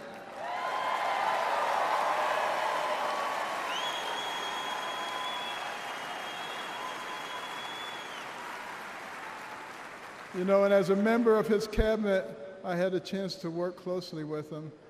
And I got to tell you, this is a man who is a gift to us as a nation. He is very gifted, he is very smart, he is very compassionate, he cares about people. And I'll tell you, the first time I met him was before either of us got into the political arena. And we were at Mar-a-Lago, and someone came up to him and said, "Mr. Trump, Rod Stewart just walked in." And he said, "I don't care, this is Ben Carson."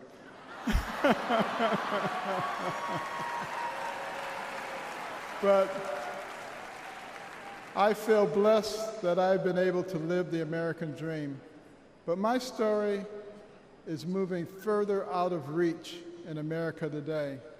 The lessons my mother taught me, like hard work and the value of well-rounded patriotic education and faith in God above all else, are being forced out of the public square. But we're all here today because we know we can bring these things back. By God's grace, we live in a country where the people rule. We have the power to choose the kind of nation we will be and the kind of men and women that will lead us. And today the choice could not be more clear. The most repeated phrase in the Bible is this: do not be afraid, or fear not.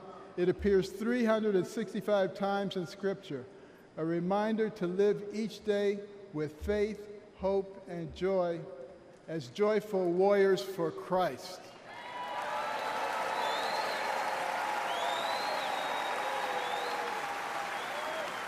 And when God is with us, nobody can stand against us.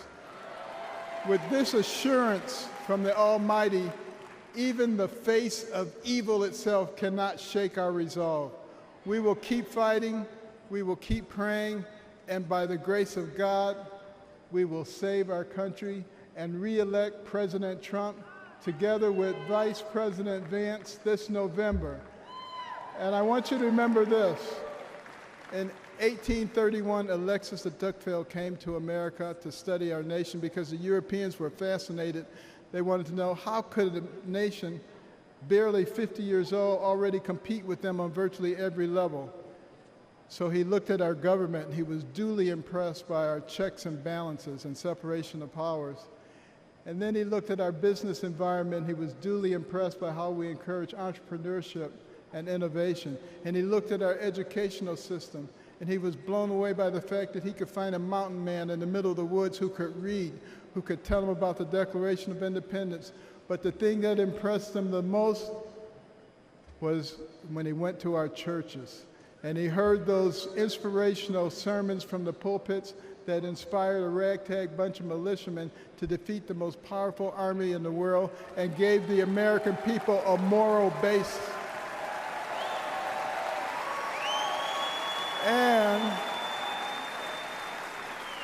And he concluded his 2-volume set, Democracy in America, with these words. He said, "America is great because America is good.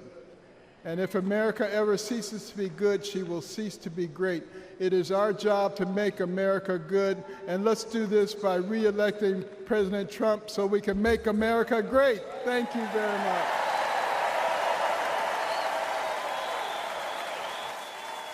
Ladies and gentlemen, please welcome United States Senator of Florida, Marco Rubio.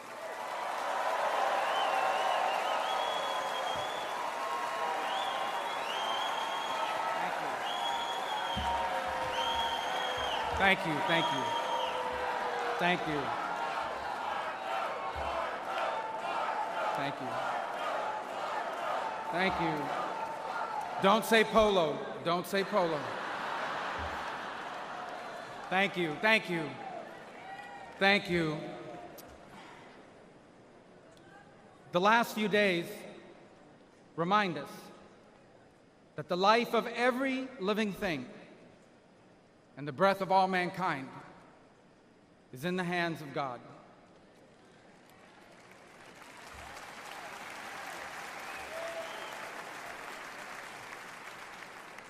We were brought to the precipice of the abyss, and by the hand of God, reminded of what truly matters in our lives and in our country. This thing we do called politics, it matters. It's not unimportant. But it is our people who must always matter the most in everything we do.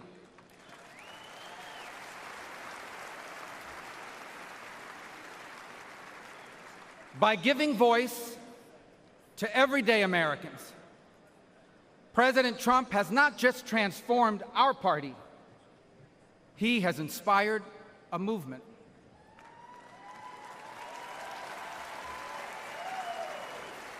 A movement of the people who grow our food and drive our trucks, the people who make our cars and build our homes, the people whose taxes fund our government, and whose children fight our wars. Americans like Corey Comparatori. He was a former fire chief and a loving husband. He was described as the best dad a girl could ever ask for. As a man of God who loved Jesus fiercely and looked after members of his church. Corey was one of the millions of everyday Americans who make our country great. He wasn't rich, he wasn't famous, and the only reason why we know his name and story now is because last Saturday, he shielded his wife and daughter from an assassin's bullet and lost his life the way he lived it, a hero.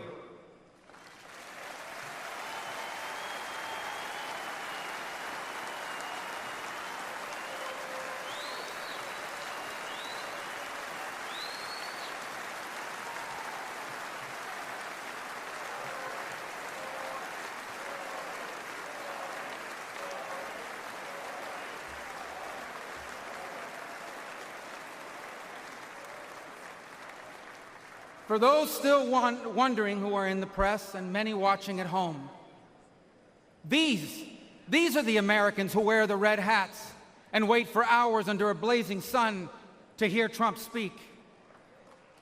And what they want, what they ask for, it is not hateful or extreme. What they want is good jobs and lower prices. They want borders that are secure, and for those who come here to do so legally. They want to be safe from criminals and from terrorists. And they want for our leaders to care more about our problems here at home than about the problems of other countries far away.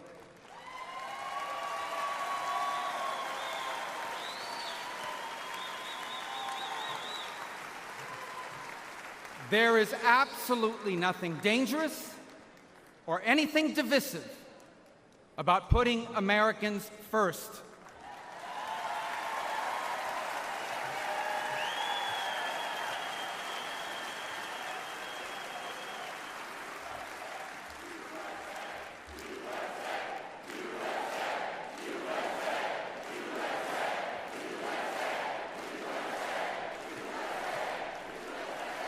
Those who are offended, anyone who is offended about putting America first has forgotten what American is and what American means. American isn't the color of our skin or our ethnicity. Americans are people as diverse as humanity itself. But out of many, we are one.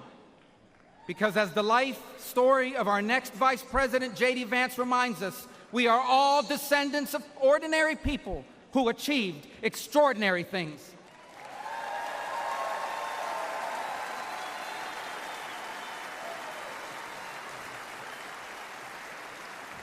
Who do we come from?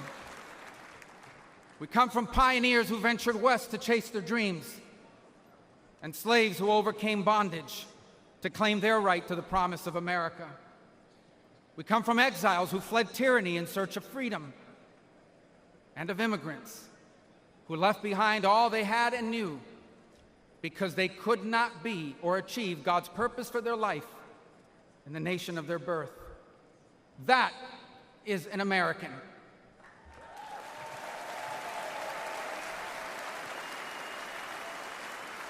And putting Americans first must be what this election is about. When President Trump was in the White House, Americans had more money and lower prices. Our borders were secure and our laws were enforced.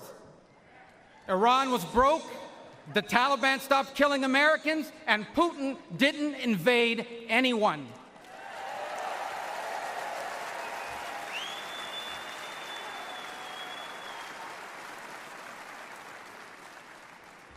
Now, under Biden, high prices devour paychecks.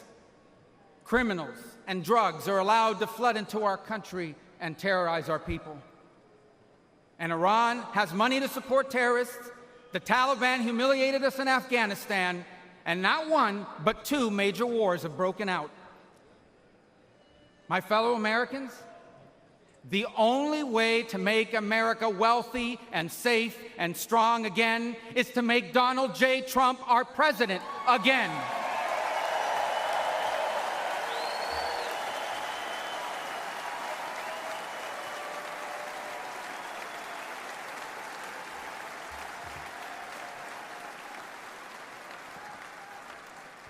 Our country has been injured by the bad decisions of weak leaders. But now, though bloodied by our wounds, we must stand up and we must fight. Fight not with violence or destruction, but with our voices and our votes. Fight not against each other, but for the hopes and dreams we share in common and make us one. And fight for an America where we are safe from those who seek to harm us on our streets and from abroad. And we will not be alone in this fight. For leading us in this fight will be a man who, although wounded and facing danger, he stood up and raised his fist and reminded us that our people and our country are always worth fighting for.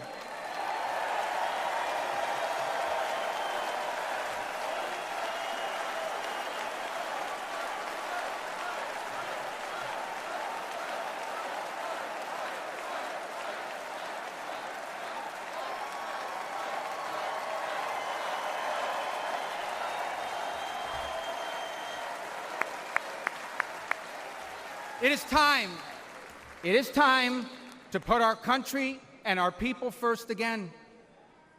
And if we do, together, we will make our people wealthy again. If we do, together, we will make our country safe again. Together, we will make Donald Trump our president again.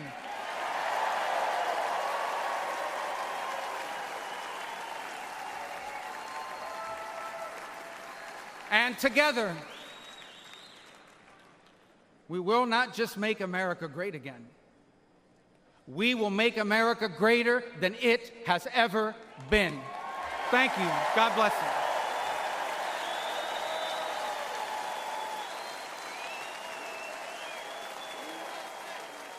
you. Ladies and gentlemen, please welcome Laura Trump.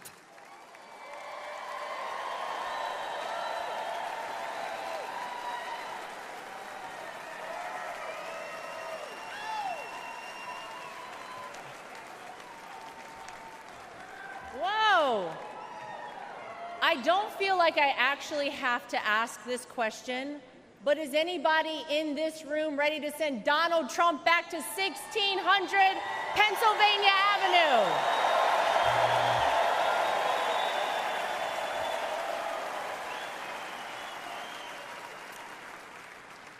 Well, it may not be a surprise that I actually had a very different speech that I was prepared to give up here tonight. That all changed at 6:11 on Saturday evening. Nothing prepares you for a moment like that. Our family has faced our fair share of death threats, mysterious powders sent to our homes, tasteless and violent comments directed towards us on social media, but none of that prepares you as a daughter-in-law to watch in real time someone try to kill a person you love. None of that prepares you as a mother to quickly reach for the remote and turn your young children away from the screen so that they're not witness to something that scars the memory of their grandpa for the rest of their lives. The prayers and well wishes we've received over the last 72 hours have been overwhelming, to say the least.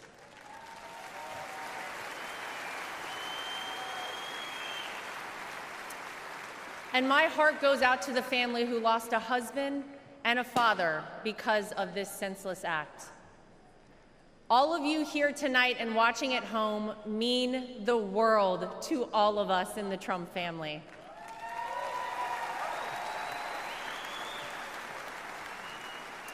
If Donald Trump has shown us anything, it's that when it feels impossible to keep going, those are the times we must keep going.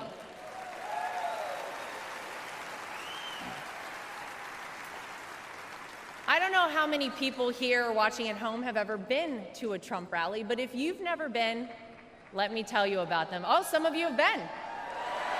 Oh.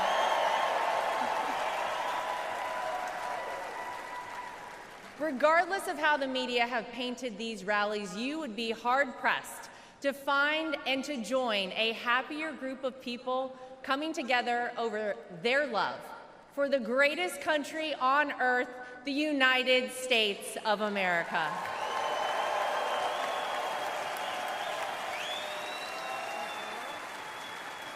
I dare anyone trying to leave a Trump rally without leaving with some new friends. You always make friends at a Trump rally, right? Veterans, teachers, blue-collar workers, white-collar workers, active duty military, police officers, firefighters, small business owners, Latino supporters, Christian supporters, Jewish supporters, black supporters, white supporters, Asian supporters, gay supporters, Republicans, independents, and yes, even Democrats.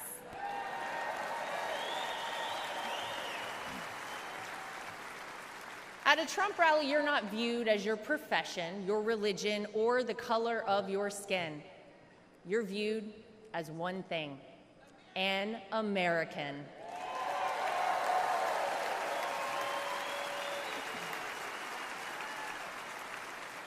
Last Saturday was a jarring reminder that we, as Americans, must always remember: there is more that unites us than divides us. We all want this country to be great, even if we don't always agree on the best way of doing that.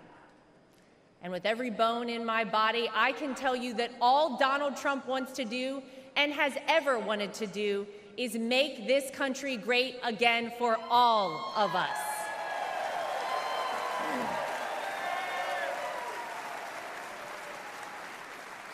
Proverbs 28 reads, "The wicked flee, though no one pursues, but the righteous are as bold as a lion." And that truly epitomizes Donald Trump. He is a lion.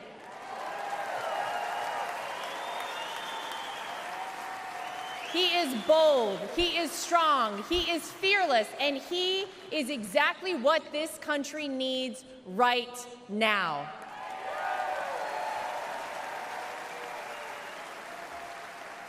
Let's not forget what life actually looked like under President Donald Trump.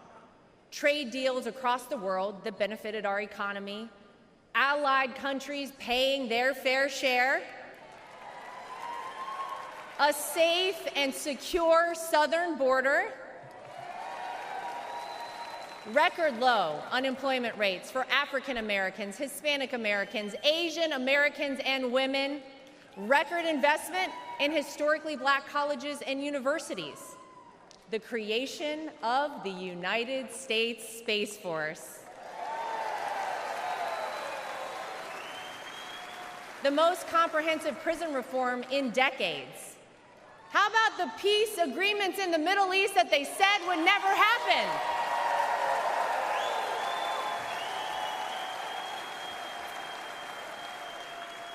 The largest tax cuts in American history, our energy independence, massive amounts of red tape cut, and no new wars when Donald J. Trump was president.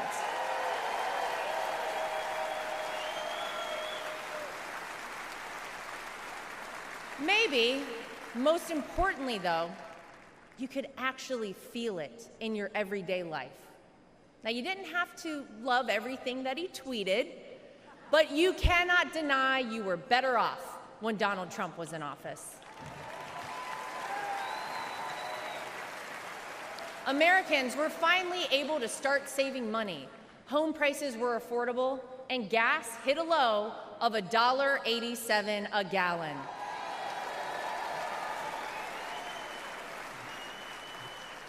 As I speak here tonight, many of our fellow Americans don't know how they'll pay for their next trip to the grocery store, new clothes for their children, or this month's rent. Many of our fellow Americans worry that we are on the verge of a major terror attack here on American soil. Many of our fellow Americans don't think their own children will be able to establish a better life than they themselves currently have. Many of our fellow Americans are right now sitting and wondering how on earth this country could have moved in the wrong direction and so quickly. The Democrats and the media know that they cannot convince you, the American people, that your life is better off now, because it's not. So what will they do? They'll try to sell you on some outrageous narrative about the terrible things that Donald Trump will do if he becomes president. But you don't have to imagine what it would be like. All you have to do is remember what it was like.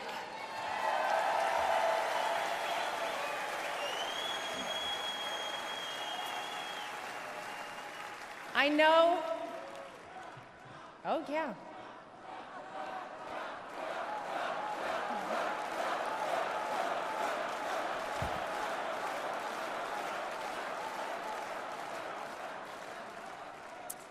I know what you hear out there about Donald Trump. I know what you read, what the media tells you, and what out-of-touch celebrities on the left say about this man.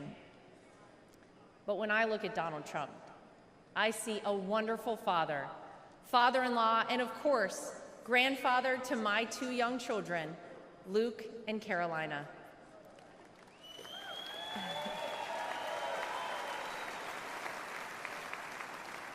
I know that I'm lucky enough to get to call him my father-in-law and see him a little differently than all of you. But it's through that lens that I sometimes wish more people could see him. This is a man who has sacrificed for his family and a man who has truly sacrificed for his country.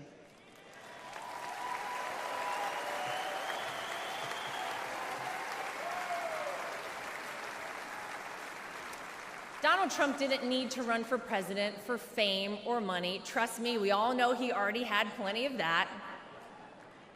I'll tell you why he did it and why he continues on, even in the face of the unthinkable. Because he loves this country.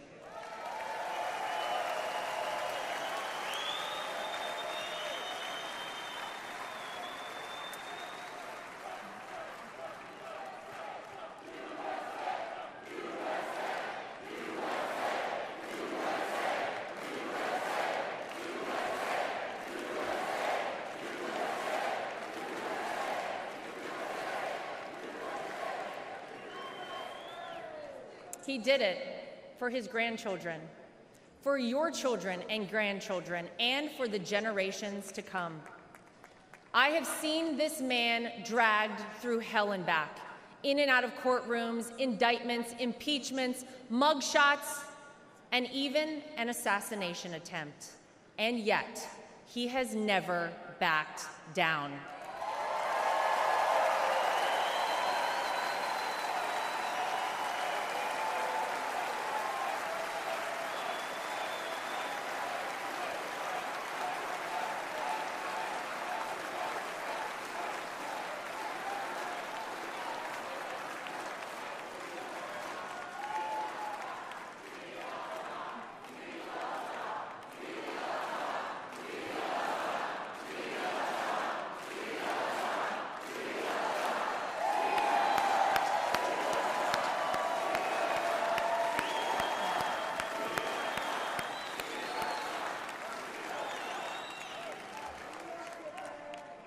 I'll never forget watching my 2 children run up to him with their drawings and hugs for Grandpa just moments before he took the elevator down in Trump Tower to address the media the day after his wrongful conviction. Despite everything else he had going on, he had no other focus in the entire world. Just a man relishing time with his grandchildren. It's a side of Donald Trump that not enough people get to see. Maybe you got to see a side of Donald Trump on Saturday that you were not sure existed until you saw it with your own eyes. Martin Luther King Jr. once famously said, "The ultimate measure of a man is not where he stands in moments of convenience and comfort, but where he stands at times of challenge and controversy."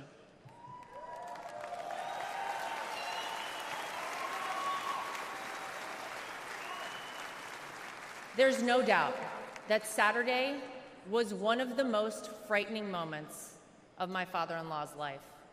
Millimeters separated him from life and certain death. And yet, it was in the midst of it all, as he was jostled off stage by Secret Service, that he knew how defining that moment would be for our country, and he hoisted his fist in the air.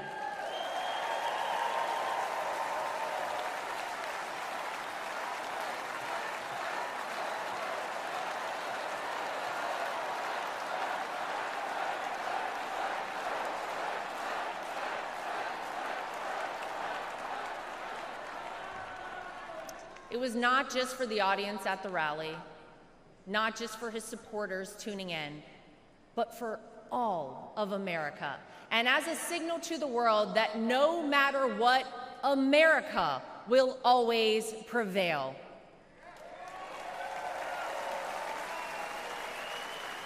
Though it's been strained and attacked, no enemy, no force, not even a bullet is strong enough to break our American grit and our American soul. We are the country whose founders gave their fortunes, freedom, and lives to pursue the dream of a free society. We are the country of Thomas Edison, Susan B. Anthony, Henry Ford, and Harriet Tubman. We are the country who fought and won 2 world wars. And we are the country who always rises to meet the moment, no matter how insurmountable the task. And in that split second, on Saturday, Donald Trump reminded us all of that very history and who we are at our core as a nation. That is the Donald Trump that I know.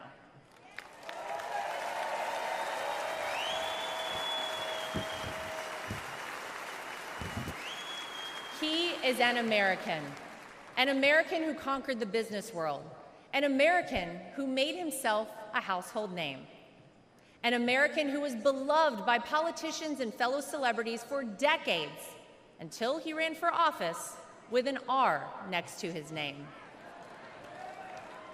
An American whom even Barack Obama admits people consider the American dream. And instead of sailing off into the sunset after an illustrious real estate and television career, he decided to give back. He decided to bring some of the things that had made him so successful in life to all of you in order to improve the lives of all Americans. Black, white, brown, gay, straight, all Americans, because that's the man that Donald Trump is.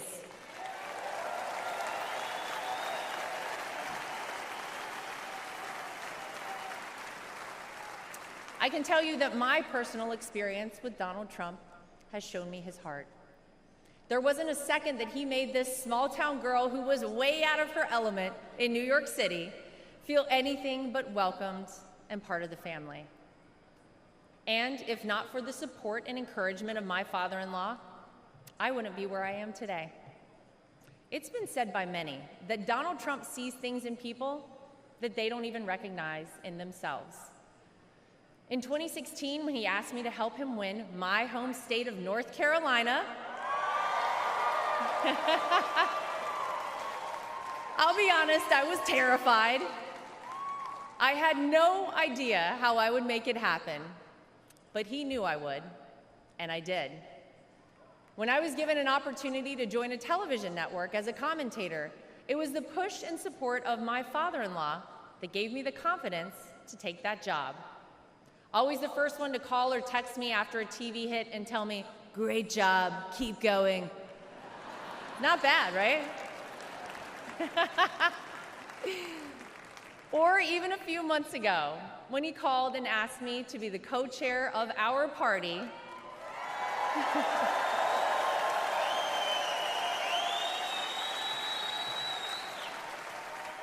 he showed me potential in myself that I couldn't yet see. So tonight, to my father-in-law, I want to say thank you.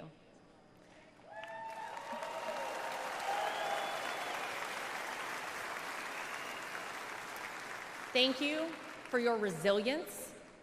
Thank you for continuing on. Thank you for raising wonderful kids. Thank you for being an amazing grandfather. Thank you for never giving up on me. And thank you for never giving up on our country.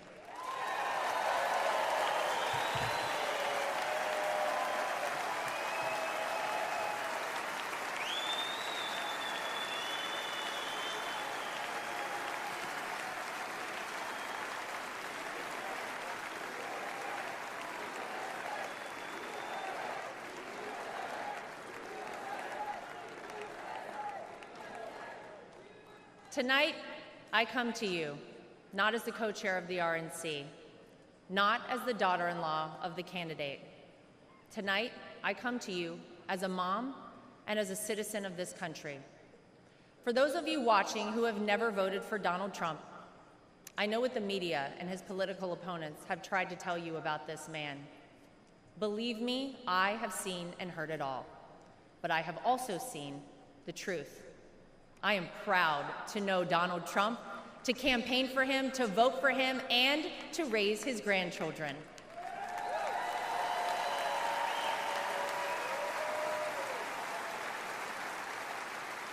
He will do what is necessary to protect you, protect your family, and protect this country. Because Donald Trump wants us all to be successful, to be safe, to be happy, to be strong, and to be great again.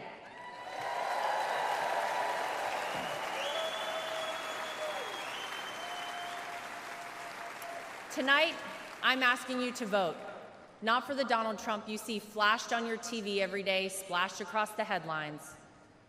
Tonight, I'm asking you to vote for the Donald Trump that Luke and Carolina call Grandpa. I'm asking you to vote for the Donald Trump that my husband Eric calls Dad. I'm asking you to vote for the Donald Trump that I call my father-in-law. I'm asking you to vote for the Donald Trump who can and will make America great once again for all of us.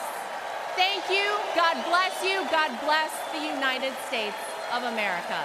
We love you. Thank you, guys.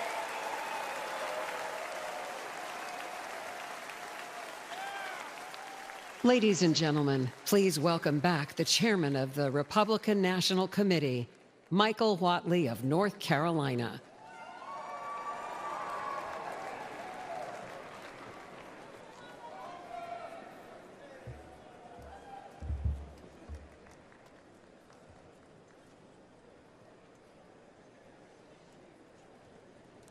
For tonight's benediction, please welcome Pastor Corey Brooks, senior pastor of the New Beginnings Church in Chicago and founder of Project Hood, an organization committed to fighting violence and poverty.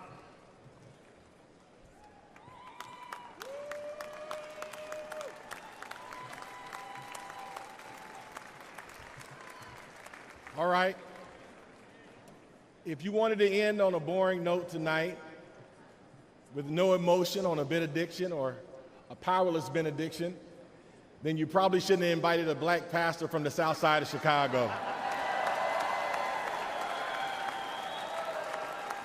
Before I pray, let me say three things real quick. Number one, let me thank President Trump and the Republican National Convention for giving me a platform to lift up the name of Jesus and to pray for our great nation. Number two, I'd be remiss if I did not give the great state of Illinois and Chicago and the South Side a shout out. O Block, Opportunity Block. And number three, I want you to make the biggest noise in just a second. I want you to raise your signs, blow your whistles, and give God the loudest shout of praise on the count of three. And somebody may say, why? Because this week we could be having a week of mourning. But because God did not let any of those things be, this is a week of celebration and a week of life, a week of democracy and liberty.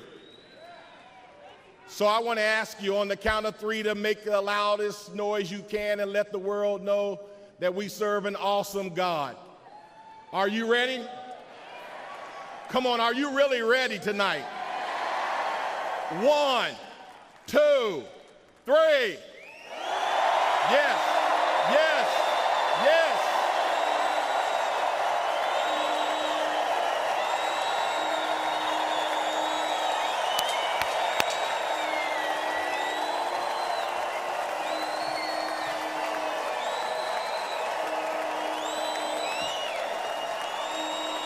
Are you ready to call on God tonight? Heavenly Father, we come before you today with grateful hearts as we gather for this Republican National Convention. We thank you for this moment to seek your guidance. As I stand before you, many believe America is in trying, divisive times and has not been her best. We know this to be true. We have not been steady, firm, resolute. Too many of us have forgotten how to be Americans. I see this on the south side of Chicago where I'm from. But I refuse to give up. Why? Because I still see the yearning fire within us to be better Americans. Lord, we ask for your divine presence to bless every heart and mind. Grant us wisdom and courage and discernment as we chart the path of our beloved country. May our deeds reflect your will and bring glory to your name. We pray for strength to better our individual selves so that we may bless those around us. Let us be reminded that we are one nation under God, indivisible, with liberty and justice for all. Father, we lift up our citizens and leaders to you. Let them be guided by your truth. And may their actions honor the values upon which this great nation was founded. Let us remember the words of Isaiah chapter 40, verse 31. But those who hope in the Lord will renew their strength. They will soar on wings like eagles. They will run and not grow weary. They will walk and not faint. Empower us to rise, persevere, and to pursue excellence. Lord, bless our great nation, from Project Hood on the south side of Chicago to all four corners of the great nation, from the hills of West Virginia and Tennessee to Beverly Hills in California, all the way to the homies in Los Angeles and the homies on the west side of Chicago. May we renew our Americanness and strive to uphold your word. With you, Lord, all things are possible. I said all things are possible. All things are possible. In your mighty and matchless name, Jesus, we pray. Let everybody say amen. God bless you and God bless America.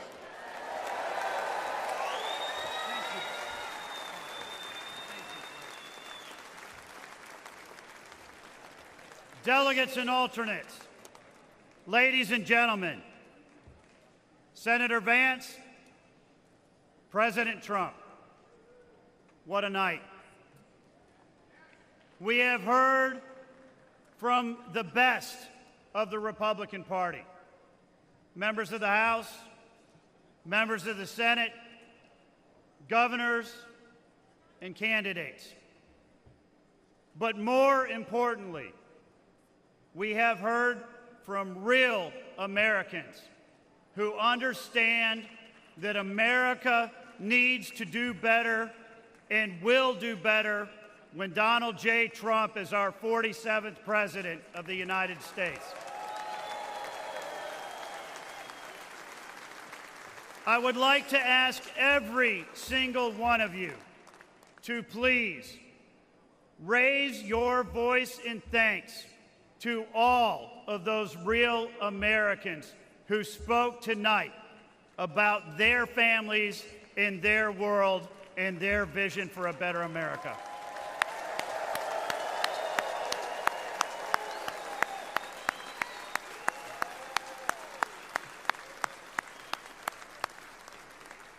At this time, the chair recognizes the delegate from the state of Indiana for the purpose of offering a motion. Mr. Chairman, my name is Victor Smith from the great state of Indiana. And I make the motion that the convention now adjourns. The question now occurs on the motion to adjourn. All those in favor signify by saying aye. Aye. All those opposed signify by saying no. In the opinion of the chair, the ayes have it, and the motion is adopted. Accordingly, this convention stands adjourned until 5:30 p.m. tomorrow.